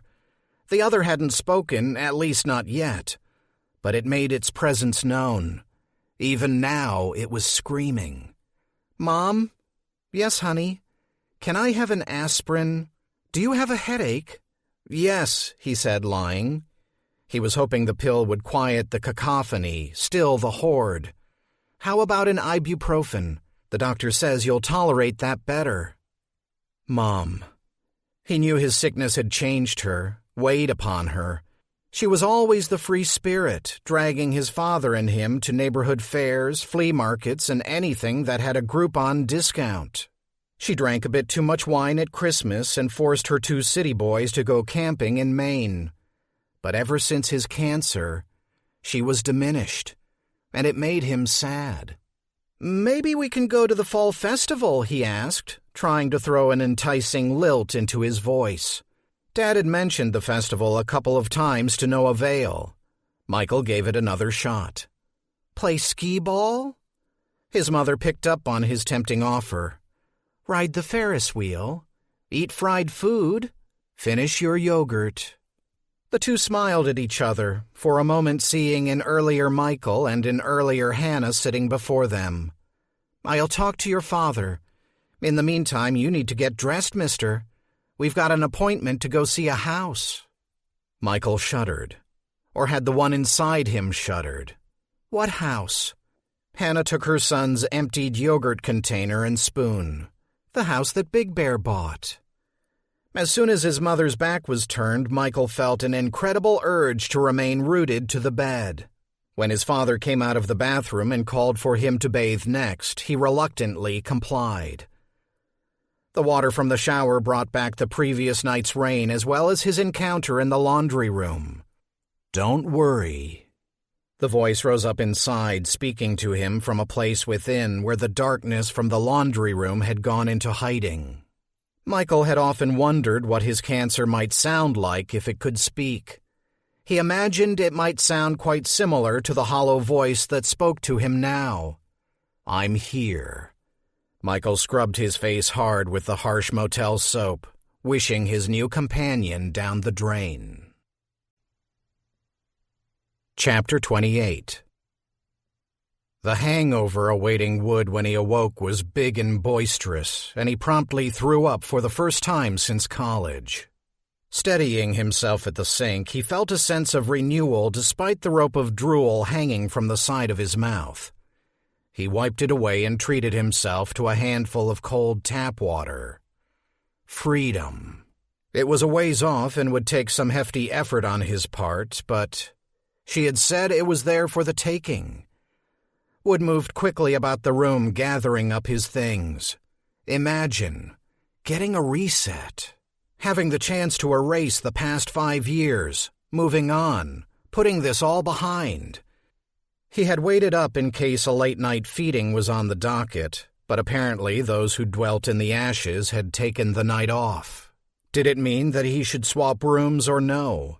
The room was still ripe with spirits. He had felt them as he sat at the desk, willing himself awake. It was one of the vape's small gifts. The ability to sense the presence of cold, dead things. He opted to request the room directly next to the Larsens. Earlier examination had informed him that a number of the rooms had twin sets of communicating doors to accommodate guests intent on spreading out. The Larsens was one such room. "You're really taking a tour of the whole motel, aren't you?" the young woman at the front desk said. He smiled and poured himself a coffee. The scent of air freshener was heavy in the air, curdling his stomach, and so he opted out of a complimentary turnover. Upon entering his new room, he set the duffel on the bed and pressed his ear to the wall. The muffled sounds of conversation confirmed that the Larsens had yet to venture out. No worries, he could wait. Over the years, he had become nothing if not patient. He decided to get a jump on the first of his tasks and unzipped the duffel. Rooting through the ash, he selected a small bone and zipped the bag closed. Even looking at the bones made his stomach lurch. Wood extracted his coffee grinder from his luggage, plugged it in, and set it atop the desk. Same view, but a mirror image of the morning before. The first time he fed on the bone, he was desperate. Half frozen in the middle of a field and willing to sacrifice his pearly whites if it meant saving himself. But now he'd have to grind the bone to dust if he wanted to ingest it. Swallowing it whole was not an option. Not for him. Just the thought of it made Wood gag. But swallow it one way or another he must. After Sister had the boy and Whisper in her clutches, he would partake of their unholy communion one last time to sever their tie and wipe away his hunger for good. "They lie." His father's voice. "I'm not listening," Wood said, dropping the bone into the coffee grinder. He pushed the button and the blades clattered the shard about like a crazed roulette ball.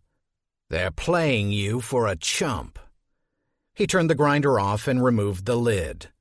The bone remained untouched. How could that be? He pulled the vape from his pocket and took one short hit. The vapor calmed his stomach. "You gotta stand up to those types or they'll get the best of you over and over again." His father's advice on how to deal with the neighborhood kids when they stole his book bag and rode off with his bike. That's great coming from you. They had gotten the best of his father, that was for sure.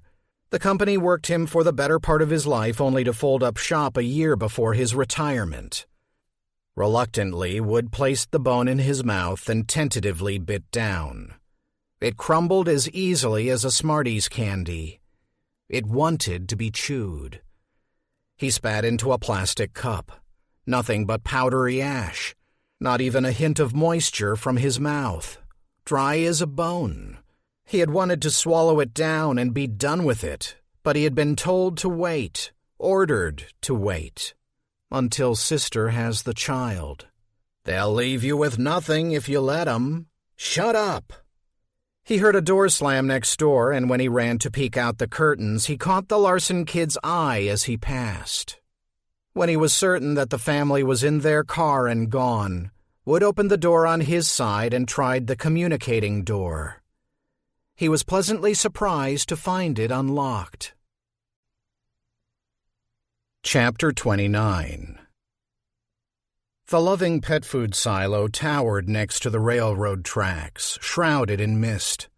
A stretch of freight cars stood ready, awaiting their cargo, the far end disappearing into the fog. The houses were older in this part of town, some well-maintained with potted plants and cub flags, others on the verge of total collapse. The first of the no trespassing signs appeared, then the first dog on a chain. Stacks of firewood took up space where cars once stood, and every other block or so, the skeletal remains of a once proud house now reduced to a pile of burnt lumber. I grew up 2 blocks from here, Steph said, with what Jessie deemed misplaced pride. I was a home birth. Didn't cost my family a dime. And you're worth every penny. Hardy har har. Seriously, Steph, what are we? We're here. They pulled up before a small white house with an awkward addition. After examining the place with her designer's eye, Jessie figured out that the addition was once a carport that had been boarded over in a haphazard way to form an extra bedroom. The result was a house that any realtor would run from as quickly as possible. The one tree on the property bent at a strange angle, like a broken leg that no one had bothered to set. This is Hilda's place. Okay. Steph turned the car off and took Jessie's hand. The uncharacteristic gesture made Jessie worried as hell. There are 3 families that run through the heart of Maple City. All of us have mixed and mingled at some point or other. That's one of the reasons I'm half convinced to take JR's ring, to change my damn last name.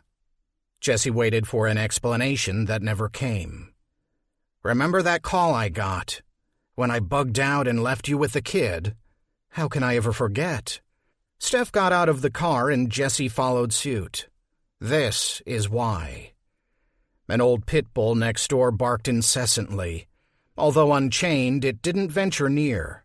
As the 2 women drew closer to the house, Jessie noticed blankets in the windows where blinds should have been. The porch was a porch in name only. Gaping holes offered the perfect nesting place for vermin. Beds of leaves and ample droppings proved that. An American flag reduced to ribbons hung next to the front door.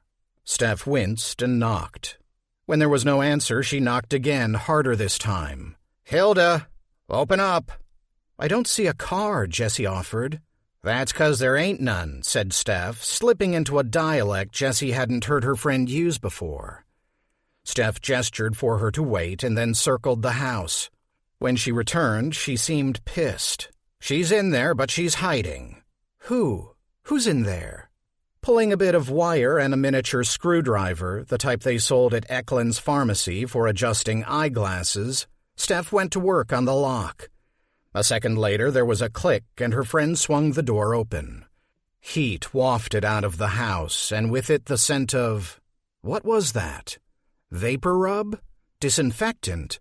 Whatever it was, Jessie was instantly reminded of the hospital with all its various odors. Yes, there was excrement as well, hiding beneath the more medicinal smells.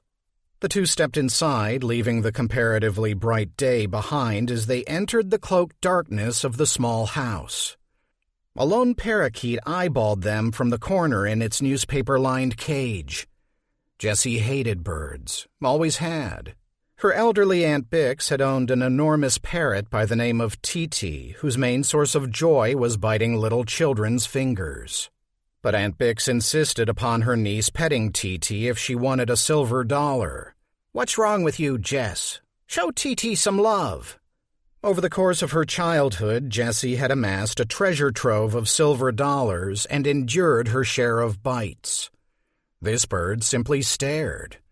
Jessie had half expected the place to be a hoarder's paradise, but instead it was sparsely furnished. A framed print of Jesus on the wall, a small dining table with 2 matching chairs, and the bird cage. "Hilda!" Steph shouted. A startled cough sounded from the back of the house, followed by the slamming of a door.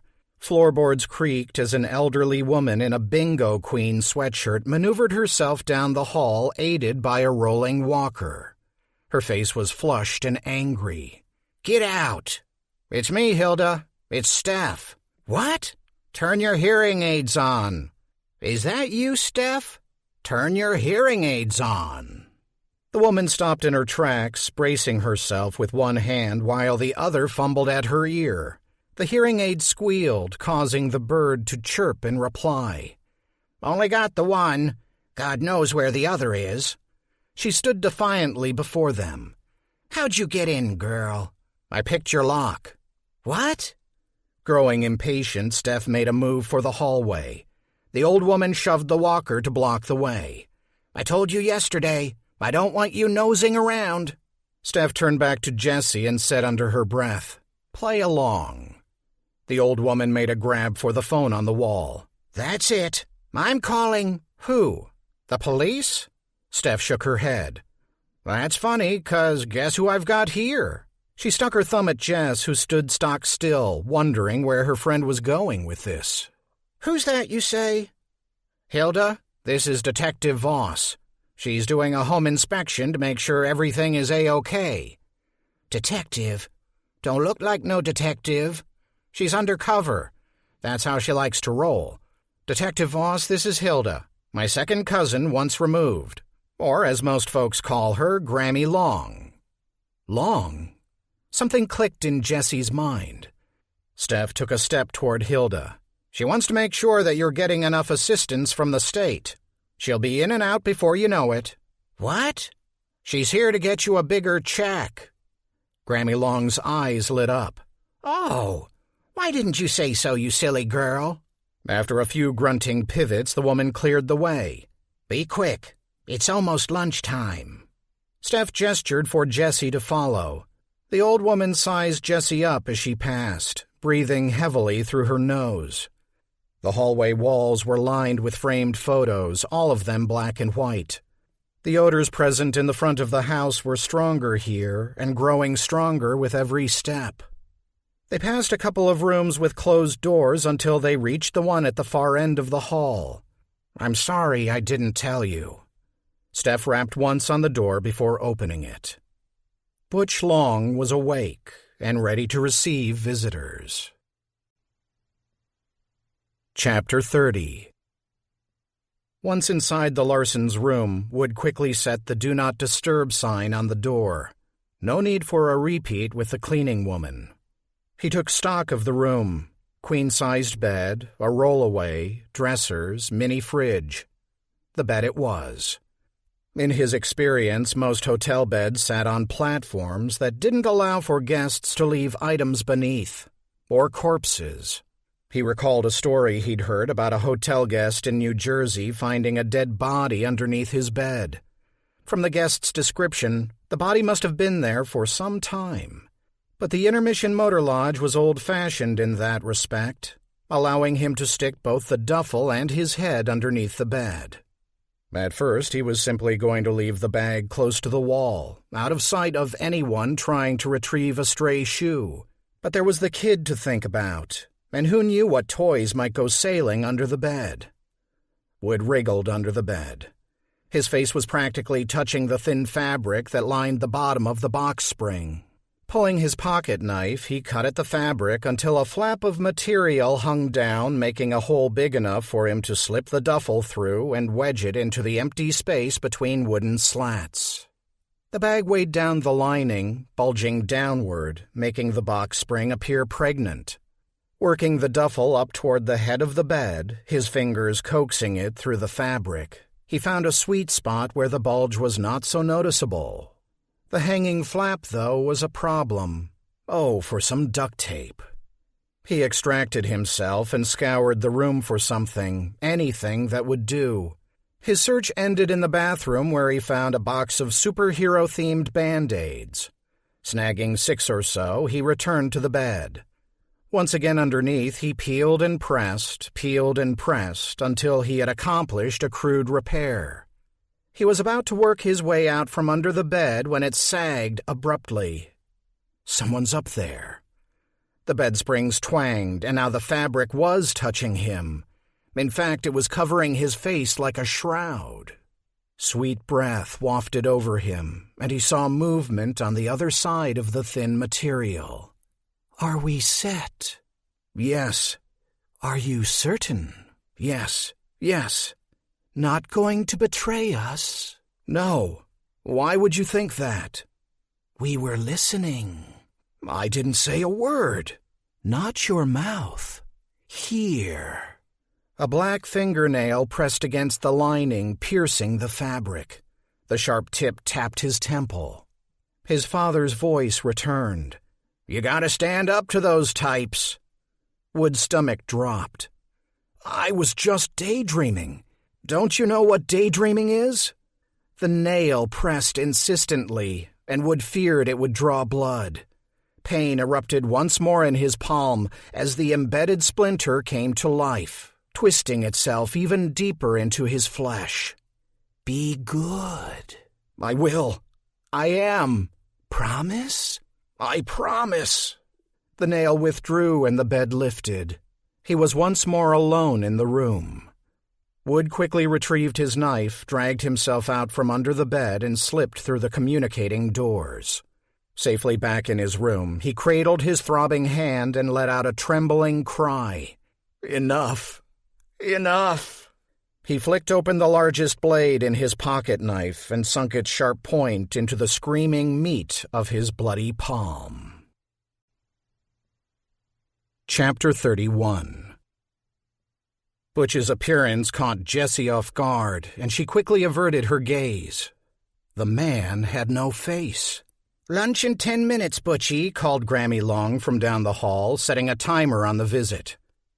When Jessie looked back, she realized that she'd been mistaken in her initial impression. Butch did have a face, technically speaking, but it was the stuff of nightmares. Butch Long lay propped up in bed, a regular twin bed, not some fancy hospital bed, although he sure seemed to be a candidate for one. A mound of pillows cradled his misshapen head, which was cocked to one side as if he were intent on hearing whatever his guests might have to say. Steph spoke up. "Got someone here I want you to meet."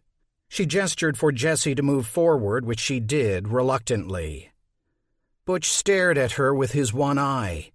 The idea that he might say hello was negated by the fact that he clearly had nothing close to a working mouth. Instead, a gaping maw stretched from his chin to his rebuilt upper lip.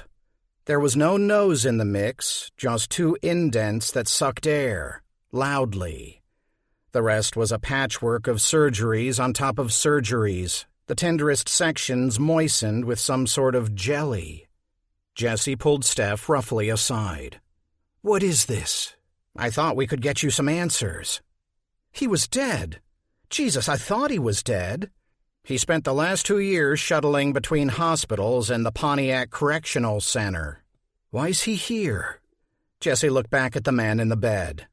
The eye watched them with keen interest. "They call it compassionate release. The man's had 3 strokes, every infection in the book, and now he's dying, Jess. They give him a week, tops." "Aren't they afraid he might try to escape?" "To where? Look at him." Jessie looked. There was no rise in the blanket where a right leg should be. 5 minutes, Grammy Long cried. She was speeding this visit along. "You got questions? Ask them." Jessie stepped forward. As she did, Butch pulled a quaking hand out from under his covers. He reached for a phone charging on the side table alongside prescription bottles and a humidifier. The eye dropped to the phone, and a swooshing sound came from the device signaling the opening of an app. The eye found her again. Jessie swallowed. You You're the one who shot up the Crossroads Motel. Tap, tap, tap. A woman's voice spoke his message. Yes. Stupid question and a waste of time. Why did you do it? Tap, tap, tap. I was hungry. Jessie was about to ask a follow-up question when Butch waved her off. Tap, tap, tap. I was hooked. On what? On drugs? Worse. Can you explain that? No. Jessie found that she was leaning farther over the bed with each answer. She corrected that by standing up straight. She frowned at Steph. I'm not sure this is helping. Steph approached the bed. Is there anything you can tell us that might explain why something attacked my friend in her own goddamn motel? Butch let out a low moan, but his thumb remained still on the phone's screen. Can we get out of here? Jessie begged. Yeah, sorry. The two women turned to go. Tap, tap, tap. Goats. A frustrated groan. Tap, tap, tap. Ghosts. Jessie stopped cold. He said. Who said? Said what? Jessie insisted, gripping the foot of the bed. That I give him ghosts, I get feed. Who? Fed. A jolt of adrenaline shot through Jessie's veins, and she shook the bed. Butch's head wobbled and threatened to topple over. That's it. You gotta go. Lunchtime. Lunchtime. Jessie could hear the clatter of the approaching walker. Who? Spit it out. Word. Grammy Long breached the doorway. Time to go. Would. The eye went wide. Butch's chest heaved. His hand seized and he dropped the phone. His lone leg kicked off the covers, revealing streaks of black veins running underneath waxen skin. His pills, Grammy Long cried as she tried to get past Jessie and Steph. He needs his pills. A deep gurgle rose out of the man's gullet, and a concussive cough released a spray of spittle. His tongue lolled from his maw, extending to a disturbing length. On its surface sat a sharp, stone-like object. Butch rolled his tongue and the mess dropped off, his breathing returning to normal, his single eye at last closing. Jessie looked. Lying on the sheet, slathered in glistening bile, was a pale white bone. Chapter 32. Michael stared out the car window at the foggy landscape whipping past. Fields stripped of their corn, clusters of trees starting to show their autumn colors, farmhouses invariably flanked by enormous pickup trucks. And that was it. Aside from the occasional billboard touting legal services or far-off attractions, rural Illinois kept it simple. His mother and father were silent, opting instead to fill the air with an oldies station. The discussion during the first part of the ride had been brief but memorable. "What's this woman's name again?" Hannah asked. "Lillian Dan," Peter replied. "I thought Dan was a first name," Michael said. "She spells it D-A-N-N. "Oh. Did she happen to mention when your dad bought the place?" Hannah asked. "Nope. But I get the sense he's had it a long time," Peter said, flipping through radio stations. "A bit odd, isn't it? Dad was always buying one thing or another. If it wasn't a house, it was a car wash, an old truck. He couldn't pass up an auction." Michael's mother peeked back at him. "What about you? Are you looking forward to checking out an old house?" "No." Michael's hands began to shake. He wasn't the one speaking. "Really? You're not even a bit curious?" "I think we should stay the fuck away from there." "Michael," his parents said in tandem. His father slowed the car. "Do you need to get out for a bit and think about what you said?" "No, I'm sorry." "Tell him to turn around." "No." "Fine, I'll do it." "No." His father pulled onto the shoulder and stopped the car. He leaned back. "Are you going to behave yourself?" "Yes." Peter checked in with Hannah, who nodded. He turned on the radio, and for the next few miles no one spoke a word. Well, almost no one. "Look at me." Michael kept his eyes on the passing landscape. "Don't be stubborn." He counted the houses. 1, 2, 3. Michael, look at me. The voice startled him with its volume, and he whipped around. Sitting next to him in the back seat was his father, or at least a version of his father. The man was gaunt and gray. His clothes hung loosely on his frame. And that grin. Michael had watched a program on TV once about a group of mountain climbers who went missing. When they were found, they said they were so hungry they had eaten their boots. The man beside him had that same starved man's grin. "I don't know what to say," the man said, tears rimming his eyes. "Look at you. You're the most beautiful thing in the world." The man reached out to touch his face, and Michael shied away. "Mom," Michael cried, only to realize that there was no one in the front seat. His parents had vanished, and yet the car still barreled down the road at 60 miles an hour. What happened? Where are they? I'm tuning them out so we can have a chance to talk. Who are you? The pale man looked pained. Take a good look. Michael looked. Every feature was the same as his father's. The upturned side of the mouth, the earnest eyes. But in this man they were diminished. Are you sick? Yes. Sick from missing you. The man gripped his hand, and his touch was as cold as death. Michael wanted to pull his hand away, but something in the car had shifted. The sky outside darkened, and the car increased its speed. Michael, he makes me watch. Everything. Every minute, every day. He takes me back and makes me watch. At first Michael didn't understand, but then a stream of images flowed past him like he was falling into a movie screen. There he was, laughing with his father in the subway, his father trying to put on his child-sized Yankees cap. The scene shifted, and now he saw himself curled up in bed as his mother sang "Sweet Child o' Mine" while touseling his hair. Another shift. He was pale and gasping, grabbing at the oxygen mask pressed to his face as the ambulance hit a pothole. Shift. Dad was filling a hypodermic needle, his face grim, and... That never happened, Michael said, squirming in his seat. Mom again, this time sitting on the floor of his now empty room with an old IV needle in her hand, her arm peppered with self-inflicted wounds. Stop it! His parents holding each other in a bar restroom, weeping over his death, Mom barely holding it together. Tears flowed down the face of the man gripping Michael's hand. You see? Who am I if I'm not your dad?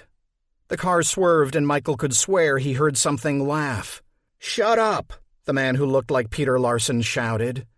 He looked back to Michael. My friend can be cruel. Michael squeezed his eyes shut, willing the scene away. I just want to protect you. Michael's fear mounted as the car seemed to speed up. Really? Because no one's driving the car. Don't be scared. The last thing I'd want to do is scare you. Then go away. Open your eyes. Go away. Michael? It was his mother's voice. We're here. Michael opened his eyes. Through the glass he saw an imposing farmhouse with a solemn demeanor, his father standing with a well-dressed woman in high heels holding a clipboard. A wretched wail rose up within him, which was soon joined by another. He listened inward, trying in vain to separate the two voices, but one thing he was sure of was that one of the anguished cries belonged to the man in the back seat. Run! Peering through Michael's eyes, Peter screamed with all his might. Whisper screamed alongside him, the demon lending him its voice, robbing him of his own. He didn't have to enter the place to know what awaited him because the memories were tumbling all around him.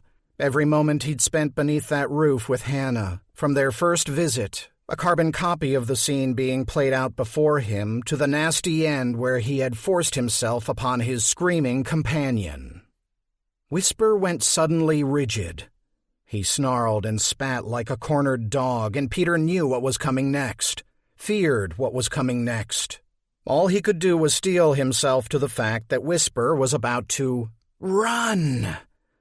Peter had thought the word was his own, him begging the boy to jump from the car and head across the cornfield, but instead he now recognized that it was his companion's voice, and it was not a command but an exclamation of purpose.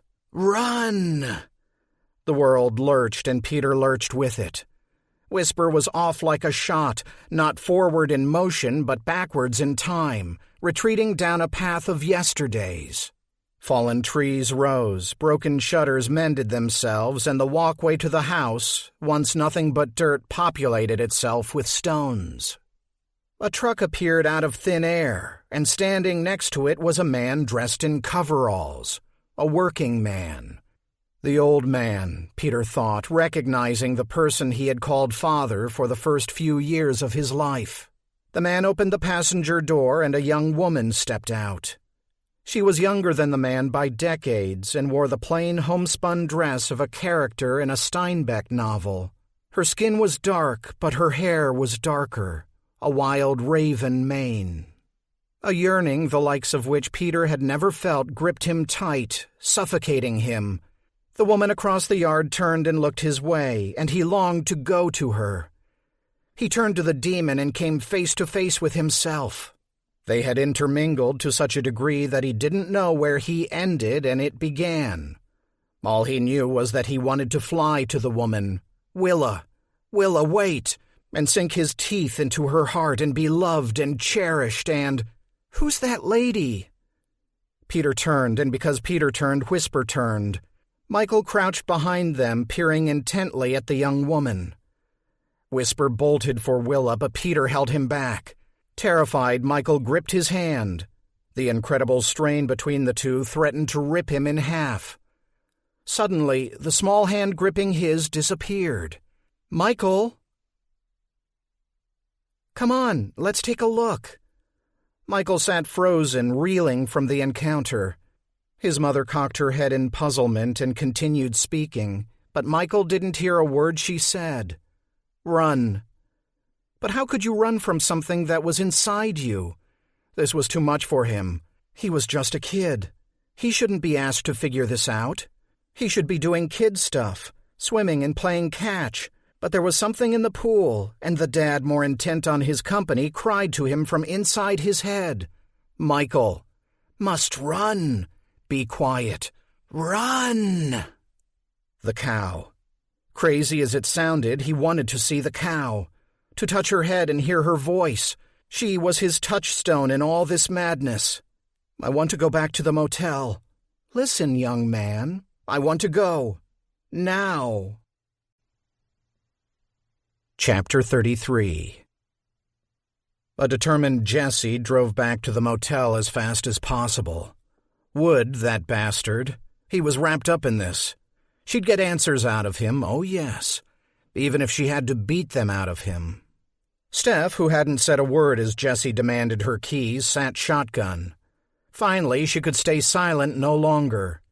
"Go ahead. Yell at me. Come on, say something." "How could you let me buy the place?" "Look."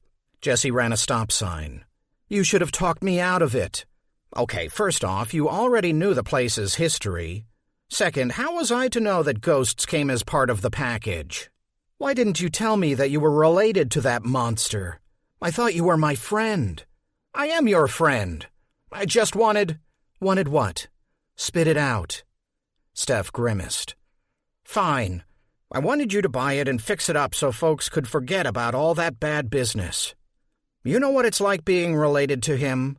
What it's like for my family? It's a nightmare. And then I get a call telling me they're releasing him? So you decided to sell me out." "I didn't sell you out. You decided to leave me holding the bag, and there's nasty stuff in that bag. I'm sorry. You're going to help me fix this." "How?" "I don't know, but you're going to help me fix this, Steph. Okay." Jessie whipped the car right, lurched into the Intermission Motor Lodge's parking lot, and pulled up to the office. Lynn poked her head outside. "Hey, the exterminator called and—" "Give me your master, please," Jessie said. Lynn complied. "Is everything okay?" "What room is Mr. McKay in now?" 208. Jessie turned and headed toward the stairs. "Come on, Steph," she said. "Let's see what this guy has to say for himself." Michael made a move for the vidibox control, but Hannah grabbed it before he could. "No way, mister. If you're in too much of a mood to check out our new digs, then you're definitely not up for TV."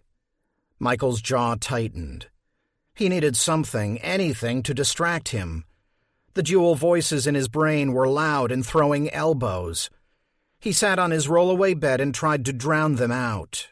"Michael, listen. No good. Can't stay. Must fly. Please, I'm begging you. Bad, bad, bad, bad, bad. Fly." He thought his head would split in two, no, three, no, 1,000,000 pieces, scattering him to all corners of the earth. Dad knelt before him. "You want to tell me what that was all about back at the house?" The voices returned, both clamoring for attention. "I'm okay, Dad." "That's not what I asked. I want to be alone, that's all." "Your mother and I—" "Give it a break," Michael shouted. "The boy wants to be alone. Why can't you leave him alone?" "Excuse me?" "Fly," Michael cried in a horrible, screeching voice. "Fly!" His father stared at him, alarmed at his son's outbursts. He turned to his wife. "Honey, do you think we need to take him to the—" "Yes." "Leave him alone," their son growled through gritted teeth. "Let's get a bag together," Peter said. A loud pounding came from next door.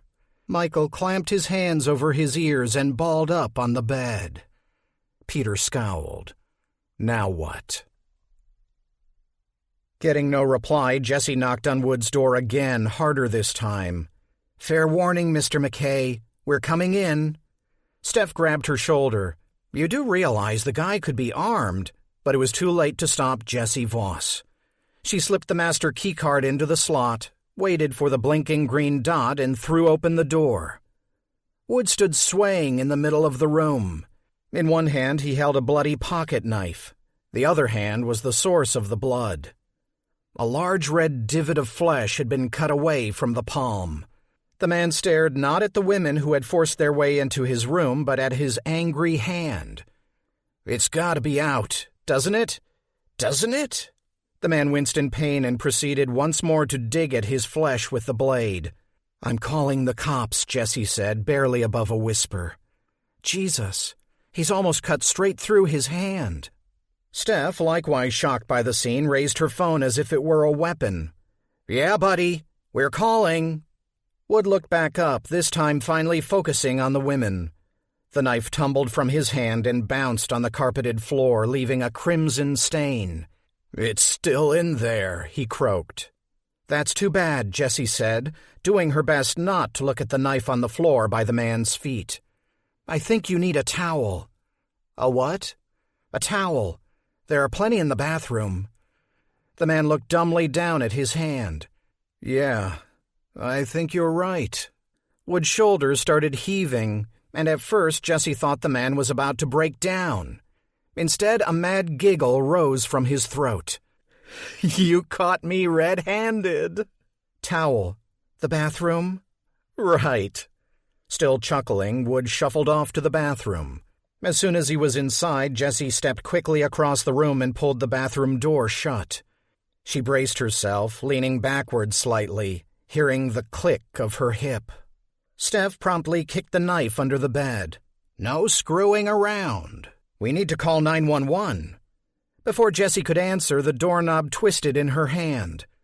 Wood cursed and yanked on the door. It opened an inch or two before Jessie managed to pull it shut again.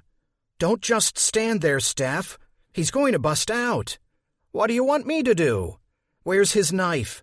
"Under the bed." "Hey, let me out. Help! Let me out of here!" Wood's voice was a mix of anger and anguish, and Jessie feared what he might do should she let go of the doorknob. "Why is the knife under the bed?" "Because I kicked it. It was covered in blood, and who knows what kind of diseases this guy might—" "Get the damn knife!" "Help!" Wood screamed. "Help!" The murmured voices in the adjoining room had given way to frenzied shouts. Michael was rocking now, hands plastered to his ears. He could feel black fissures streaking across his mind. As Peter packed Michael's pajamas and underwear in his overnight bag, Hannah sat on the bed and put her arms around the boy. "Don't worry, honey. We're going to get you checked out, okay?" Another shout, this time clear enough to make out. "Help!" Peter set the bag aside. "I'm going to see what's up." The door shuddered as Wood yanked harder. "Steph!"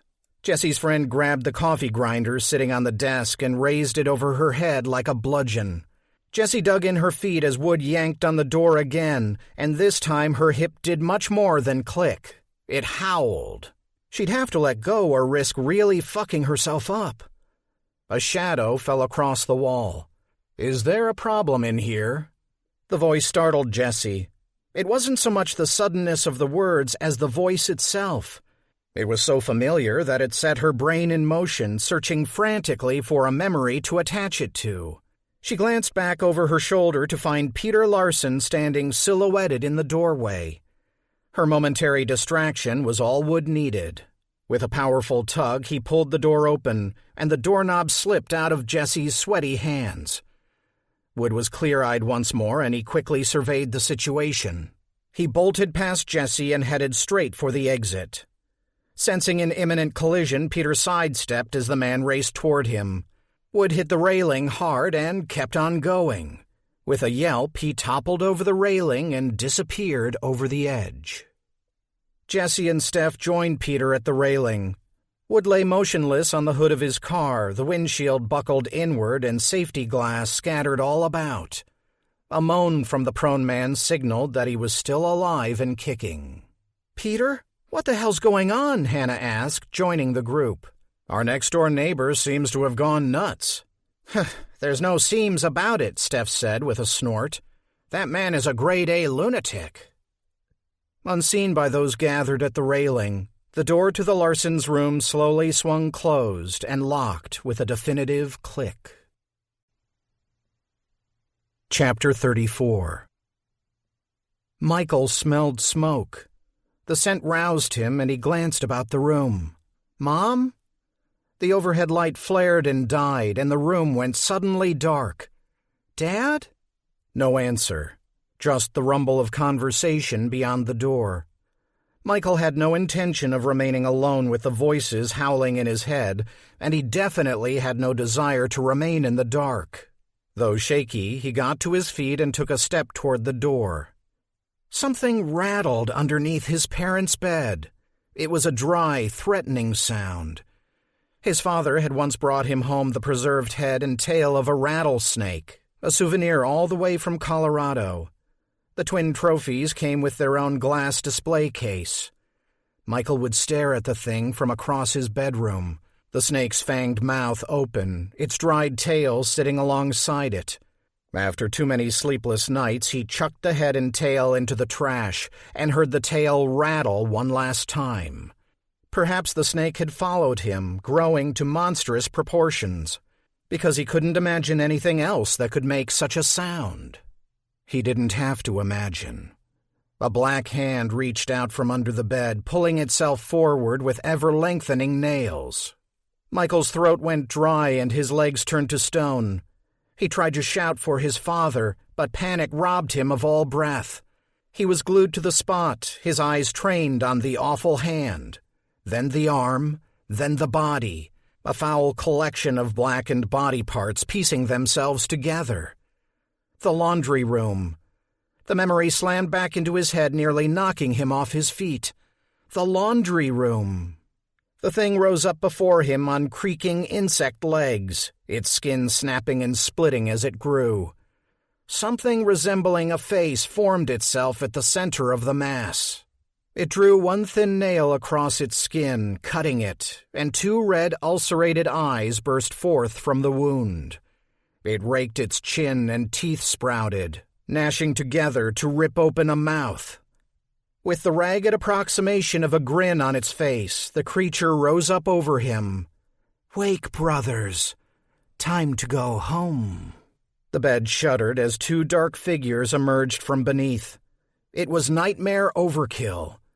Michael was already petrified by the sight of the monstrous thing that swayed above him, cooing to him in its Her brittle voice.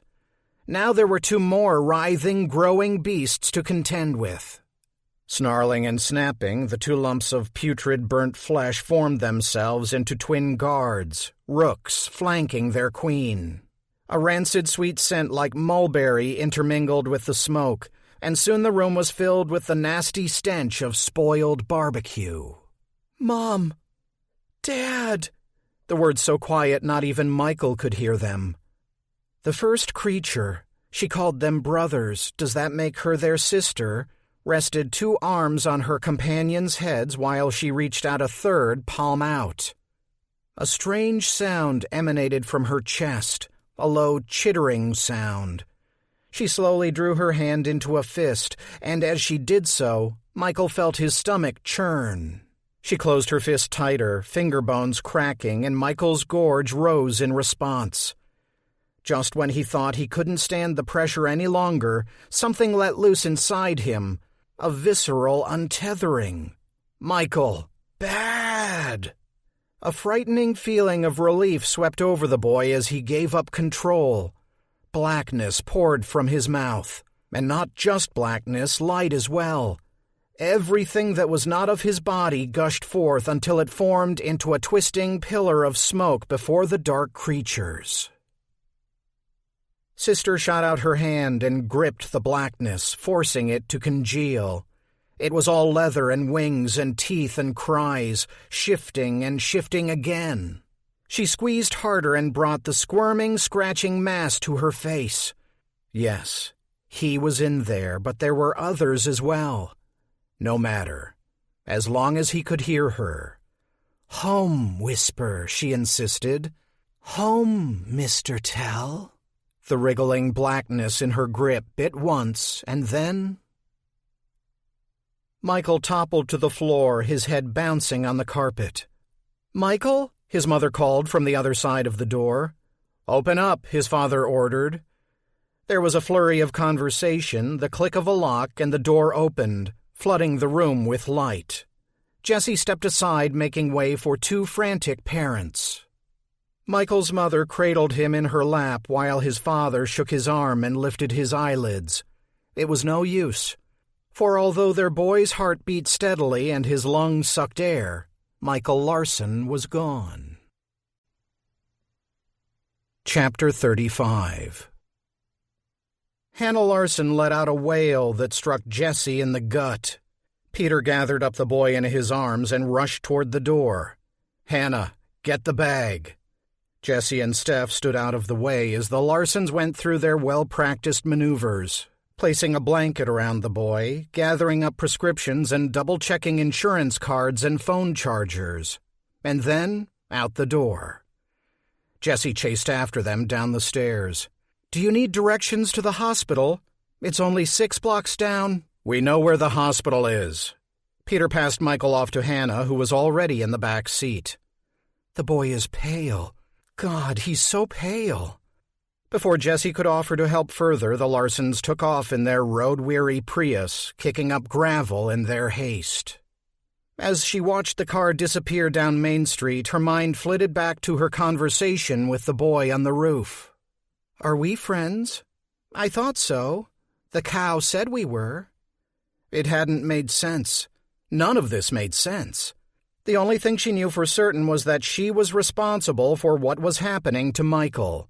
It was her decision to raise this motel from the dead, unearth what should have been left buried.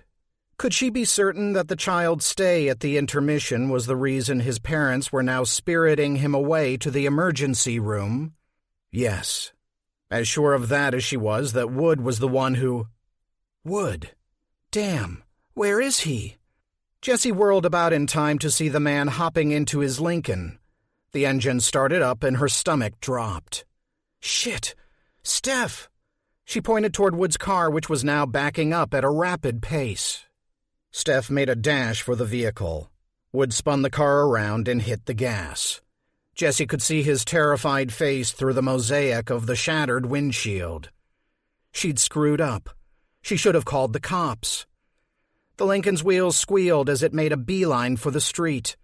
Just as it looked as if Wood's escape was a fait accompli, A second car came into view.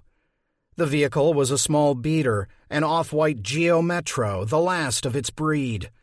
The car pulled into the path of the Lincoln and accelerated. Steph was out in the open and in the danger zone of the two cars' imminent impact. "Get out of the way," Jessie hollered.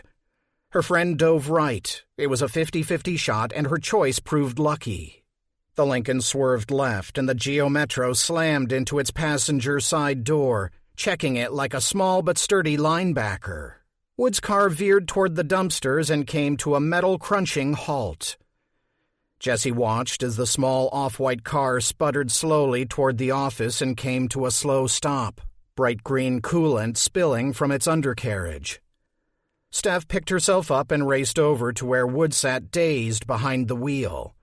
She yanked the door open and leaned over him, switching off the ignition and taking the keys. Jessie heard a string of swear words coming from inside the Metro, and then the driver threw open the door and crawled out. "My insurance is going to take a hit for that." The young woman to whom the voice belonged was short in stature and dressed head to toe in black. Even her lips and nails were black. Didn't even want to learn to drive in the first place. She pushed the driver's seat up and retrieved a similarly black portfolio from the back. A large one, the kind Jessie had sported about campus when she was going for her degree in design. White twine stood in for a broken zipper. A mass of scrawled pages poked out from the portfolio's interior like a hoarder's prized possessions. Without another word, the woman marched toward the front office, forcing Jessie to catch up. "Excuse me?" The woman in black stopped and turned to Jessie, annoyance spreading across her wide face. "Yes?" "Who are you?" The young woman harumphed, stuck her free hand into her pocket and came out with a handful of business cards. She tossed them in Jessie's direction. They fluttered in the air and landed at her feet. "There's no time for this," the woman said in a firm monotone. She promptly turned tail and headed into the office. "Where's the cow?" Jessie retrieved one of the business cards. It read, Ellen Marks, author, medium, psychic. Chapter 36. Lynn stood wide-eyed behind the counter, looking as if she wanted to bolt. "Is the Larson boy okay? What's going on? Who was that woman?" "Where'd she go?" Jessie asked. Lynn pointed down the hallway to the unfinished restaurant space. Steph dragged Wood through the door. His wounded hand hung limply at the wrist. His nose jutted to the side. Another break. Steph had his good hand trapped behind him. He let Steph lead him, all his fight sapped away. "Take the rest of the day," Jessie said to Lynn. The young woman seemed all too eager to comply. She grabbed her bag and slipped out the door. "What do you want me to do with this piece of shit?" Steph asked. "Bring him." Jessie headed off down the hallway and Steph followed with the captive Wood. The young woman, clad in black, stood in the middle of the collection of boxes, furniture, and refuse. She'd set her portfolio of pages on a round table and was staring at the plexiglass cow, shaking her head. "I thought it'd be on the roof." "It was," Jessie said, walking up to her cautiously. "I had it brought down here until I can get the restaurant in order." "Still say that's biting off too much." "Hush, Steph." The woman turned to face Jessie. As she did, Jessie noticed something in her left hand. Doing her best not to stare, she recognized it as a child's toy, a small black Angus. The woman's thumb worried its head. "It's my touchstone," the woman said, gripping the toy cow. "It helps me key in, communicate. Cow at the motel, cow in my hand. Don't know how it works, but it does. Are we going to get on with this?" The woman furiously stroked the toy with her thumb, and Jessie realized that this must be the woman's constant ritual. The toy cow's head was worn flat like a polished stone. "First things first. I'm Jessie." "Huh, got that wrong." "Excuse me?" The woman smacked her lips. "Thought your name was Jersey, like the cow. At least that's what I picked up." Jessie was flustered. "And you are—" "I gave you my card." "Ellen." The woman let out a wearied breath. Ellen Marks. Now, can we please get started? Ellen Marks. Jessie rolled the name around in her mind. Ellen Marks.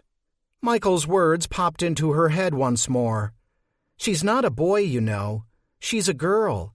And her name's not Elmer. It's close, but that's not her name.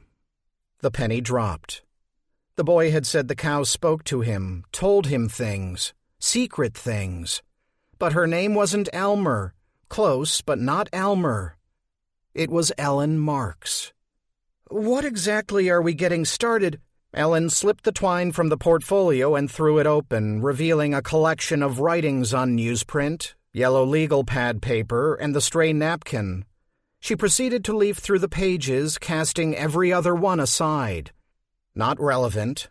Not relevant, the woman in black muttered, leafing through the pages. Jessie's patience was wearing as thin as the layer of paint on the toy cow's head. Explain yourself, she said, her voice booming in the open space. God knows I can see you're connected to this whole, whatever this is, and I insist on knowing how. Ellen kept her attention on her pages. No time for that. I already told you. Now, will you just let me? Jessie pushed over a stray chair, making much more noise than she had planned on making. Explain. Startled, the woman in black turned. I don't like people slowing me down when I'm on task, but I need you, so I'll explain.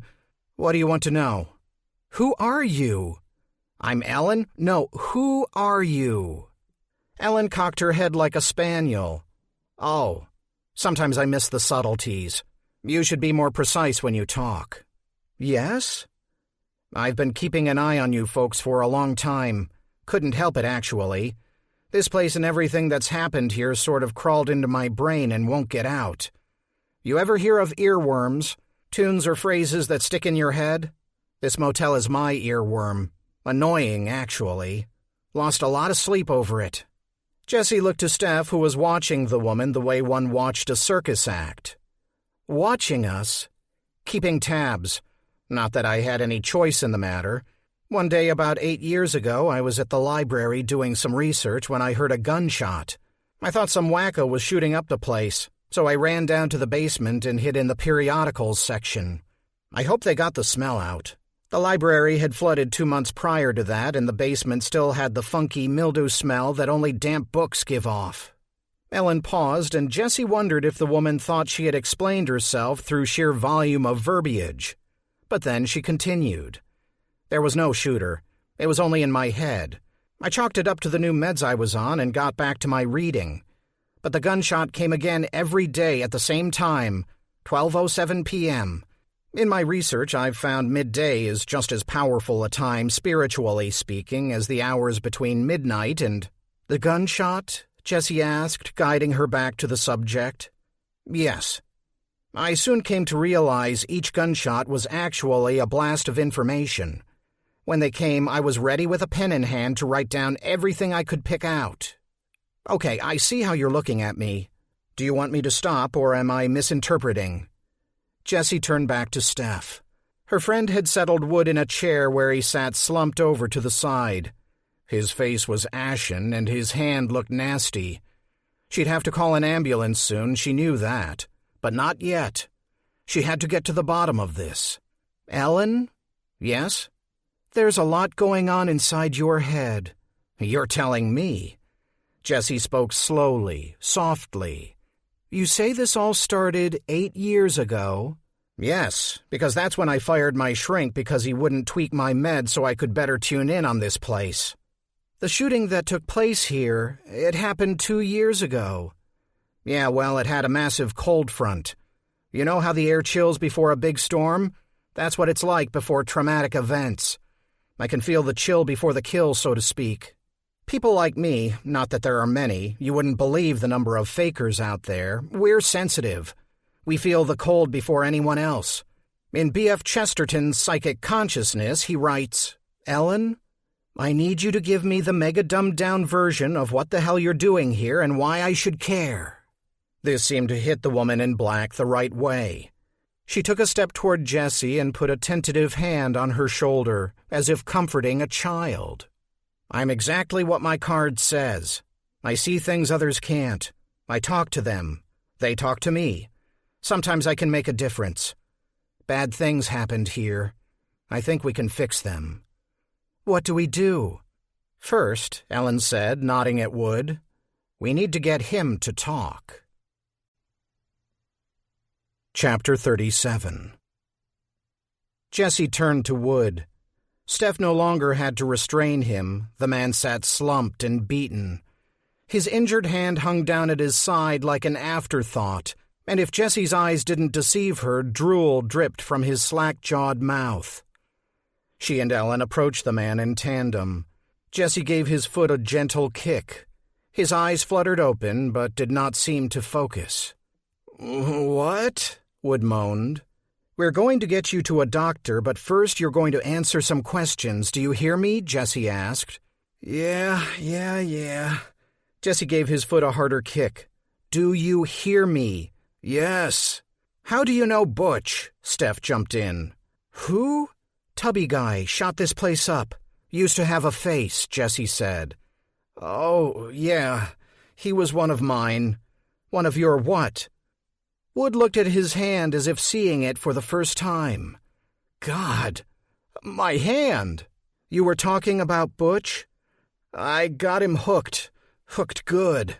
"On what?" Steph asked, leaning in. "It wasn't booze. He's been a drunk since high school."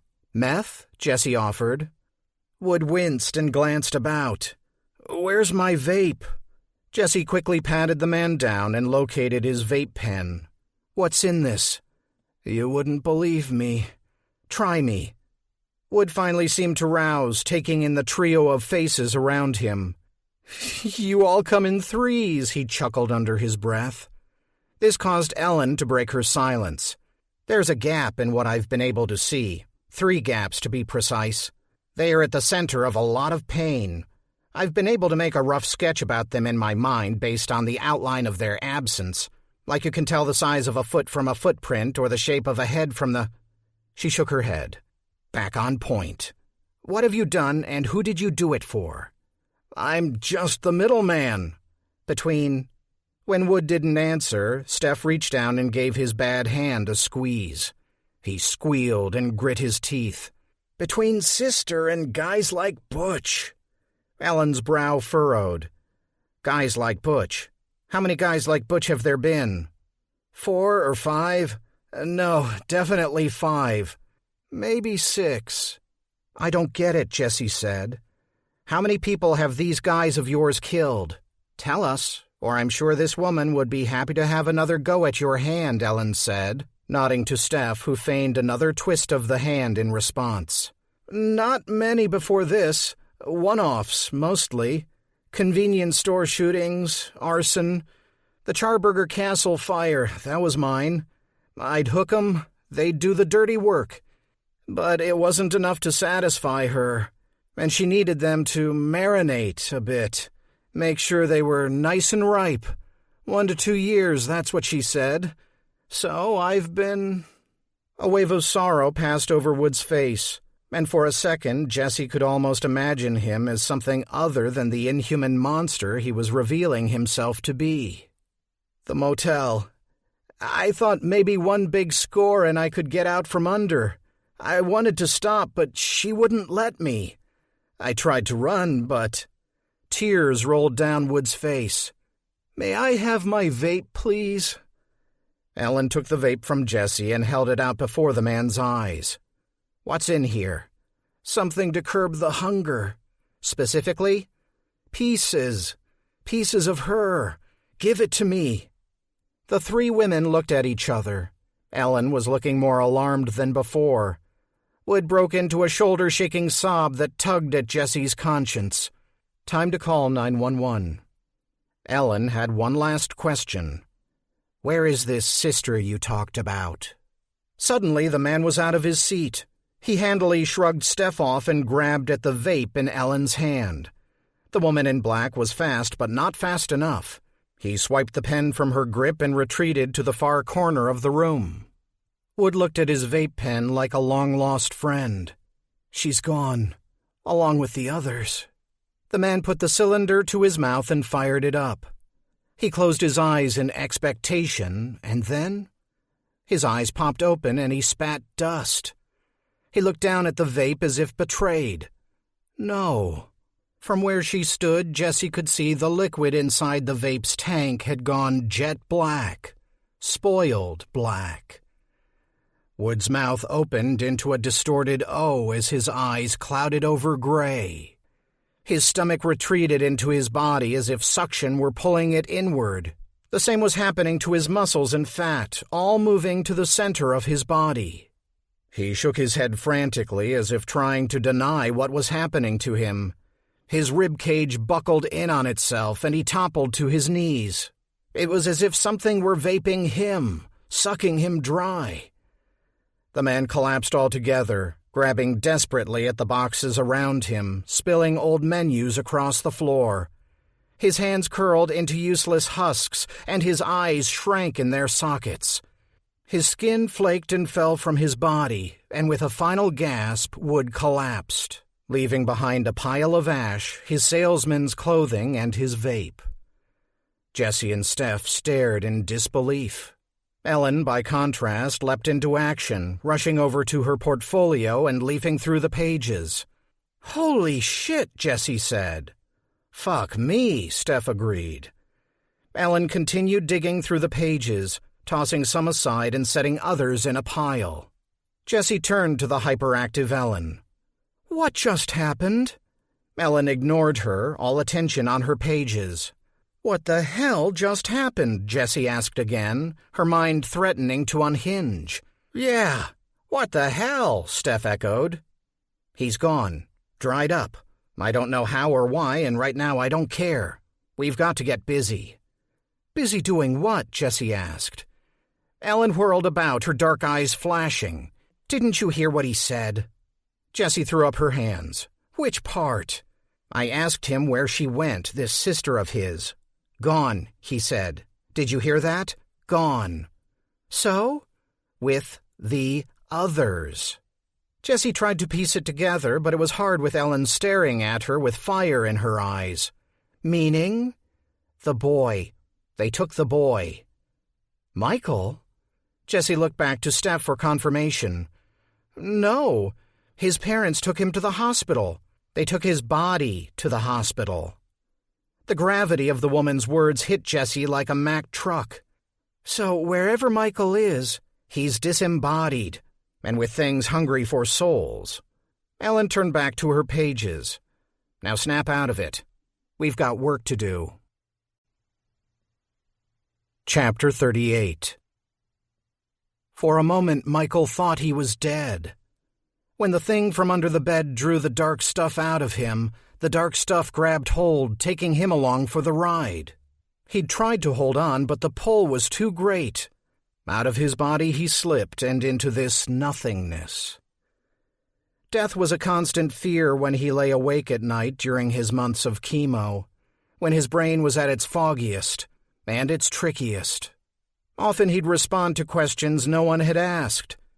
When it became a nightly occurrence, his father brought home a white noise machine to help him sleep, but his mind had found voices in its hiss. His prankster brain also conjured up visions. One vision in particular, a misty man. He would catch it moving across the room, and when he turned to look, it would stop, imitating a shadow cast by the lamp. A misty man. No, a messy man. For that's what he was, wasn't he? He drew near when the bad stuff happened to Michael, the messy stuff. When his fever spiked and he spit up black tar. When the IV missed its mark and his arms swelled purple.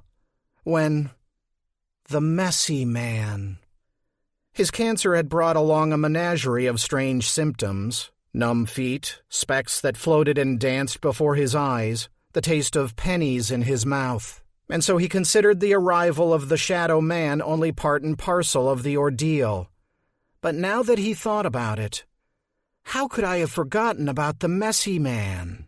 At that, other voices rushed in, blocking out his own, and Michael knew quite clearly he was not dead. But he was falling. They were all falling, he and the others who howled and shrieked around him. Only one of those voices was familiar to him, and it whispered instead of shouted, "Stay close to me, Michael." It was Dad. Not his dad, but the dad from the car. The one with the drawn and pale face. He was pressing close, shielding him in this pitch blackness as they fell, as the others fought all around him, snarling and biting and screaming venom. It was getting colder, and Michael sensed they were approaching the end of the road. A sudden rush of wind billowed up, and the voices scattered. Michael felt a sudden separation from the group, and he was falling solo. He tumbled to the ground amidst the receding cries of the others. He waited a moment before opening his eyes, unsure if he wanted to see the next chapter in this nightmare. He lay there, hands pressed against the ground. "I won't open my eyes. I won't." Until at last he did. Chapter 39. It took Ellen Marks a scant 5 minutes to sort through her collection of writings and pull out the ones she wished to use. The rest lay scattered about the floor in heaps. "This should do," the woman said as she propped a felt menu board up against the table. The pushpin letters still announced BLT as today's lunch special. Ellen yanked out all the letters and used them to tack up her writings scribbled on yellow pages and stained cocktail napkins. "Get my bag out of the car," Ellen told Jessie. "Back seat. The purple one, not the red one." Jessie nodded and headed for the hall. Ellen stopped her with a shrill whistle. "Hold on. I don't have a red bag this time." "Never mind. Purple. It's purple." Jessie shot Steph a look, but her friend was busy poking at Wood's empty clothing with a broom handle. She acquiesced and made quick work of making her way to the woman's crippled car. Digging through the mess of old magazines, clothing, and fast food wrappers, Jessie finally found the bag. It wasn't purple. It was black, the same as the rest of the woman's attire. As she pulled it free by the strap, the bag opened, spilling half its contents. Cursing, Jessie grabbed up Ellen's prescription bottles, tissues, and a small bottle of Boo Hot, the label on the glass touting it as America's finest ghost chili pepper-flavored sauce. Returning to where Ellen stood stooped over, pinning pages to the menu board, Jessie set the bag on the table. "Sheesh. Black bag," Ellen spat. "Get it right, Marks. What did you mean when you said you didn't have a red bag this time?" Eyes still on her work, Ellen raised the bag and shook it. Pills chattered in their bottles like teeth. "I don't. It's black." "No," Jessie said, trying again, speaking slowly and deliberately. "What did you mean by this time?" The woman in black pulled the bottle of hot sauce from her bag and downed a few drops. Jessie could smell the heat of the pepper from a few feet away. Ellen grimaced, and when she opened her watering eyes, they were trained on Jessie with a new sense of focus. "Sorry. I have little tricks to check myself. Darn, that's hot." Ellen tucked the bottle away. "Let me explain. In life, things happen or they don't. But for me, as of 8 years ago, things happen and they don't. Do you understand?" The look on Jessie's face said she didn't. "Up until then, everything's going fine. High school's the worst, but I'm managing. And then, boom, on goes the radio. Instead of picking up one signal, which is bad enough, I'm picking up every signal on the dial all at once. Take you, for example, Jessie, when I did my thing and set my thoughts out toward this place, sometimes you were married, sometimes you weren't. Sometimes you bought the motel, sometimes you didn't. This time you're not married, and this time you bought the motel." Ellen dug into her bag and pulled a stray pill from the bottom and popped it into her mouth. "After dealing with this for the past 8 years, I think I'm handling it quite well." "And why have you been thinking about this place at all?" Ellen snorted as if it were obvious. "The boy. I think I helped him before, or am helping him now, or helping someone else help him. It's all wrapped up in the kid, and if I can solve this, maybe I can sleep without the horse tranquilizers." "That's a joke. I don't take horse tranquilizers. They'd kill me." I'm no good at jokes. Michael must be around 8 years old, Jessie said. Isn't that a coincidence? Ellen said, raising an eyebrow. Show me where the boy got snatched. The Larsens' room is on the 2nd floor. Jessie ushered Ellen toward the hall. Steph waved them down. Hey! She pointed at the pages tacked up on the board. Don't you need your notes?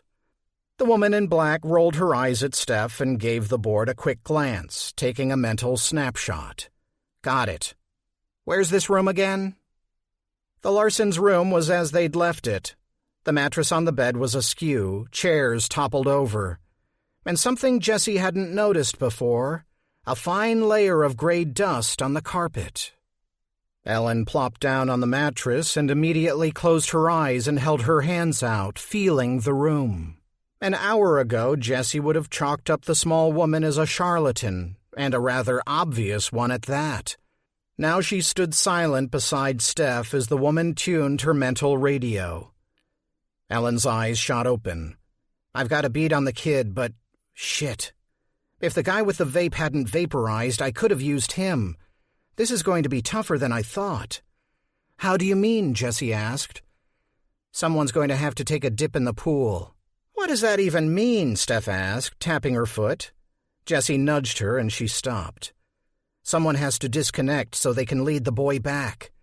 Disconnect? Steph howled. You mean die. She means die, Jess. I don't mean die. I mean, haven't you ever read Riding the Silver Cord by... How could I lead him back? Jessie asked, her mouth set.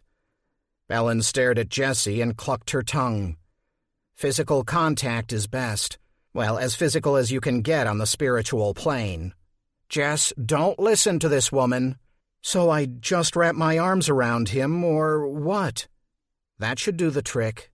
Jess! Steph stepped between Jessie and Ellen. What the hell are you thinking of doing? Jessie gave her friend a reassuring nod. I'll be right back. Jessie found the white paper Eklund's pharmacy bag next to the aerobed, the bottle of Rexafin still stapled inside. She made a mental calculation, multiplying the number of pills by their strength. It should do the trick. She walked to the front desk and rummaged for the first aid kit. The boy's words popped into her head. Why did you buy this motel? She hadn't had an answer for him then, but she did now, and it was as true as anything she'd ever known. So I could save you, Michael. Jessie returned to the room, the prescription bottle gripped firmly in one hand, a small white package in the other. Steph stepped between her and Ellen. I'm not going to let you do this. Jessie tossed the empty bottle to her friend. Too late. You've gone off the deep end, you know that? Jessie held out the 2-pack of naloxone nasal spray, which is why I'm going to need someone to pull me back out. Chapter 40. Sister hit the ground and was immediately on point, ears ripping from the side of her head to move forward, eyes splitting and staring in 4 directions, not 2. Home, she had said. Home she had wanted. But this was not home. This was a barren field, an insult to the reunion she had in mind. Sister screamed to the heavens and heard her brothers scream in kind. They were not far off. She'd collect them and sort this out. And then she'd sort Whisper out as well. The smaller of her brothers limped into view, legs bending in all the wrong places. Without sustenance, he would wither and die. Best not to let that happen. Come, brother, take comfort beneath my wing. For she suddenly had a wing, formed from the shattered remains of her arm, a large black sweeping thing that mended itself into a protective flap. Her brother hurried to take shelter at her side, and when she could feel his heat on her skin and smell the rot of his failing flesh, she fell on him and fed, drinking, chewing, gnawing with one mouth, singing him to sleep with a warbling lullaby with another, ignoring his squeals as she ate, gaining strength in the betrayal. The third in their now dissolved triumvirate crawled into view, sniffing the air, wary of the scent of death in the air. "Fear not. Come and feed. You are my kin." The creature came, bowing its cracked head low to the ground, careful not to look Sister in the eye. When it reached the fallen corpse of its companion, it buried its face deep in the obsidian gore. It was good he fed. He could be counted on to provide food later, in a pinch. No kill. She felt the sting of guilt. Yes, others had killed for her, but up until now she had refrained, bound by the rule. No more rules. Sister stared off across the field at the motel a mere half-mile off. "Whisper, I will make you pay for this." Chapter 41. Jessie led the other two to Wood's room. It wouldn't do to have Mr. or Mrs. Larson return for some of their kids' clothes, only to find their host lying on their bed, drugged to the point of death. The Rexafin was kicking in hard. She'd chewed the lot before swallowing. She didn't have much time. "Your friend isn't going to let you stay out for long, so you're going to have to work quick," Ellen said. "Give us a sec," Steph said sternly, guiding Jessie to the bathroom. Jessie closed her eyes and stood swaying while she heard her friend turn on the faucet. Then the feel of a cool, wet cloth on her face caused her eyes to pop open again. Steph was standing in front of her, dabbing at her brow with a damp washcloth. "You were looking clammy," Steph said. "I feel clammy." "You should have let me do this for you, you idiot." Steph choked back a sob, and Jessie noticed tears rimming the woman's eyes. "And risk losing my best friend? Not a chance." "I'm your best friend? Didn't you know that?" "Yeah, well, I just never thought you'd fess up to it." "Well, you are, you pain in the neck." Jessie gripped Steph's arm. "You'll bring me back." "If I have to kick the devil's ass myself." "Atta girl. Now get me to the bed. I think I'm going to—" At that, Jessie slumped, her leg muscles no longer willing to keep her vertical. Grabbing her like she was a sack of flour, Steph hauled her up and transported her to the bed, where she flopped back. Jessie's vision suddenly narrowed, and her mind flitted back to a childhood vacation she'd taken with her family to Florida. The beach was hot, but the breeze was cool, and she'd found a toy telescope half buried in the sand. She had spent the better half of the morning spying on sunbathers, and when she'd turned it around and peered through the larger lens at the water, the green Atlantic receded into the distance. The motel room was withdrawing from her in much the same way. "No, I'm the one withdrawing." "The boy's still here," she said, begging Ellen to confirm this. "Here at the motel." The woman closed her eyes and raised her hands like a television psychic. The gesture might have looked comical if Jessie hadn't felt a tickle of static electricity crawl up her neck. "Yes, he's confused, scared and confused, but definitely here." The room was starting to dim. Jessie reached her hand out for Steph. "You've got the spray." "Wouldn't be much use to you if I didn't." Ellen muscled in close and leaned into Jessie's ear. "Jersey?" "Jessie," Jessie mumbled, her jaw going slack. "Find the boy, bring him back. I'll do my best to talk you through this from my end. So I want you to listen to my voice. Concentrate on nothing else. Listen to me, and everything is going to be okay." "Promise?" "I promise. I'll be with you every step of the way." And with that, the world blinked out. Ellen promptly left Jessie's side. She perched on the edge of the desk, pulled out the toy cow, and proceeded to worry its plastic head. Steph glared at her. "What the hell are you doing? You told her you were going to talk her through this." The woman in black continued stroking the cow. "I already did." Chapter 42. At first, Michael couldn't understand what he was seeing. The sky was dark purple, and he could hear a cricket choir chirping in the distance. The last thing he remembered, it had been daytime. How was it suddenly night? He rose from the gravel. He was in the parking lot, no question of that. And yet something felt off.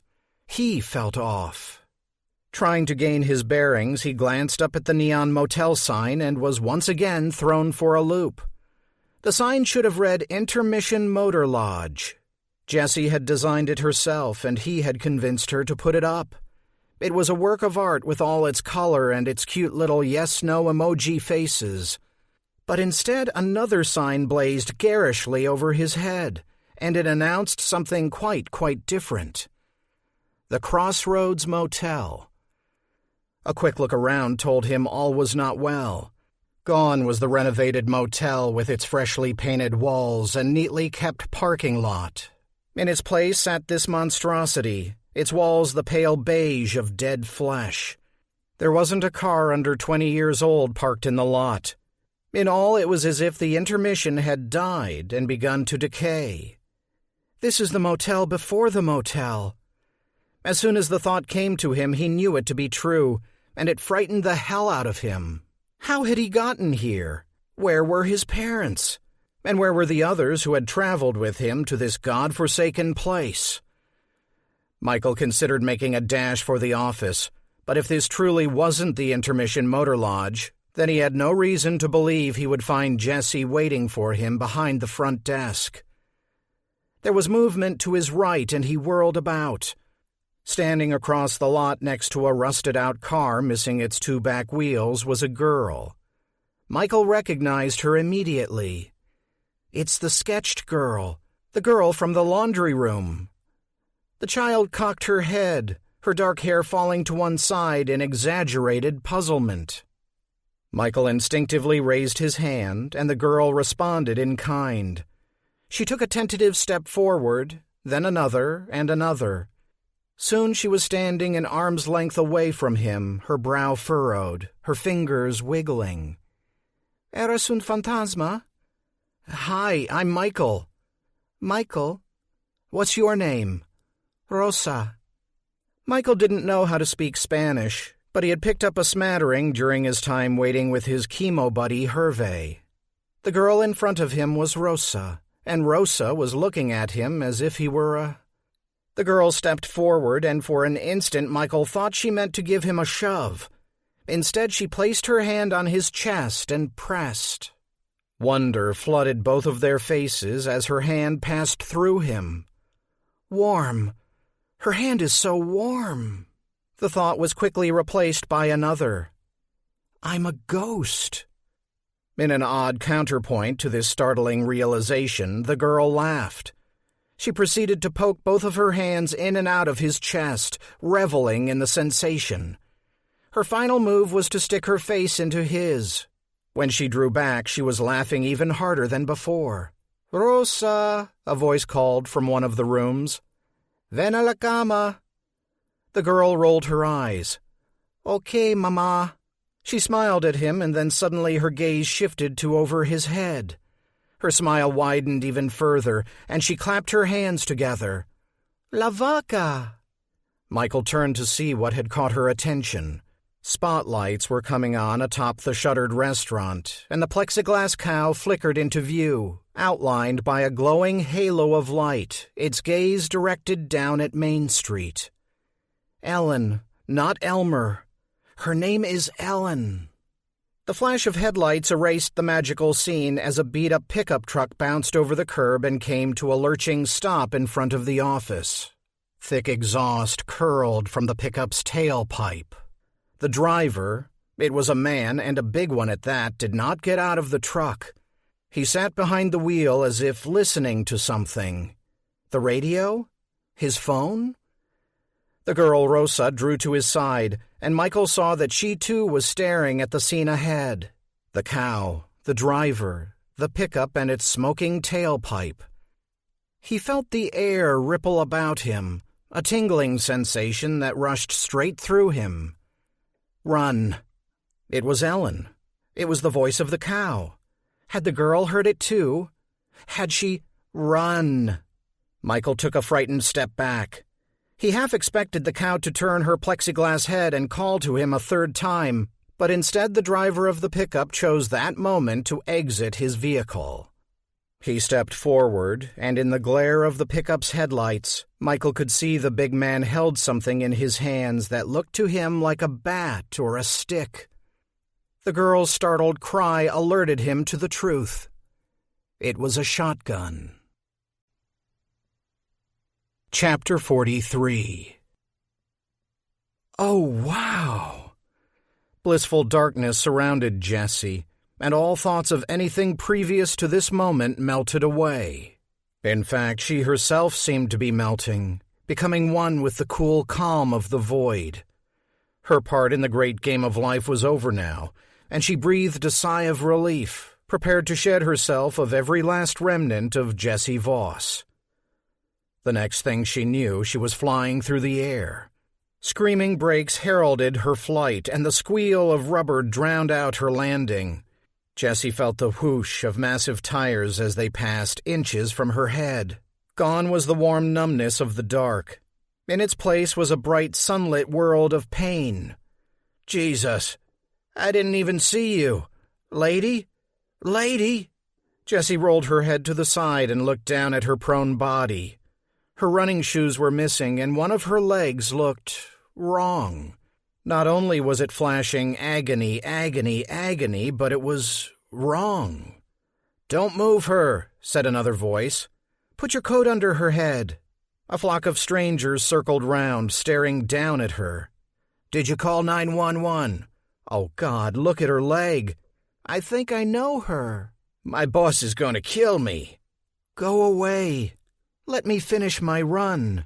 "She's going into shock." Jessie felt herself drop as the scene playing itself out above her receded, as she withdrew. Bleep. "I'm supposed to be doing something," she whispered to the void. "But what?" Bleep.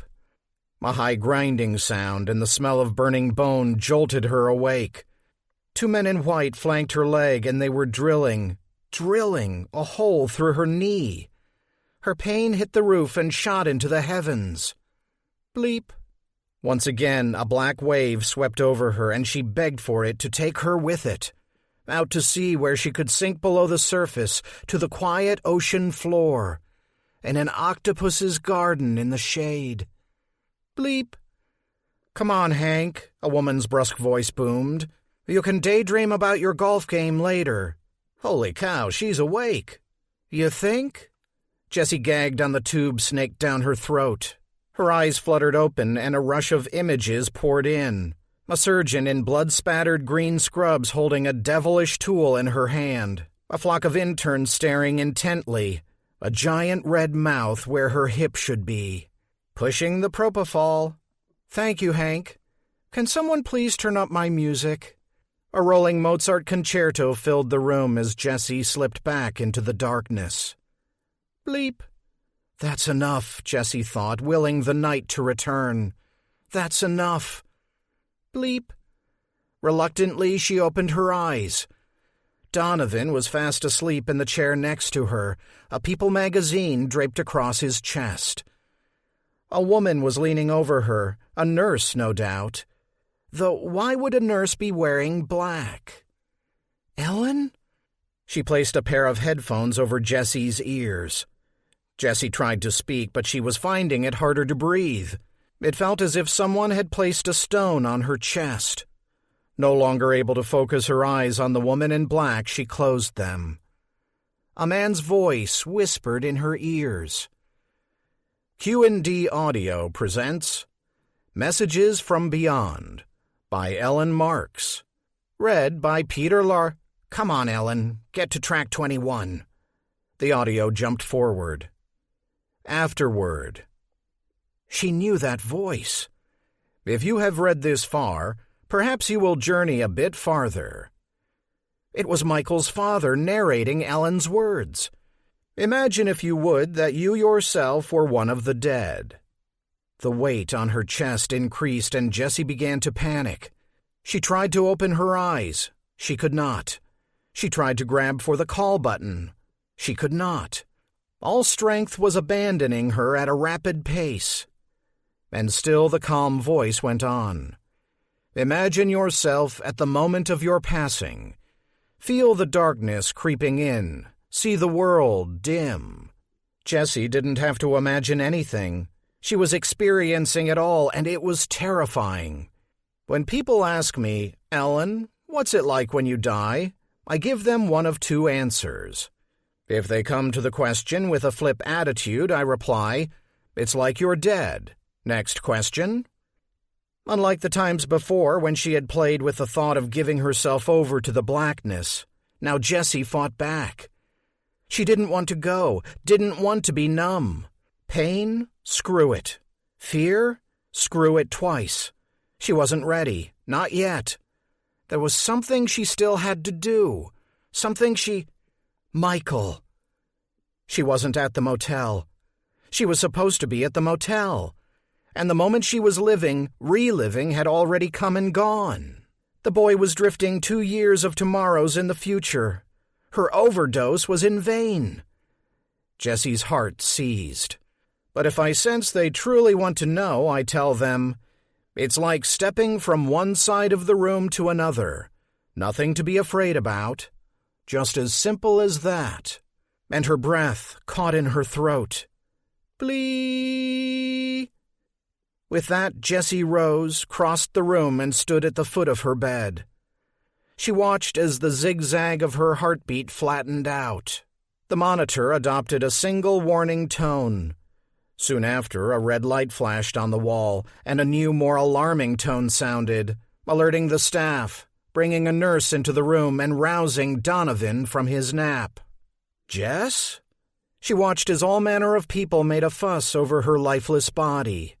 I died in the hospital, she'd told the boy. And now here she was, spectator to the actual event. What would happen when they revived her? Would she be back at Donovan's side? Back to rehab? The long, slow struggle to learn how to walk again, to drive past a semi without flinching, to re-wage her war against the goddamn Rexaphin? No. If she stayed here, woke here, the boy was lost. That means staying is not an option.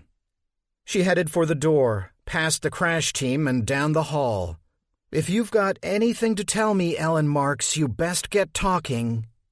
Peter Larson's voice was back in her ear. If you can handle life, you can handle death. So as I lay out these, my final thoughts on the matter, just know that I'll be with you every step of the way. Chapter 44. Butch Long made his move. It was time to get this party started, and then he could claim his reward. He reached for the office door and paused. Something was niggling at the back of his brain, and he had learned not to ignore such whispers. Looking about the landscape, he saw he had 3 witnesses. One was a stringy-haired stoner peering at him from the pool. The other 2 were children. What were children doing out at this hour? Didn't their parents know what targets they made, standing in the middle of the parking lot? Abandoning the office, he moved toward them. The children cowered at his approach but did not run, which surprised Butch. And it gave rise to a single question. Are you seriously thinking about killing children? Like the first cracks in a frozen river, the question sent fractures through his brain, breaking his concentration and unsteadying his course. Hell no. I wouldn't hurt a fly. I wouldn't. A lightning strike of pain shot through his head, and his stomach turned on itself. The hunger planted there by that devil wood, the promises the man made, was beginning to open. It was a ravenous thing, this need, and it swallowed up any sympathy the sight of the 2 children had brought to the fore. It gobbled up his will, ordering him to level the shotgun at the boy. No.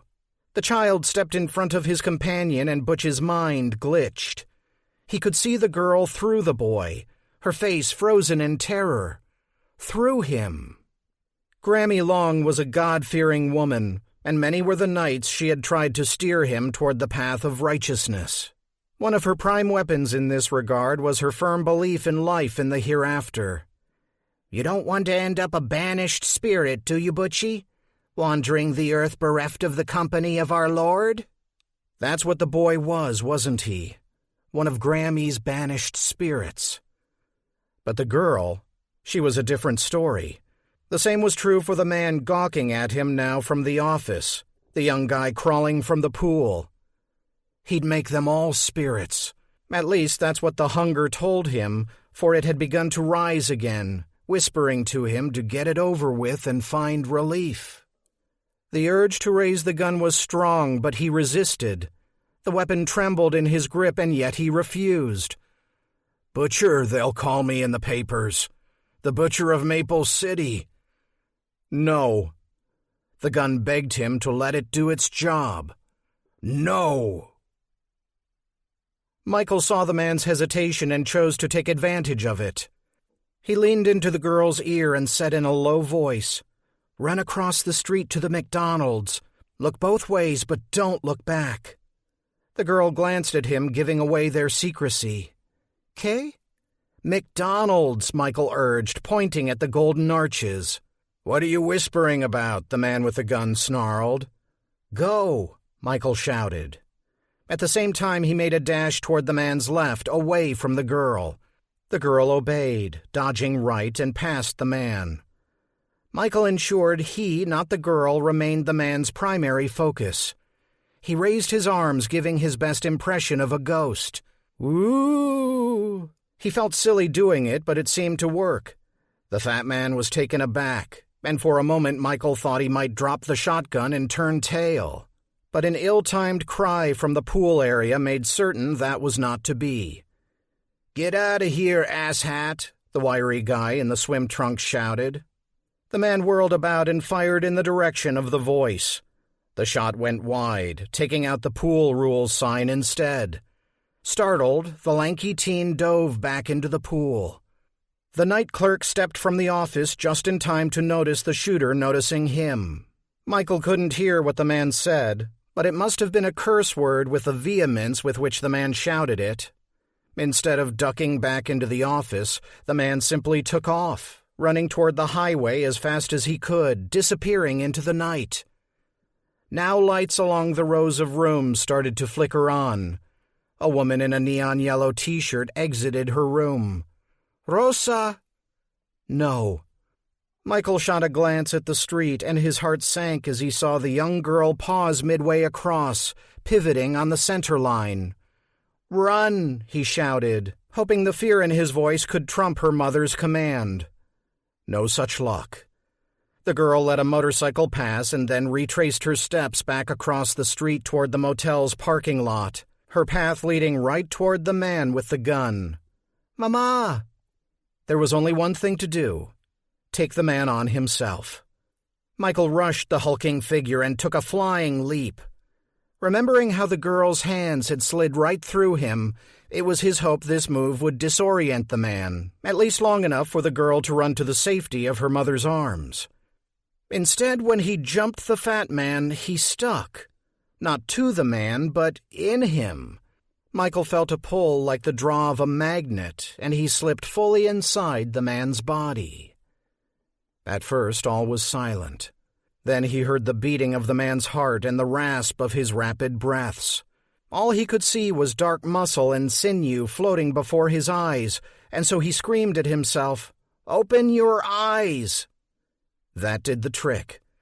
He found himself staring straight at the approaching girl. He saw he was raising the shotgun. No, the man was raising it with his beefy, hairy arms. "Drop it," Michael commanded, and the man's hands obeyed. The shotgun fell to the ground with a thunk. Just in time. The girl dashed past him, not even bothering to look up as she made a beeline for her mom. "Kneel," he ordered, and the man struggled to his knees. Michael felt the bite of the gravel through the thin fabric of the man's pants, but he didn't mind. He was in control. This is better than a video game. But then he felt it. He wasn't the only one in here besides the panicking man. There was something else, something dark and squirming, something hungry. And its hunger was infectious, because it was now his hunger as well. The urge to lean forward and grab the gun was powerful, The rotten nastiness of the blackness was almost too much to bear. Michael. At first he thought it was the hunger saying his name, appointing him as its next meal. But then the voice spoke again. Michael. Hope rose inside him, and he let go of the fat man, running from the darkness, clinging to a solitary word. Dad! He burst forth from the fat man's chest and landed before a pair of feet. Slowly he looked up. Before him, bathed in the neon glow of the motel sign, stood the man who looked like his father, and he seemed to be having a terrible time keeping it that way. His face molded and unmolded the likeness of Peter Larson, holding and breaking. Half the time, rather than a face, there was nothing above his shoulders but a swirl of black smoke and gnashing teeth.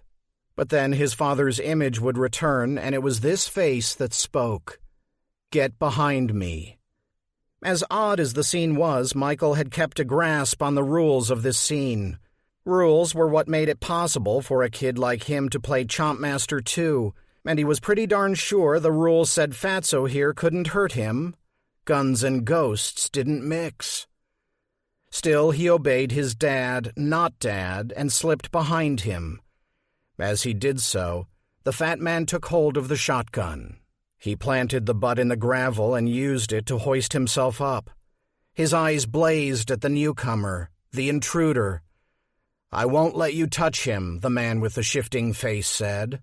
The man with the shotgun trained it on the other man's head. Oh no? We'll see about that. I wasn't talking to you. Two blackened hands gripped the shooter's shoulders from behind, then a third and a fourth. The sound of tight, charred skin cracking rose behind him as Sister grew larger, shifting black sheets of hardened skin to make room for more muscle, more meat, ripping herself apart only to mend into a larger, more twisted version of herself. Coming around to her side slunk another of her kind, and he had fashioned himself multiple mouths. Claws sprouted from every limb, some curved, some hooked, some barbed, some needle straight. Sister held the man with the gun close to her belly, nails biting into flesh, as she spoke directly to the man protecting Michael. Speak, whisper. Did you really think you could hide from me? Chapter 45. Glancing at the clock on the wall as she passed the nurse's station, Jessie saw that it was just after midnight. The hospital was busy for this time of night. As she rounded the corner, taking a shortcut through the emergency room, she saw why. Doctors and nurses busied themselves over half a dozen patients, some in neck braces, some moaning in pain. A policeman speaking to a young woman gave Jessie her answer. Did your husband mention seeing the driver leave the scene? A multiple-car pileup. All these people now related in pain. This is why she hated hospitals. It was the sheer sorrow of the place. No one in a hospital was there for a good time. Every day at the ER was someone's worst. Hers certainly had been. As she headed for the exit, an elderly man waved her down. "Excuse me." Knowing she moved unseen through this crowd of suffering people, she kept on moving. But as she passed, the old man reached out and grabbed her. "Miss, please. Excuse me." Startled, Jessie stopped. The man looked down, and Jessie followed his gaze to a gurney. Wrapped in blood-soaked sheets was the man himself, wide-eyed and still. "I don't understand," the man said. Jessie fought back the urge to tell him that makes two of us, and instead put her hand on the man's arm. "I'm sure everything is going to be fine." A doctor who looked no older than a high school senior stepped up to the gurney with a nurse, a clipboard in hand.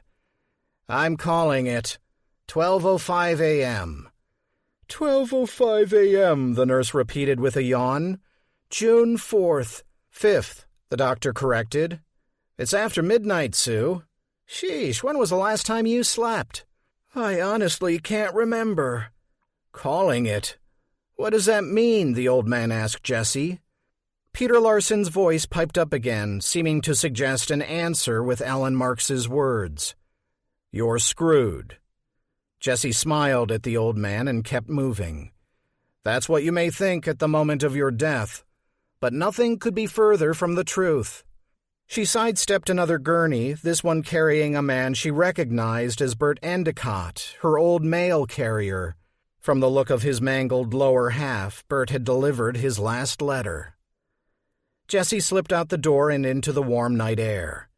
She shivered, suddenly realizing how cold she was. Her eyes lit upon the barely visible Big Dipper, and that slight bit of normality gave her strength. Jessie's mind snapped alert. June 5th, the day of the shooting at the Crossroads Motel. But it's no coincidence you are where you find yourself. Einstein said coincidence is God's way of remaining anonymous. Well, actually he didn't, and no amount of stupid internet memes can make it so. But the sentiment is true nonetheless. Wherever you find yourself, you can rest assured you are there for a reason. And that's a lot coming from a dyed-in-the-wool cynic like myself. 6 blocks to the motel.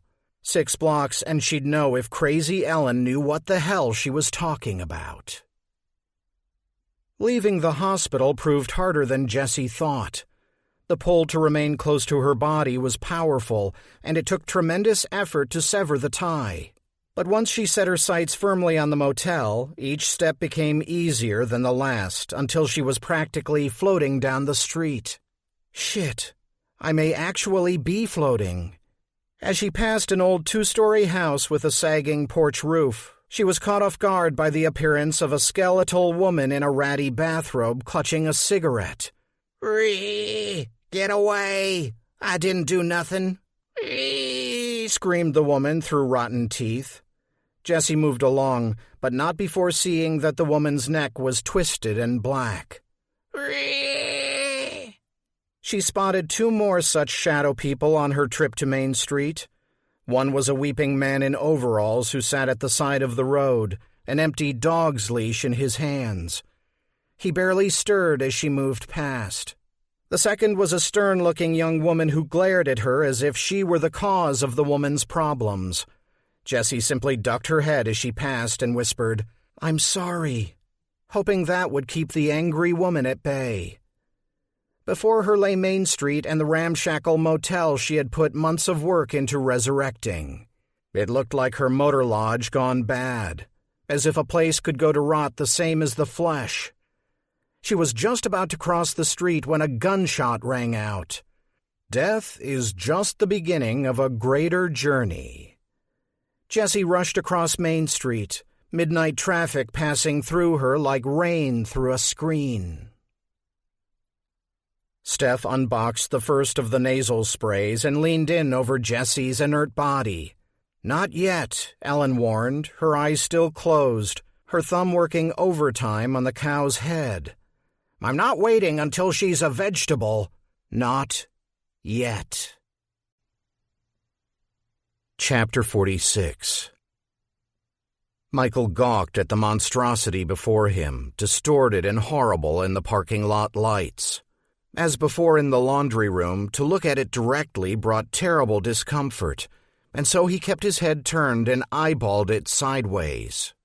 The man standing between him and the thing clutching the shooter momentarily lost all coherence, breaking into a chittering rush of black tendrils and smoke. With audible effort, his protector returned, taking control of his appearance so that he once more stood on 2 legs. When the man finally spoke, it was with 2 separate dissonant voices, his father's mixed with a guttural growl. "Leave." Sister drew the man with the gun closer, setting her sharp chin on the crown of his head. "Yes, we will leave. You will take us, or we will take the boy. Take and eat." Her skulking companion laughed at this, a dry, rattling chuckle, and coughed a rough approximation of the word eat. It was a standoff. Michael had experienced a similar scenario playing video games with friends, and he was smart enough to recognize he and the man were being outflanked. As the creature holding the gunman stood her ground, the other was slowly making its way to their side. Soon they'd be out of moves. The commotion had drawn an audience of motel patrons, and Michael instantly feared for their well-being. He knew the term for these people in this type of situation: collateral damage. It came with the territory in video games, but in life it was horrifying. He had to break the stalemate, and there was only one way he knew how. Michael stepped from behind the man with the shifting face and addressed the smaller creature directly. "You hungry? You want to eat? Well, come and get it." He waved his translucent arms enticingly. The effect on the smaller nightmare was instantaneous. Its jaw involuntarily cracked wide open, splitting its cheeks, tearing gristle. Michael and his father had once watched a nature program where a king snake unhinged its jaw to swallow an egg. That was bad. This was way worse. The thing holding the gunman shrieked, "Back!" But it was too late. Its gnashing companion was ravenous. It happened in a rush. Michael bolted to the left, away from the row of motel rooms, away from the standoff, toward an outcropping of brambles at the motel's side, a cluster of garbage bins, discarded furniture, and trash. Eager to reach the cover of the mess, Michael didn't even look back when he heard the sound of a shotgun blast. Sister screamed for her companion to stop. But if his hunger was 1/100th the strength of her own, she knew her cries were in vain. Seething, she turned back to the man in front of her. The figure was an impure mix, man bound to mist, whisper intertwined with another, the two knitted together into one abomination. Two could play at that game. She set her multitude of fingertips on Butch's temple and willed her nails to grow. They complied, diving deep into the man's skull, seeking the warm moistness of the gray, curling thought factory within. Killing the living was not allowed her, but anything up to that point was wide open, as was the now babbling gunman's mind. She willed him to step forward, puppeteering him toward the man before her. The effort ripped her upper half free from her body, leaving her torso and legs behind to dance and die in a wreckage of bones and dust. She speared the man's spine with hers, clamping tight to his nerves. Sister knew her new appearance must be gloriously abhorrent, riding astride the stumbling fat man, for the man before her retreated, unsure whether to pursue the boy or abandon the scene. She sensed an inner struggle, an impression borne out by the man's heated battle with himself. "Run! No. Fly! No." A child's scream punctuated the scene, and Sister let loose a peal of laughter. Brother had taken his sup. Good. He would return to her with a full belly, and she would feed on him. She would return home strong and worthy, if she could secure passage. Reaching forward with a sudden wealth of crab-like arms, she grasped the figure before her, capturing him as well as his attention. Their attention. She drew the man close, limbs shattering and mending as she pulled him near.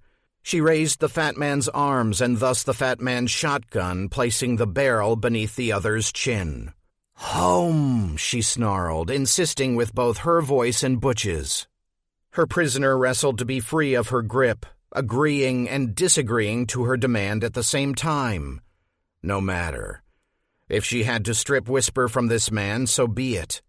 She pressed her cracked and oozing forehead to the man's skull and felt Whisper squirm beneath the surface.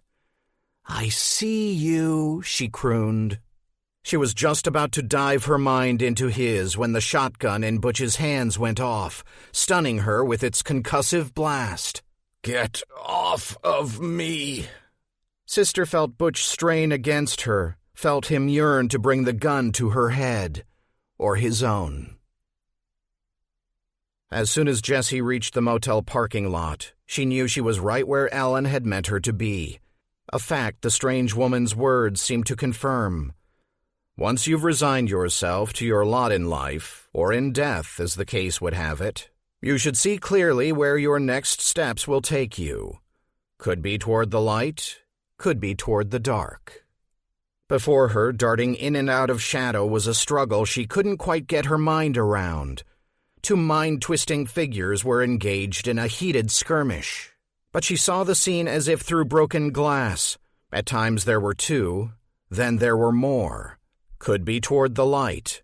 She scanned the grounds, looking in vain for any sign of the boy. Could be toward the dark.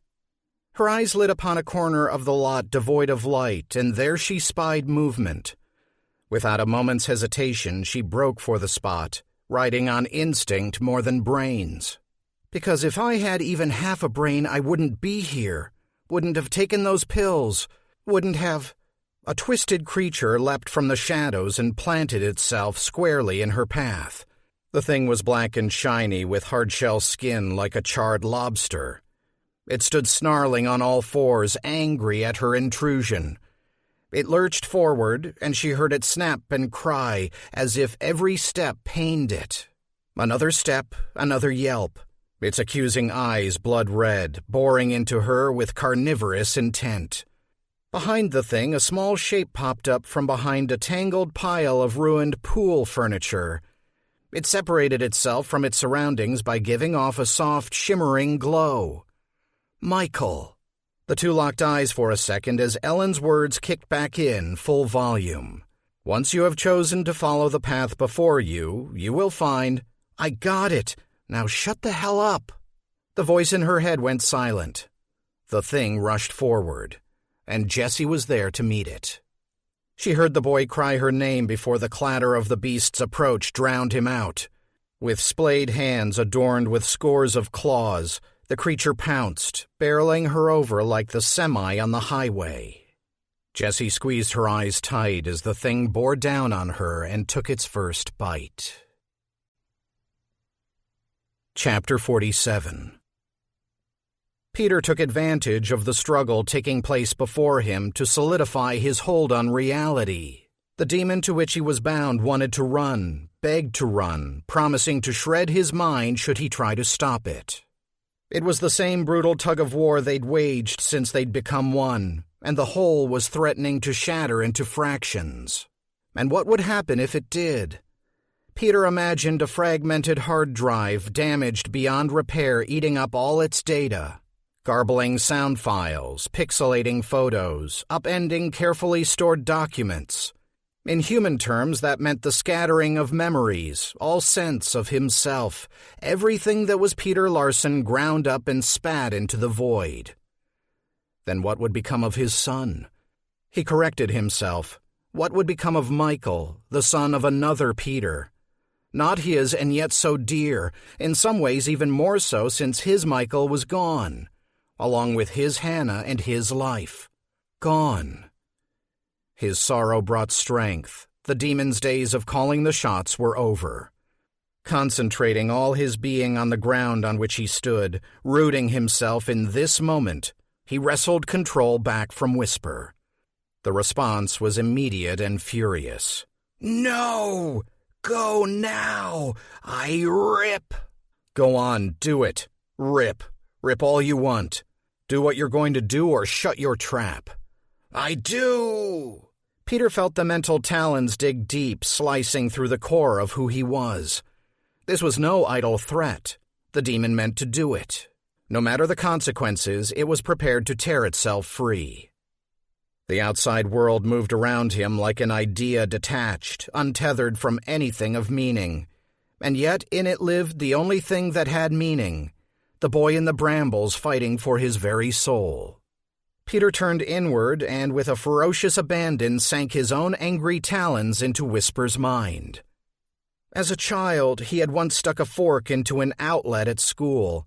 The resounding shock he received was but a gentle kiss compared to the jolt he received from the dark thing's head. Mr. Tell gathers secrets, whispers to her, for her alone. The voice in his mind skittered along, howling with grief as the claws in his brain cut deep in retaliation. Gone, gone, gone, you. The word caught in Peter's head. Gone.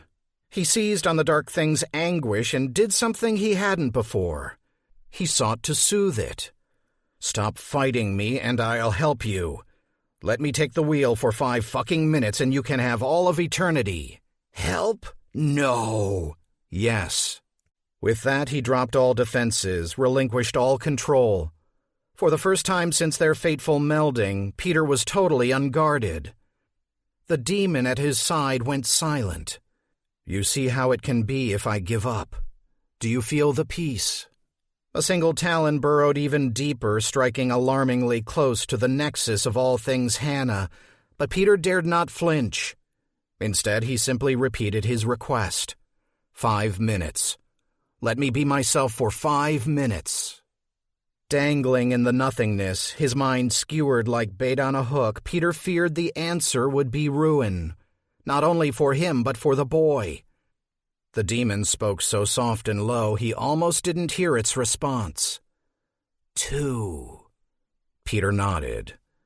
Focusing his concentration, Peter willed himself to become flesh. He felt no resistance from his companion. The truce was holding. His heart came to life and blood rushed in his ears. Peter inhaled and stepped forward, feeling the sheer weight of being human once more. He made twin fists, knuckles cracking. 2 minutes. 2 would have to do. Chapter 48. Jessie fought back, pummeling the beast that pressed her to the ground. But she knew her blows were in vain. Each time she struck the foul creature, her hands passed through it as if through brackish water. The creature did not have this problem. It tore at her greedily with hands, teeth, and claws. There was no physical pain. What the thing was inflicting was far worse. With each swipe, each bite, a searing sorrow raced through her entire being, and she felt herself diminished. Pain she could endure, had endured, but the thing wasn't eating her body. It was devouring her soul. Jessie tried to drag herself free, but her hands could find no purchase. Soon she would be gone, erased, and the thought of it brought forth another screaming stab of grief, causing her to cry out in anguish. It was a woe so great she thought it would consume her entirely, leaving the creature to starve. She could hear Michael shouting at the thing to stop, but his voice came to her as if from across a long hall, muffled and incomprehensible. The boy should run, leave her to her fate and run. She tried to tell him as much, but found her strength was waning, soon to be gone altogether. She jolted at the sound of the child's laughter exploding in the air, and it wrenched her back into the world. When she opened her eyes, she found the boy standing dangerously close, pointing at her tormentor and laughing his ass off. "Look at you, you ugly puke! You puke stain! What a disgusting turd you are!" The beast snarled and clutched Jessie even tighter. "You know what you look like to me, puke!"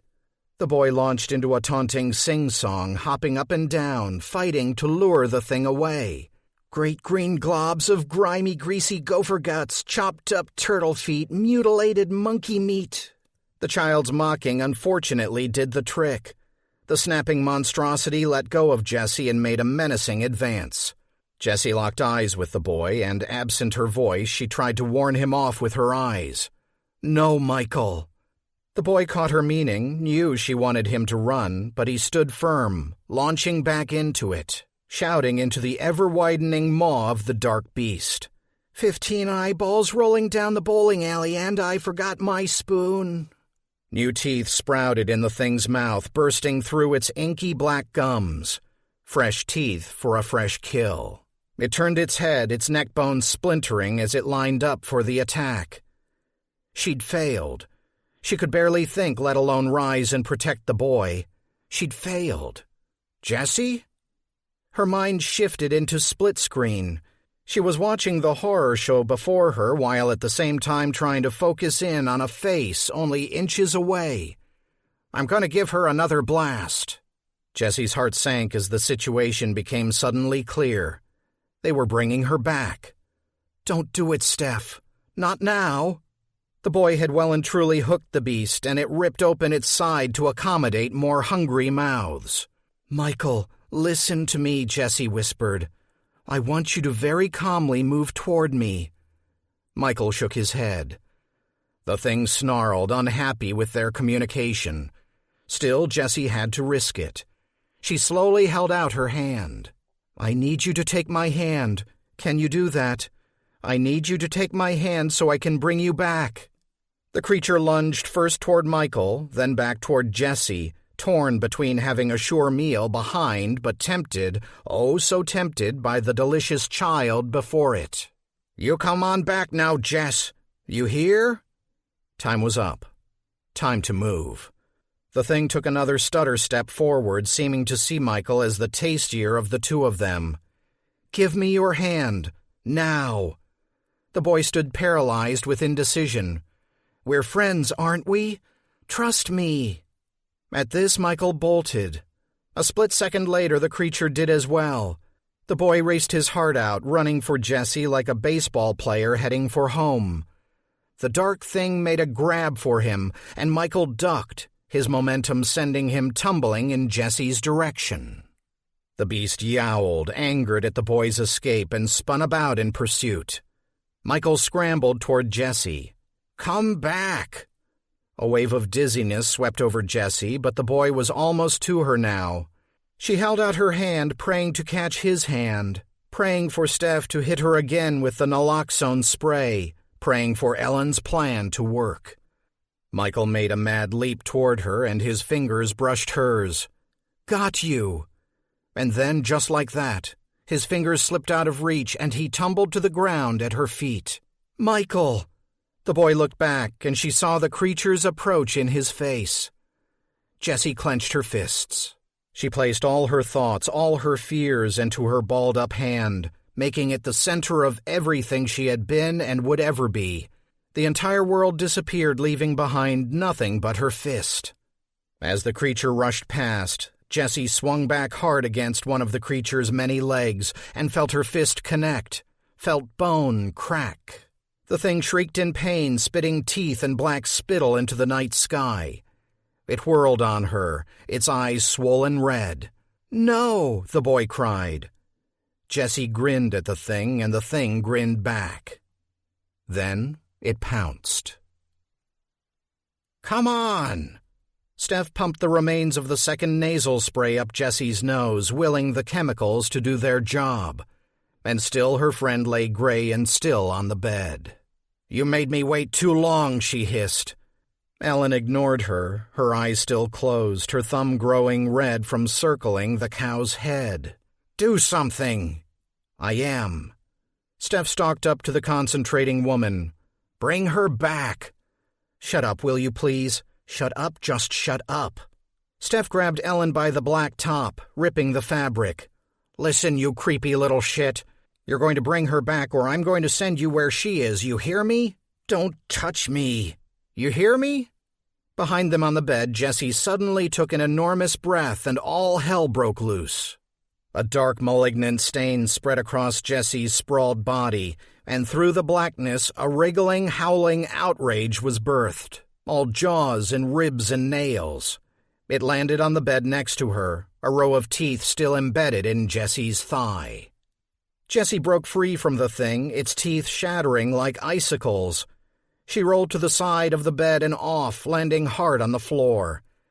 Ellen slipped out of Steph's grip and rushed to the bed. She raised a hand over the thing and began spouting an ancient language. Either that or she was speaking nonsense, Jessie thought, but she really wasn't in a position to analyze.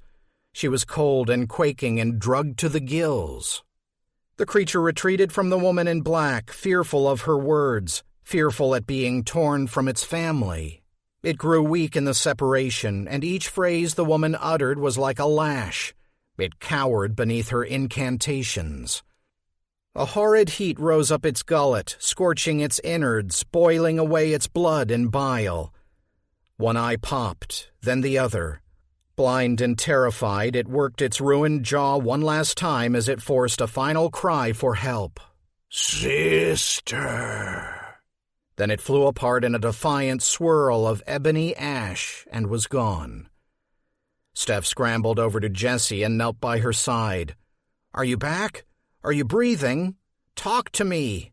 "Let me get a word in edgewise," Jessie croaked. Steph wrapped her arms around her friend and hugged her tight. Jessie gagged. "Toilet. Roger that." Steph hoisted Jessie up and guided her toward the bathroom. "I had him, but I couldn't save him," Jessie said between labored breaths. "I tried, but I couldn't." "Easy, Jess."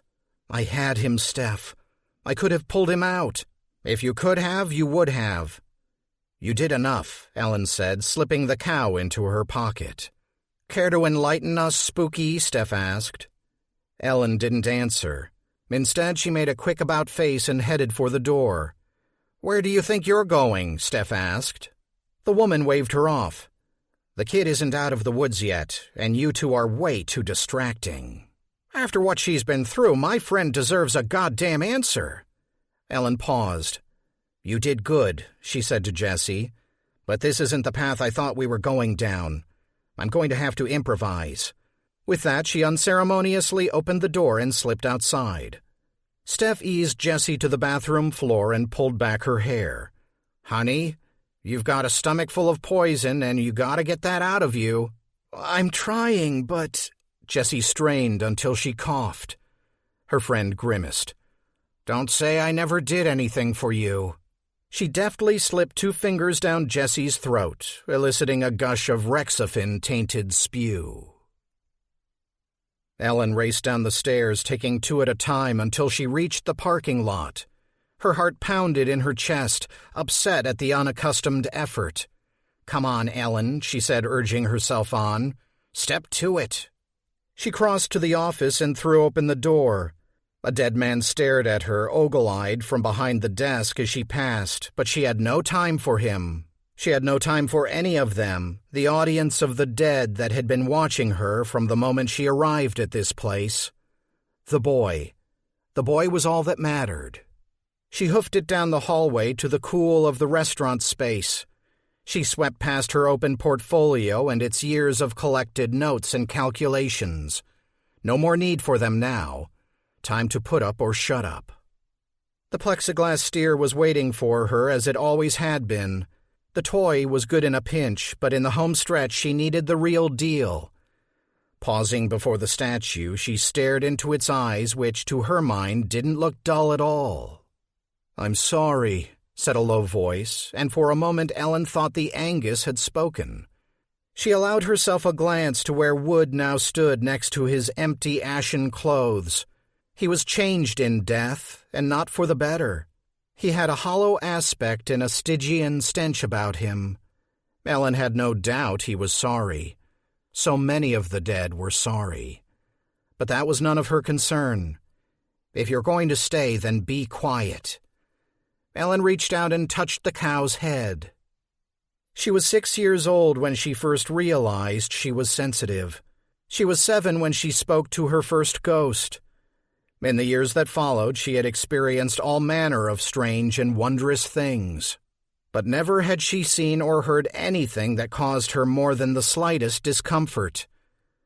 What she felt when she touched the cow's head was a fear so great it nearly brought her to her knees. "Oh, God," she gasped. Tears poured down her face, and for the first time in her life, Ellen Marks wanted to run. Chapter 49. Jessie's scream ripped through Michael's head, and then she was gone. So was the creature that was savaging her. Both of them gone. Michael scrambled to his feet and rushed to the spot where Jessie had lain, taking the brunt of the brutal attack meant for him. Was she dead? Did the demon swallow her up, and itself as well? No answers came, only the sinking realization he was alone. A commotion to his left belied that notion, for there, not 50 feet away, stood 2 figures squaring off. One was the shadow version of his father. The other was a horrible mix of man and nightmare, a black and rotting corpse of a creature riding piggyback atop the man with the gun. The air had gone ice cold, and the neon sign was having a hard time retaining its glow. It sputtered loudly like an enormous 4th of July sparkler, sections popping and blinking out entirely. As Michael watched, the gunman brought the shotgun up to the thing on his back's chin. There was a bright flash and a loud report, and the demon's head snapped back, bits of bone scattering like dandelion seeds on the wind. The thing screamed, and Michael felt its anger pierce his chest. The blast brought still more guests running from their rooms. A shirtless young man was first, followed by Rosa's father. A woman wrapped in a towel stuck her head out of her door and shouted, "Jesus, is someone shot?" Grabbing at the air, the black monstrosity fell forward, dragging the gunman with it. They landed together hard, the fall shattering the thing's spine and knocking the wind out of the man. Michael took a step forward. "Stay where you are," shouted the shadow man, holding his hand out traffic cop style. Michael put on the brakes and watched as the man with his father's face slowly approached the fallen pair. "Papa?" Horrified, Michael turned to see the diminutive Rosa rush to her father's side. "No, get back inside." The shotgun pellets had passed through Sister's head, ripping free the delicate, meaty network of thought. No matter. She ground her teeth together, breaking some of them loose as she willed her body to rebuild. Muscle, bone, and sinew, they were the painful consequence of forcing herself into the world. It was much easier to remain ethereal, to ride like breath on the air, but she had come to want more, to feel more, to taste more. More brought anguish and heartache and pain, and so she endured the torment of her knitting tissues and her splitting skin, endured them in order to be. She sank spiny fingers into the fat man's temples, and he let out a surprised "ah." His eyes glazed over and his mouth went slack. Her fingertips found the moist center of the man's mind and exploded in all directions, tiny bones branching out, exploring, eviscerating, lobotomizing. She felt the man's spirit untether from his body, and as it rose, she gulped it down greedily, taking pleasure as he streamed screaming into her gut. Killing was forbidden, but now she had killed, and it felt so very tasty. But his soul did not satisfy her. Withered and shrunk by his years at the bottle, her belly still roared after swallowing the man's spirit whole. She needed more. Without it, she was no match for Whisper. No longer fettered by the fat man's resistance, she plunged herself into his pale, lifeless body. Her black blood poured through his veins, and her eyes grew in his head, pushing out those he no longer had use for. With much agony and effort, she dove into the man's corpse, arms into arms, legs into legs. Charred ribs ripped into place, gray intestines devoured pink. She chewed her way from the back of his head to front, until her battlefield of teeth poked from behind his torn and bloody lips. Sister gripped the shotgun and rifled through the man's head, lighting upon the word reload and the means by which to accomplish this. How funny and small these meat men were. She let her borrowed hands do the work, and then she rose on new legs, reveling in her horrible resplendence, knowing she would never bow down again. As the thing rose before him, Peter felt Whisper's horror rise within him, but he held firm. "Stay." Whisper didn't reply but receded to the back of his mind, shivering and angry and counting the seconds. Peter stared up at the grotesque and growing thing, for it had added 2 to 3 feet to its height, straining the limits of dead Butch's body.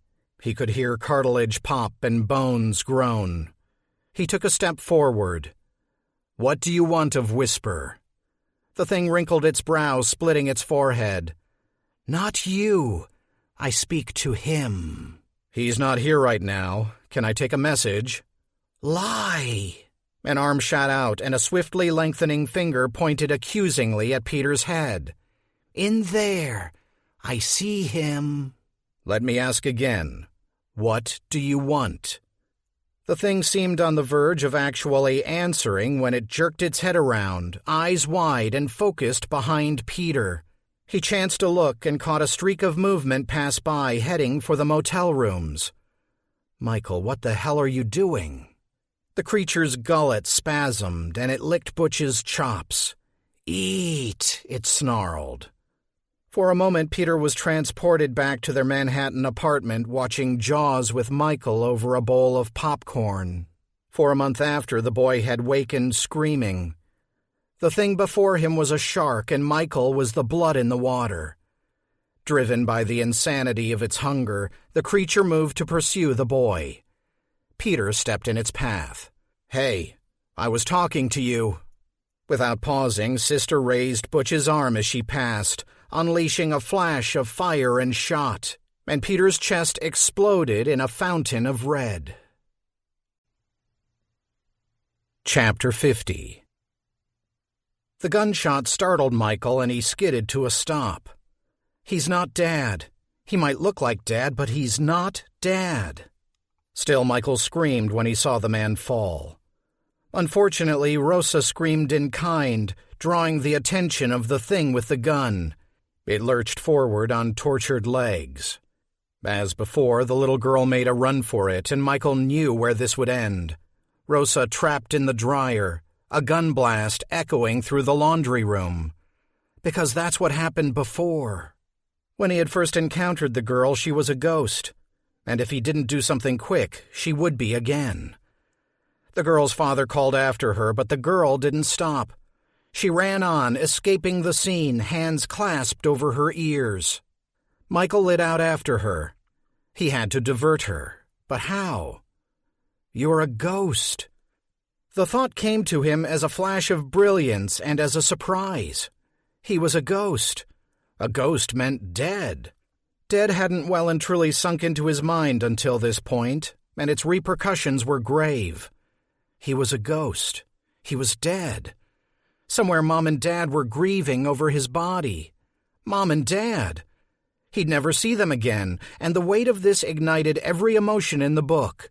Sorrow, confusion, fear. But most of all, he felt utterly alone. Is that what the dead felt? The crushing weight of loneliness. The girl rounded the corner toward the laundry room, and Michael shoved all concern for himself aside. Even as he heard the thundering footsteps of the approaching nightmare, he willed himself forward, racing to beat the child to her destination. His feet flew down the sidewalk to the point he truly was flying. Tamping down his fear, he went with it, flowing mist-like through the air to block the child's way. "Boo," he said in his best ghost voice, and his boo did the trick. Rosa stopped dead and loosed a startled scream before darting left, away from the laundry room and the appointment she had with death. To Michael's dismay, she headed for the lights of the office. Another dead end. Michael glanced back. The thing rushed forward, leaving behind flaps of skin and discarded bone. It shrieked as it came, its long matted hair splayed out and whipping behind it like anxious, eager fingers. He took one look at the ravenous intent in its eyes and turned and raced toward the motel office. With each of Peter's breaths came a sucking sound, indication he was in a bad way. He placed a trembling hand on his chest and felt nothing but wet meat. "Time. Please, no. A promise? I've got to get up." "2, you said. 2 is gone. Please." Peter felt the demon regain control, knowing he had no more say in the matter. For years they'd lived enmeshed, but now he was unspooling, fading, soon to be shrunken into a mere passenger, as Whisper, Mr. Tell, roamed free. A face appeared above him, a scrawny teenager with stringy black hair that hung about bare shoulders. He stank of weed. "You don't look good, man. You look messy." "Help me up," Peter said. A young woman in a bathrobe, her hair still wet from the shower, put a hand on his shoulder. "You really shouldn't move." "I have to. Holy crap," the teen cried, falling back. "Look at his face." Peter felt his features shift, felt the integrity of his form buckle. He tasted smoke on his tongue, and he knew his time was up. Whisper burst forth, billowing upward, taking the last remnants of him along for the ride, until they were hovering in a twisting, tangled mass of blackness above the heads of the astonished motel guests. "Messi!" Whisper laughed. "Messi!" With that they shot upward into the cold, dark bosom of the night. Michael found the girl cowering behind the front desk. When he approached, she screamed again, a muted, strangled sound barely audible through terrified teeth. He bent down close to her and held out his hand.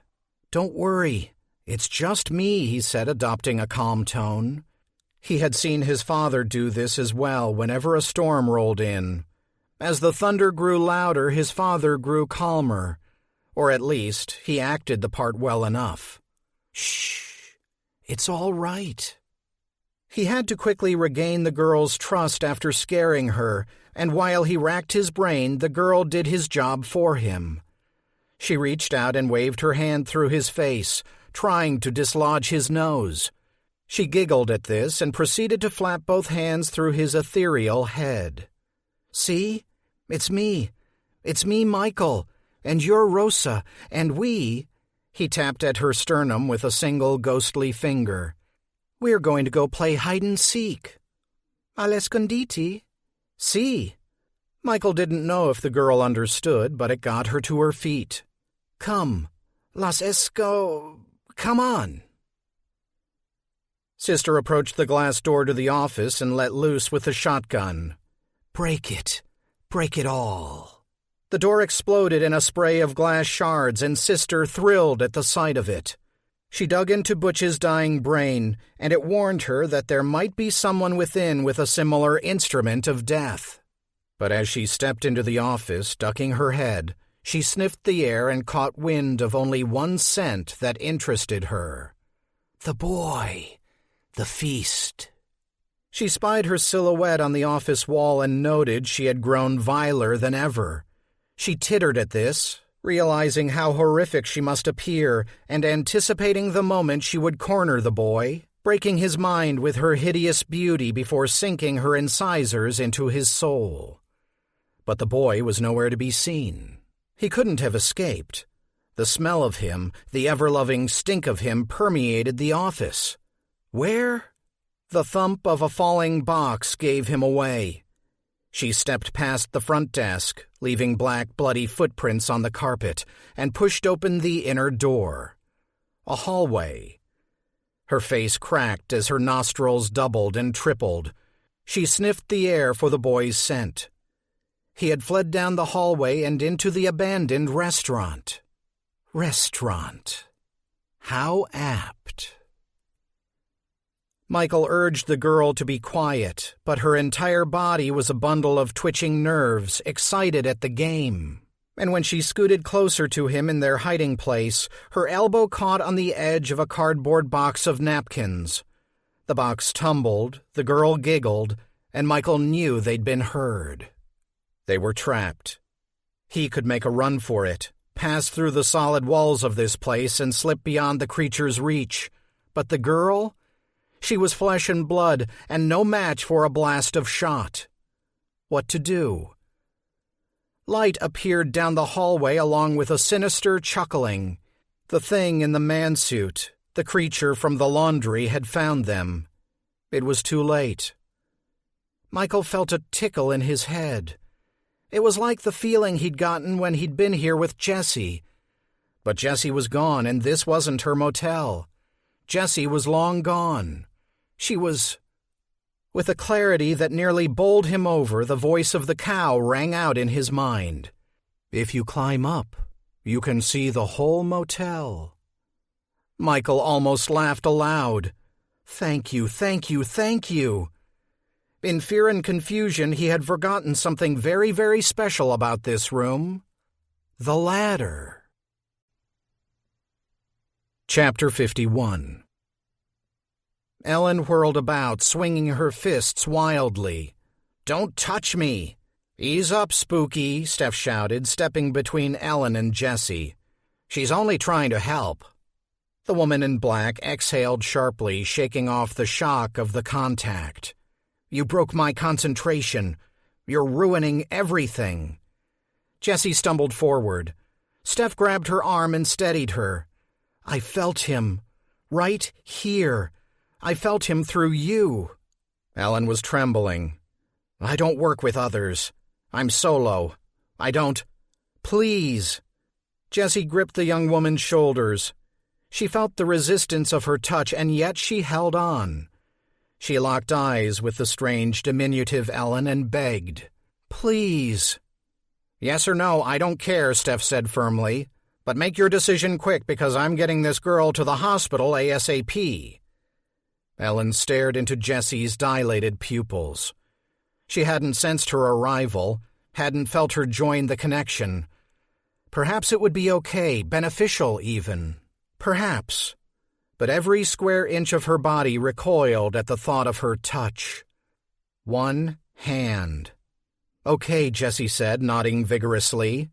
"And if I say let go, I let go." None too pleased with the situation, Ellen turned back to the cow. Reluctantly, she yanked at her collar, exposing the nape of her neck. "All right," she huffed. "Let's do this." Chapter 52. The girl had gotten the gist of what he wanted, to climb and keep climbing to the top, but her execution left something to be desired. "Keep going," Michael whispered, ever mindful of the hellish figure that had just entered the room. "Go, Rosa, go!" "Mais voy!" The creature had moved to the center of the space and was sniffing about, stalking its prey. What did being eaten feel like? He tried to shove the thought from his mind, but an image of Jessie screaming, black teeth embedded in her side, rose up and refused to leave. It hurt. That was the plain and awful truth of it. Being eaten hurt. "Estoy cansada," Rosa said. It was one of the few phrases Michael understood, for it was his chemo friend Hervé's constant complaint. "I'm tired." "Keep going. Keep going."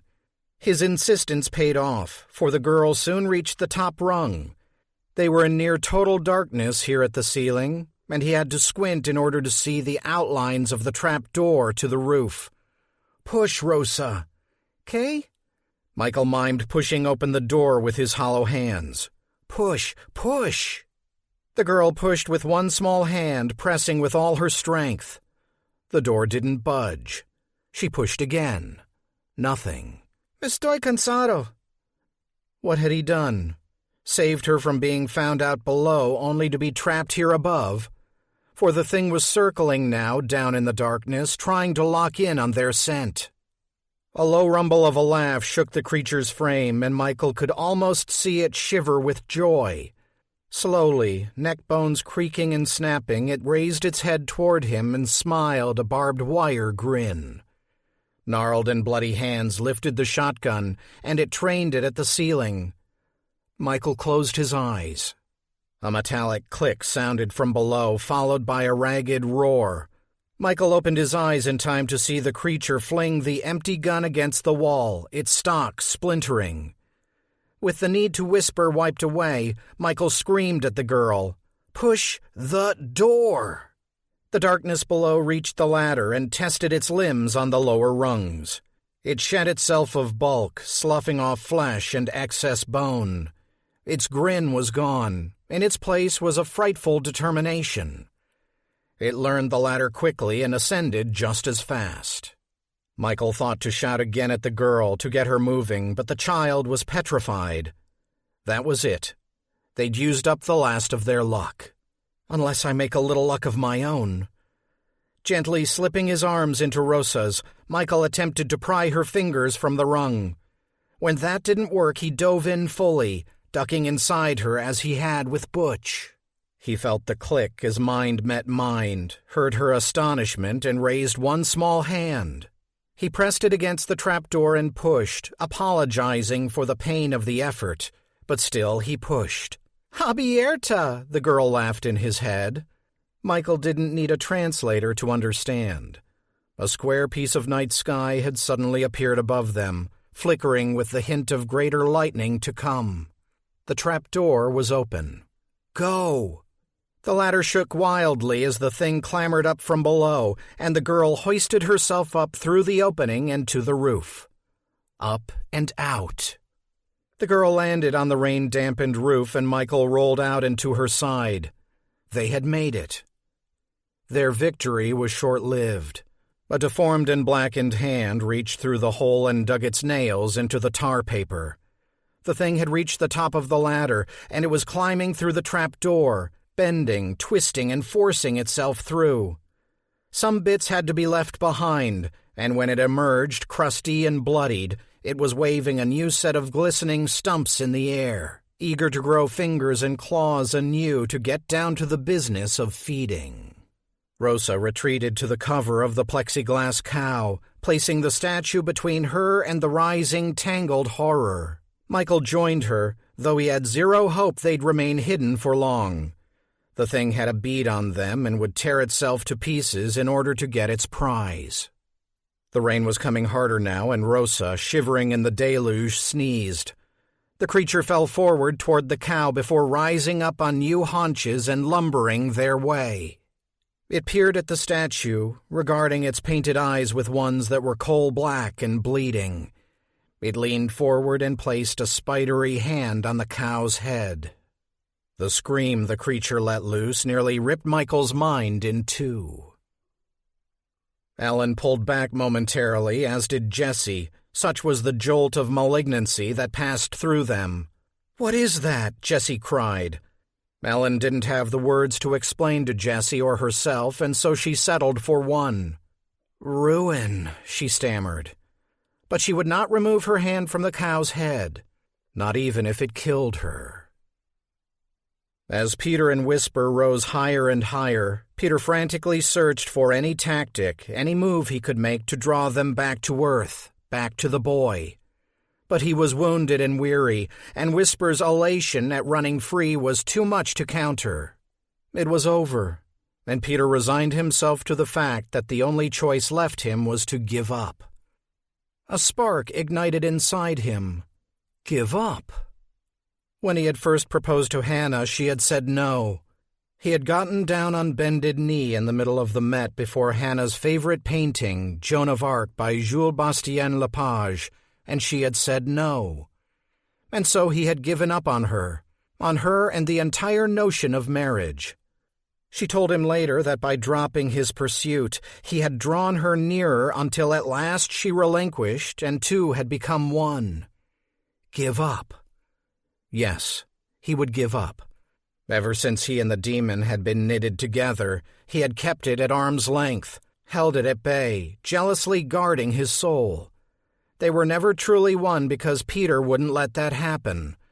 They were just a messy conglomeration of man and monster, of light and dark. Yes, he'd give up. And maybe by losing he could eke out a win. With the night wind rushing past like a freight train, Peter leaned back and let go. He split himself open, exposing all he ever was, letting go of his memories, letting them flow into the mix. Goodbye, Hannah, the love of his life. Goodbye, Michael, his wondrous child. Goodbye, summers and winters and every recorded minute. He let it all go with a singular effort, and it streamed from him like blood from a razor's cut. The demon caught wind of what had happened, and it howled. He was Peter. He was Whisper. He was husband and demon and father and death. The devil struggled in flight, but it was no match for the sheer weight of the purge. And as the last of the man flowed into him, Whisper knew he was beaten. For he thought of the boy and the earth below, and he yearned to return to them both. Sister withdrew her hand, leaving behind layers of gray-black skin. The unexpected connection was painful, and it felt as if someone was staring into her, sizing her up and spitting out judgment. It had made her feel small and weak and beholden. She hadn't felt that way in so very long. Her rage bubbled up along with her innards, and she bashed the false beast, knocking it free from its moorings, toppling it over and revealing beneath her prize. "Mine," she hissed through the dead man's shredded face. The two little ones lay helpless and sprawled on the wet roof, illuminated by the violent bursts of lightning overhead. 2 prizes, one for the body and one for the soul. The churning storm clouds dropped lower, adding majesty to the moment. She lurched forward, delirious with the duet of children's screams. Arms outspread, she bent to them, eager to gather them up and kiss them and squeeze them and rip them and eat them. It was time. As she reached first for the boy, a shroud covered her eyes, and she feared they'd gone to rot. She tore them from her head, making way for new growth, but no vision returned. Panicked, she groped for the girl. She'd take the child's eyes for her own. But the air had grown thick and it caught in her throat, and instead of the girl, she reached for her neck. Sister clawed at her throat, ripping her windpipe free, desperately hungry for air. But the world around her had congealed, solidifying into a heavy blanket of decay. Gnashing her teeth and slashing blindly, she heard a familiar voice in her asphyxiated haze. "I am Whisper." "No. I am Mr. Tell." "No. And I won't let you hurt the boy." Michael urged the girl back from the swirling mass, and she complied. They'd watched in wonder as the darkness descended from above, imitating the rolling anger of the storm, dropping onto the creature on the roof. It had surrounded the beast with its inky gloom, and it now proceeded to squeeze. The thing beneath fought back. He could see the black mist rise and fall with its flailing, but the darkness held firm, trapping the nightmare within. It was the Shadow Man come to call, the man with the shifting face, the messy man. But gone was any sense of the one who resembled his father.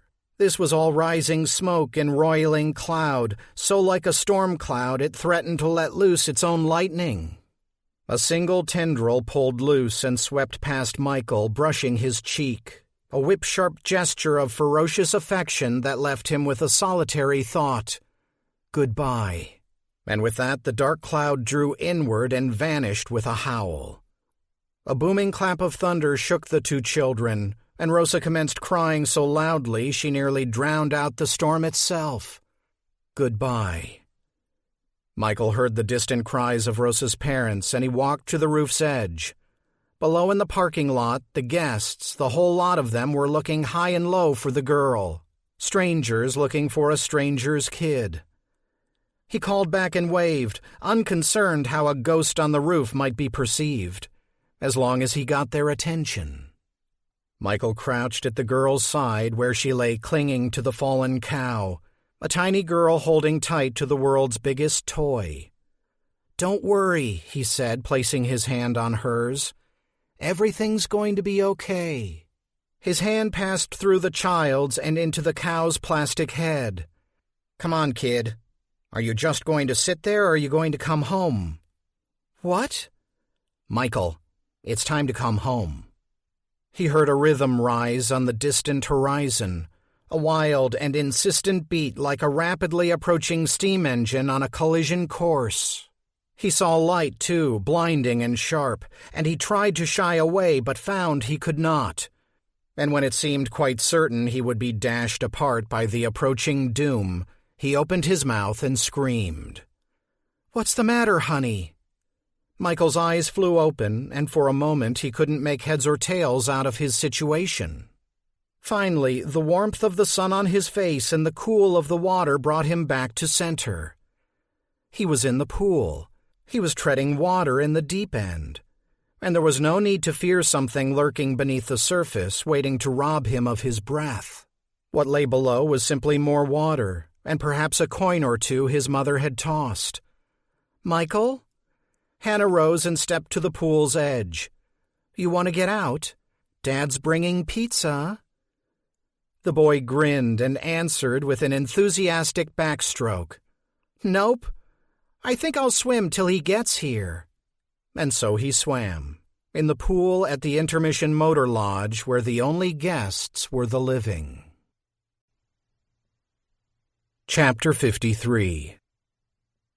Ellen stepped back from the cow and brusquely brushed Jessie's hand from the back of her neck. Okay, that's enough. Jessie shook off the connection, eager to clear her mind. What just happened? It's done, Ellen said. The boy's out. Okay, but what happened?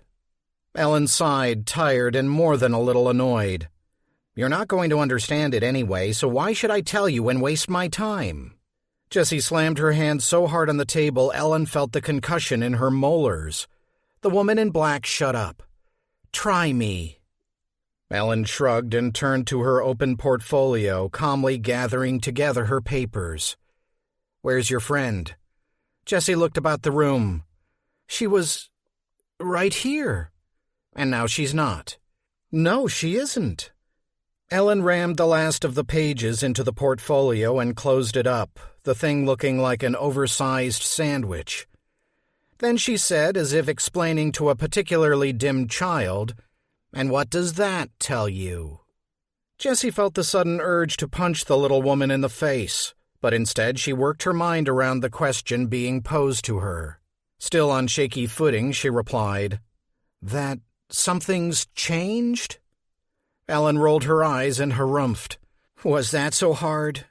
She turned and took off toward the hallway, seemingly finished with suffering fools. Jessie followed after her as quickly as her hip would permit. So I'm right? Jessie asked. Ellen paused at the door. I'd give the boy most of the credit, but I suspect we're going to find quite a few changes. The woman opened the door and stared at the parking lot. Like the fact that I didn't drive here. Jessie followed Ellen's glance. Gone was the little Geo Metro with the leaking radiator. Gone was Wood's crippled car. In fact, even her memory of the vehicle seemed to be fading. What's happening? You sound like a broken record, you know that? I usually like repetition. I find it soothing, like the drip from a faucet or clothes circling round in a dryer. But with you, it's just... I bought this motel 2 years after the shootings, Jessie said, more to herself than to the other woman. Said it to herself because that too was fading. Jessie trembled. Her life was being ripped from her shred by shred. She clung to the office door. I feel like I'm losing my mind. That's because you are. Or maybe you're finding it. 6 of one, half a dozen of the other. You were in the mix with me and the boy in the dark. Might take a little while for you to line yourself up to the here and now, but how can you be so calm? Ellen saw the fear in Jessie's face and put a rare hand on the other woman's shoulder. Imagine a guitar with 1,000 strings, she said. Each string is a tone. Most people only hear one tone. If they didn't, they'd go nuts. Me? I hear all the strings at once. Makes for a terrible chord. But I'm me and you're you. Meaning? You're not losing your mind. You're just moving over to another string.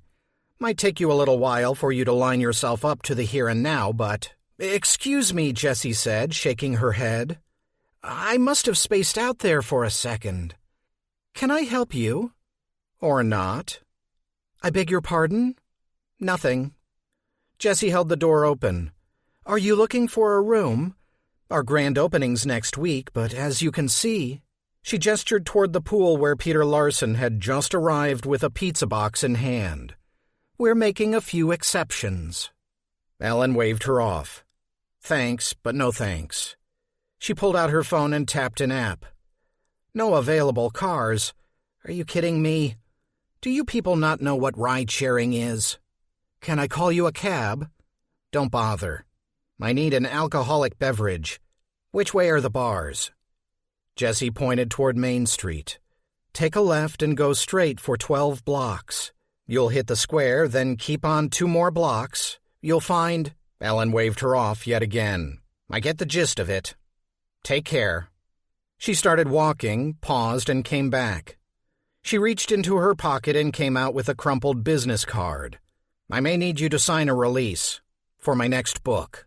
Why, Jessie asked, obviously talking to a crazy woman. We've barely said 2 words to each other. I know, Ellen huffed, but you'll have to do. At that, she turned and stalked off down Main Street, an awkward vision in black toting her bulging portfolio. Steph came up to Jessie, her arms loaded down with towels. "Who was that?" Jessie held up the card. "I don't know, but she left this." Steph gave the card a quick glance. Spooky.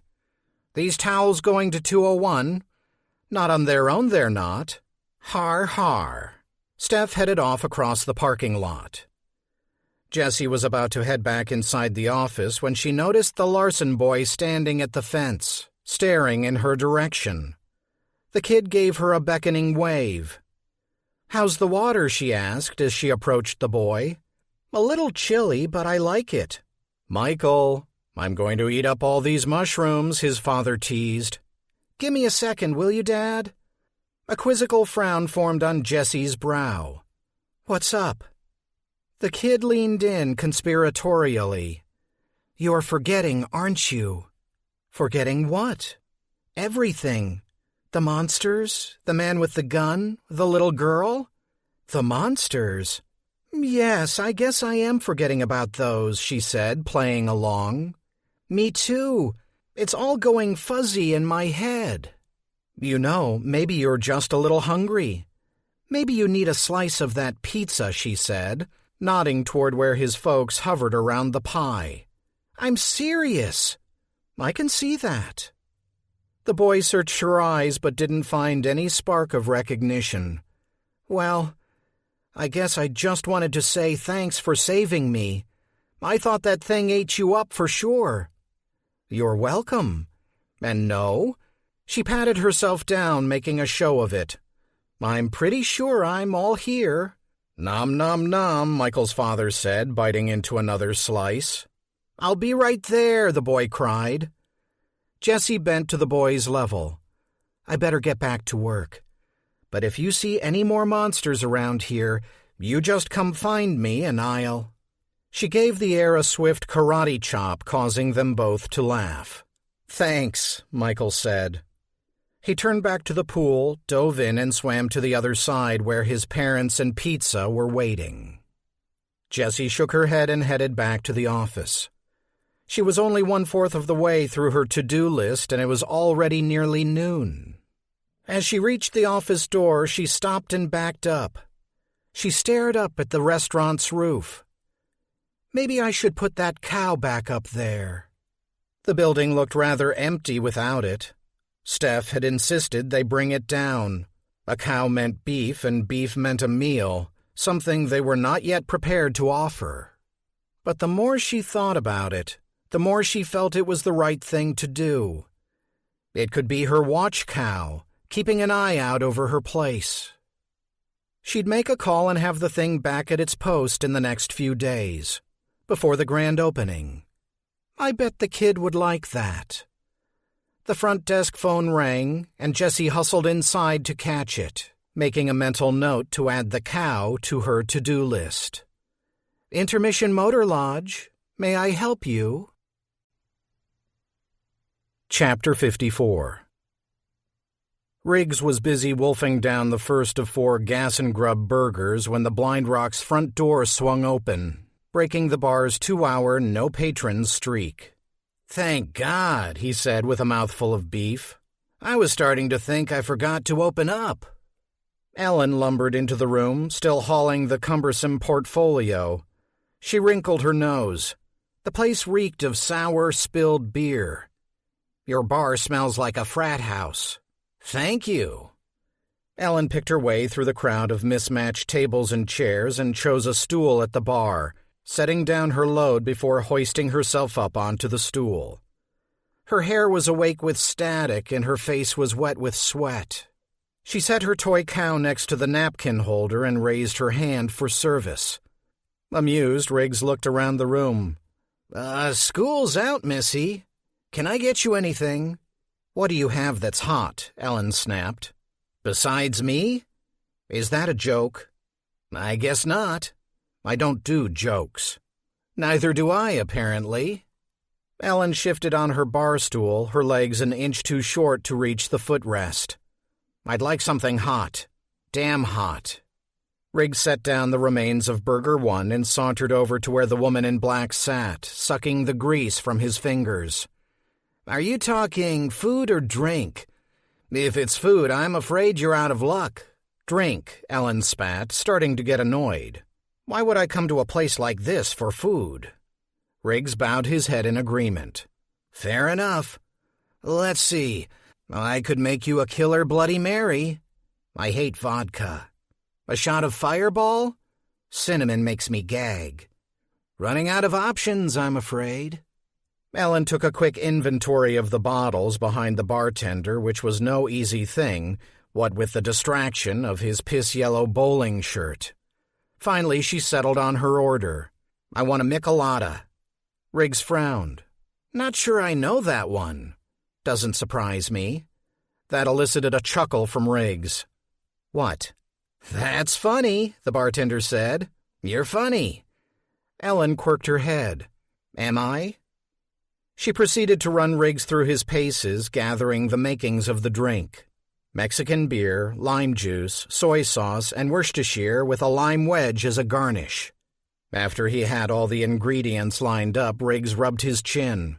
"Yeah, not sure how all this adds up to what I'd call damn hot." Ellen fished her miniature bottle of Boo Hot from her purse and tossed it to him. "Geez," he said, examining the label. 1 million on the Scoville scale. You must be having some kind of day if you want to do this kind of damage." "I have been. Yes." Riggs waved the little bottle in front of the toy cow. "Looky here, Bessie. Mommy's about to get her heat on." "Please, don't talk to my cow." "Sorry." Ellen quickly gathered she had offended him. The man had the telltale signs of it on his face, and she had come to recognize those signs through much effort. And so she picked up her cow and handed it to him. "For me?" "For the bar. It could use some character." "Thank you kindly." Whoever decorated this stump put in absolutely zero effort. Riggs snapped his fingers. "And you were doing so well." He set the cow on the shelf between the Irish cream and creme de menthe, and stepped back to see if his patron approved. Ellen nodded, suddenly wistful at the thought of parting with her plastic friend. In a minute, Riggs had mixed the drink and poured them both a pint of the brown mixture. He raised his glass high. "What shall we toast to?" "Do we have to toast to anything?" "We must." Ellen considered this for a moment before raising her glass skyward. "To finding your way home." "To finding my way home." "I wasn't toasting you." "No? 'Cause the point of a toast is to—" "Never mind." Ellen brought the glass to her lips and proceeded to down the hellishly hot concoction in a single gulp. Chapter 55. "The darkness tastes like blood." The thought traveled with the demon as it raced through the night, through 1,000 nights. It helped cushion the blows and attacks of the other with which it rode. Sister. For sister she was, vengeful and thrashing. She fought him every inch of the way, hate her only baggage, fear written down the length of her. For years, for lifetimes it seemed, Whisper had been anchored in unfamiliar places, tethered and bound to a fearful and fretful man. But the man had relinquished all to him, and in his acquiescence Whisper had become more. Saving the boy was inconsequential, a mere bump in the road, but the act had brought satisfaction and, yes, joy. It was not his joy, but the man's joy which ran through him, of the Father within. And realizing this, Whisper wondered if the scales were truly tipped in his favor or not. No matter. He was untied. He was heading where he had always wanted to go. He was going home. Sister bit and slashed and tore, but nothing could slow his progress. If he arrived in ribbons, so be it. He was going home. The barefoot girl in the homespun dress raised the maple twig and spun it once, spun it twice. The cold wind had kissed her cheeks pink and brought goosebumps to her skin. The snow covering the field was ankle deep, but she didn't feel it. and it was necessary, soul touching soil. Otherwise the words wouldn't work. She would raise a whirlwind of snowflakes, but nothing more. She bent and brushed the snow from the blood-red keystone, centering herself and her thoughts. The air snapped in anticipation, but yielded nothing. The girl took a deep breath, her lungs clenching against the cold, and she tried again. Vutra, nukla, seti olan. This time the air obeyed, hissing and popping like an eager fire. A ripple appeared before her like the distorted eye of a great thing beyond her comprehension. She was out of bounds, tempting fate, but still she swirled the maple stick, cut from the branch of the lightning-kissed tree. Vutra, nukla, seti olan. The mingled sounds of a choir and an out-of-tune upright crossed the snow-covered field, the words of the song riding on the frigid breeze. Bringing in the sheaves, bringing in the sheaves. We shall come rejoicing, bringing in the sheaves. The tune came from the small wooden church on the horizon. The girl's footprints led from there to here, to the circle of stone in the middle of the field where she rehearsed her incantations and practiced her art, where she brought forth her friends. Vutra, nukla. Unlike her previous attempts, this time she knew she had hit the mark. First the tickle behind her ears, next the weightless feeling within her gut. She never knew what she would draw forth, only hoped something familiar would rise from the mist. For the mist was rising. Bound by the circle of stone she had made while the others were not watching, they were always watching. Those she lured from the otherwhere brought many surprises, some good, some bad, some which filled her dreams with dread. A column of gray smoke spiraled at the center of the circle, violent in its aspect. Usually the conjuring was a peaceful event, a slow reveal like a birthday gift unwrapped. But this time, this was something different. The column broke in two, the twin turbid shafts spinning about each other like a double helix, twins angry and spitting in their dance. As the mist defined itself, she found she recognized both of the arrivals, and she called to them by name. Sister. The first swirling cloud stood at attention. Whisper. The second was not as compliant, content instead to jab and bite at the first. What's that you say? The second column darkened in response, and the girl interpreted. Is this true? You've killed. Answer me, sister. The first column shuddered momentarily, roiling and guilty. And then sister struck, lashing out at the girl, solidifying as she broke the barrier between circle and snow. The demon stood, arms outstretched before the girl, her dark and twisted body painfully contrasted against the field of white. The girl was taken aback by sister's boldness and stumbled. Back! The demon stepped forward. The girl responded in her secret tongue. Vlel die! With a whip of the maple switch, the girl dispatched the offending thing. Sister went up in a flash of flame, ashes scattering in the wind, and bones raining down about the stone circle. The girl gathered herself. Whisper, whisper, come to me. The remaining column of smoke and fog drew inward, reshaping itself into the form of a man, devoid of feature and empty of expression. This development further stirred the girl's interest, and she brought up her switch once more. Shadow, I draw you forth. You dare not resist. This is your charge. You must obey. This is your charge. The mist split. The first plume rose up into the sky, rocketing upward with the elation of freed prey. And just when it seemed it would continue to the winter sun beyond, it spread its wings, flapping and crying with joy. And when she raised her arm as a perch, it dove, eager to sink its talons into the flesh of her arm. The demon, now bird, lighted upon her forearm and held tight, nibbling her neck with its beak and relishing the reunion. And the girl replied in kind, "Oh, my whisper, my little Mr. Tell, what secrets have you brought me? What stories do you have to share?" The crow leaned in, whispering and biting at her ear. The girl listened, amazed and enthralled. And when the bird was done speaking, the girl looked back to the circle where smoke congealed into a man. He lay curled in on himself amidst the wreckage of Sister's scattered bones. The man was injured and horribly gaunt, but there was a familiarity to his face that kept her from running. "Go," she said to the bird. "Bring help." As the crow rose, winging its way toward the church, Willa knelt by Peter's side in the fresh, fallen snow. This concludes The Hungry Ones by Chris Sorensen. Narrated by Chris Sorensen. Copyright 2019 by Chris Sorensen.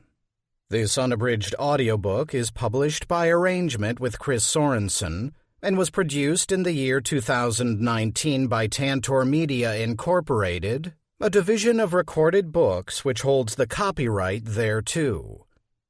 Please visit Tantor.com for more information on our growing library of unabridged audiobooks.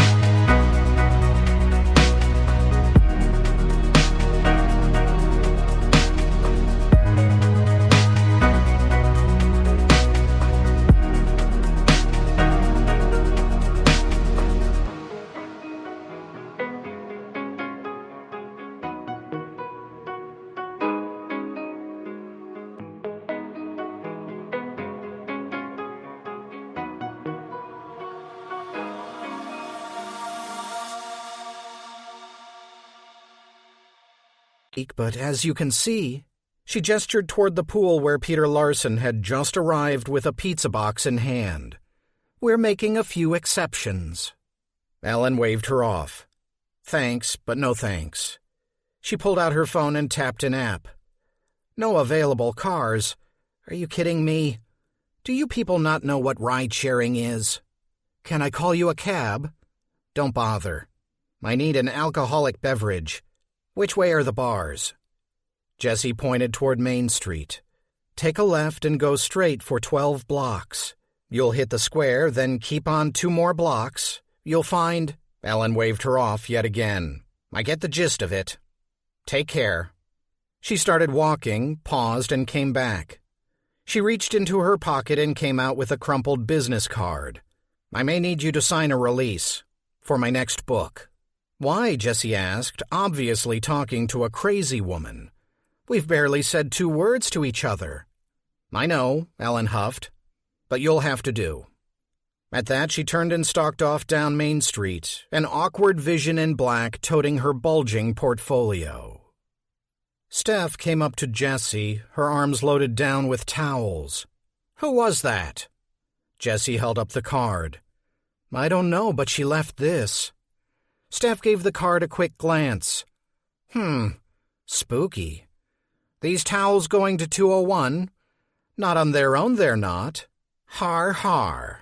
Steph headed off across the parking lot. Jessie was about to head back inside the office when she noticed the Larson boy standing at the fence, staring in her direction. The kid gave her a beckoning wave. How's the water? She asked as she approached the boy. A little chilly, but I like it. Michael, I'm going to eat up all these mushrooms, his father teased. Give me a second, will you, Dad? A quizzical frown formed on Jessie's brow. What's up? The kid leaned in conspiratorially. You're forgetting, aren't you? Forgetting what? Everything. The monsters, the man with the gun, the little girl? The monsters? Yes, I guess I am forgetting about those, she said, playing along. Me too. It's all going fuzzy in my head. You know, maybe you're just a little hungry. Maybe you need a slice of that pizza, she said, nodding toward where his folks hovered around the pie. I'm serious. I can see that. The boy searched her eyes but didn't find any spark of recognition. Well, I guess I just wanted to say thanks for saving me. I thought that thing ate you up for sure. You're welcome. And no? She patted herself down, making a show of it. I'm pretty sure I'm all here. Nom nom nom, Michael's father said, biting into another slice. I'll be right there, the boy cried. Jessie bent to the boy's level. I better get back to work. But if you see any more monsters around here, you just come find me and I'll... She gave the air a swift karate chop, causing them both to laugh. Thanks, Michael said. He turned back to the pool, dove in, and swam to the other side where his parents and pizza were waiting.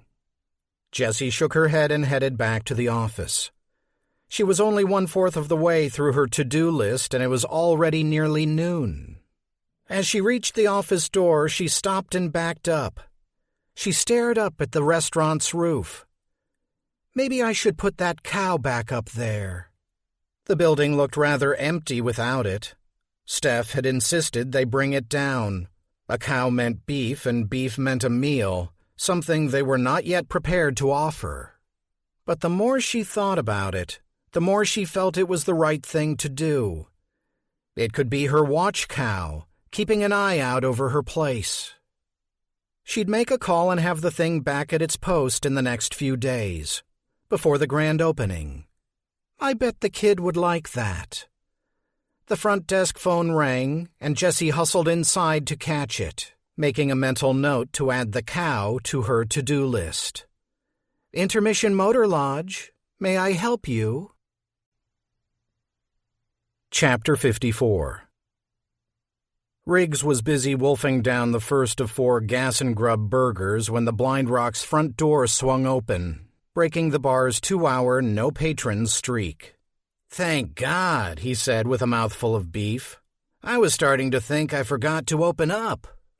Ellen lumbered into the room, still hauling the cumbersome portfolio.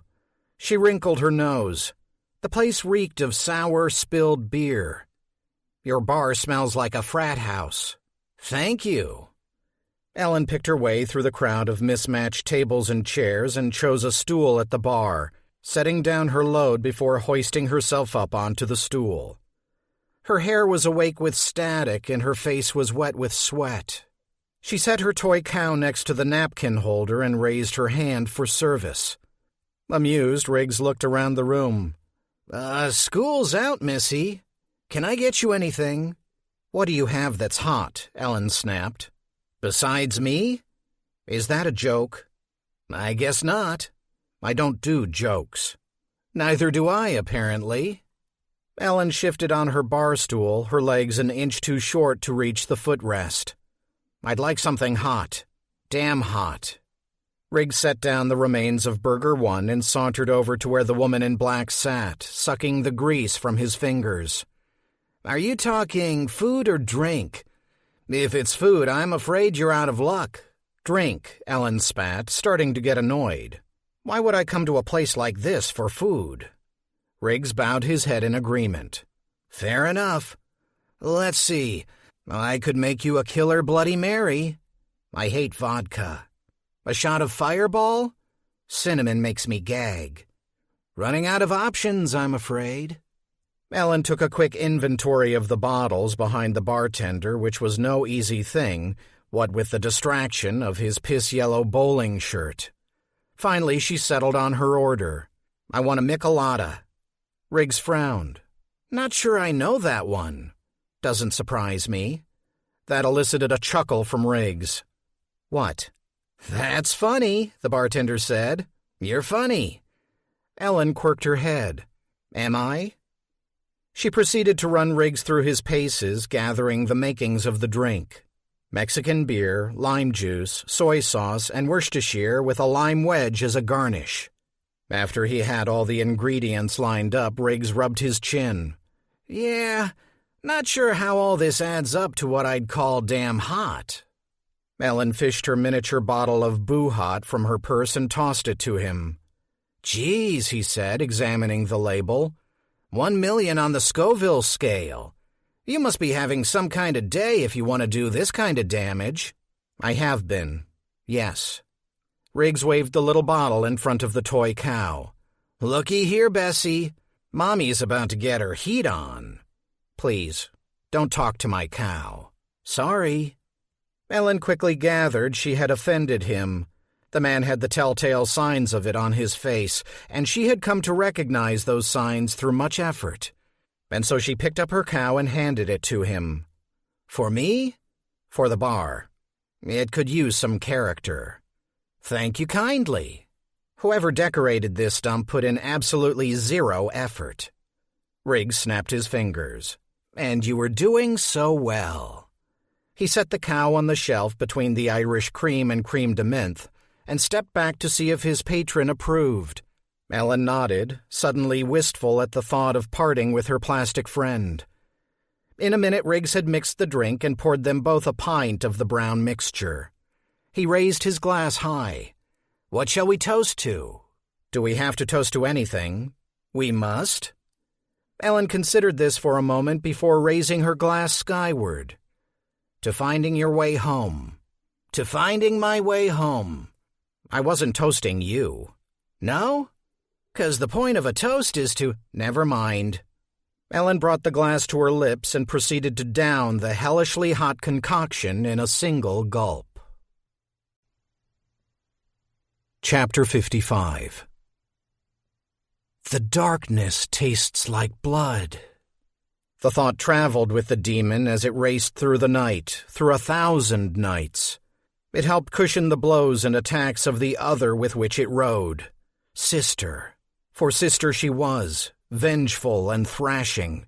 She fought him every inch of the way, hate her only baggage, fear written down the length of her. For years, for lifetimes it seemed, Whisper had been anchored in unfamiliar places, tethered and bound to a fearful and fretful man. But the man had relinquished all to him, and in his acquiescence Whisper had become more. Saving the boy was inconsequential, a mere bump in the road, but the act had brought satisfaction and, yes, joy. It was not his joy, but the man's joy which ran through him, of the Father within. And realizing this, Whisper wondered if the scales were truly tipped in his favor or not. No matter. He was untied. He was heading where he had always wanted to go. He was going home. Sister bit and slashed and tore, but nothing could slow his progress. If he arrived in ribbons, so be it. He was going home. The barefoot girl in the homespun dress raised the maple twig and spun it once, spun it twice. The cold wind had kissed her cheeks pink and brought goosebumps to her skin. The snow covering the field was ankle-deep, but she didn't feel it. And it was necessary, soul touching soil. Otherwise, the words wouldn't work. She would raise a whirlwind of snowflakes, but nothing more. She bent and brushed the snow from the blood-red keystone, centering herself and her thoughts. The air snapped in anticipation, but yielded nothing. The girl took a deep breath, her lungs clenching against the cold, and she tried again. Vutra, nukla, seiti olan. This time the air obeyed, hissing and popping like an eager fire. A ripple appeared before her like the distorted eye of a great thing beyond her comprehension. She was out of bounds, tempting fate, but still she swirled the maple stick, cut from the branch of the lightning-kissed tree. Vutra, nukla, seiti olan. The mingled sounds of a choir and an out-of-tune upright crossed the snow-covered field, the words of the song riding on the frigid breeze. Bringing in the sheaves, bringing in the sheaves. We shall come rejoicing, bringing in the sheaves. The tune came from the small wooden church on the horizon. The girl's footprints led from there to here, to the circle of stone in the middle of the field where she rehearsed her incantations and practiced her art, where she brought forth her friends. Vutra, nukla. Unlike her previous attempts, this time she knew she had hit the mark. First, the tickle behind her ears. Next, the weightless feeling within her gut. She never knew what she would draw forth, only hoped something familiar would rise from the mist. For the mist was rising. Bound by the circle of stone she had made while the others were not watching, they were always watching. Those she lured from the otherwhere brought many surprises, some good, some bad, some which filled her dreams with dread. A column of gray smoke spiraled at the center of the circle, violent in its aspect. Usually the conjuring was a peaceful event, a slow reveal like a birthday gift unwrapped. But this time, this was something different. The column broke in two, the twin turbid shafts spinning about each other like a double helix, twins angry and spitting in their dance. As the mist defined itself, she found she recognized both of the arrivals, and she called to them by name. Sister. The first swirling cloud stood at attention. Whisper. The second was not as compliant, content instead to jab and bite at the first. What's that you say? The second column darkened in response, and the girl interpreted. Is this true? You've killed? Answer me, sister. The first column shuddered momentarily, roiling and guilty. And then Sister struck, lashing out at the girl, solidifying as she broke the barrier between circle and snow. The demon stood, arms outstretched before the girl, her dark and twisted body painfully contrasted against the field of white. The girl was taken aback by Sister's boldness and stumbled. Back! The demon stepped forward. The girl responded in her secret tongue, Vlel die! With a whip of the maple switch, the girl dispatched the offending thing. Sister went up in a flash of flame, ashes scattering in the wind, and bones raining down about the stone circle. The girl gathered herself. Whisper, whisper, come to me. The remaining column of smoke and fog drew inward, reshaping itself into the form of a man, devoid of feature and empty of expression. This development further stirred the girl's interest, and she brought up her switch once more. "Shadow, I draw you forth. You dare not resist. This is your charge. You must obey. This is your charge." The mist split. The first plume rose up into the sky, rocketing upward with the elation of freed prey. And just when it seemed it would continue to the winter sun beyond, it spread its wings, flapping and crying with joy. And when she raised her arm as a perch, it dove, eager to sink its talons into the flesh of her arm.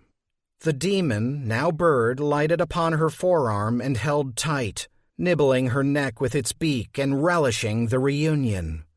And the girl replied in kind, "Oh, my whisper, my little Mr. Tell, what secrets have you brought me? What stories do you have to share?" The crow leaned in, whispering and biting at her ear. The girl listened, amazed and enthralled. And when the bird was done speaking, the girl looked back to the circle where smoke congealed into a man. He lay curled in on himself amidst the wreckage of Sister's scattered bones. The man was injured and horribly gaunt, but there was a familiarity to his face that kept her from running. "Go," she said to the bird. "Bring help." As the crow rose, winging its way toward the church, Willa knelt by Peter's side in the fresh, fallen snow. This concludes The Hungry Ones by Chris Sorensen.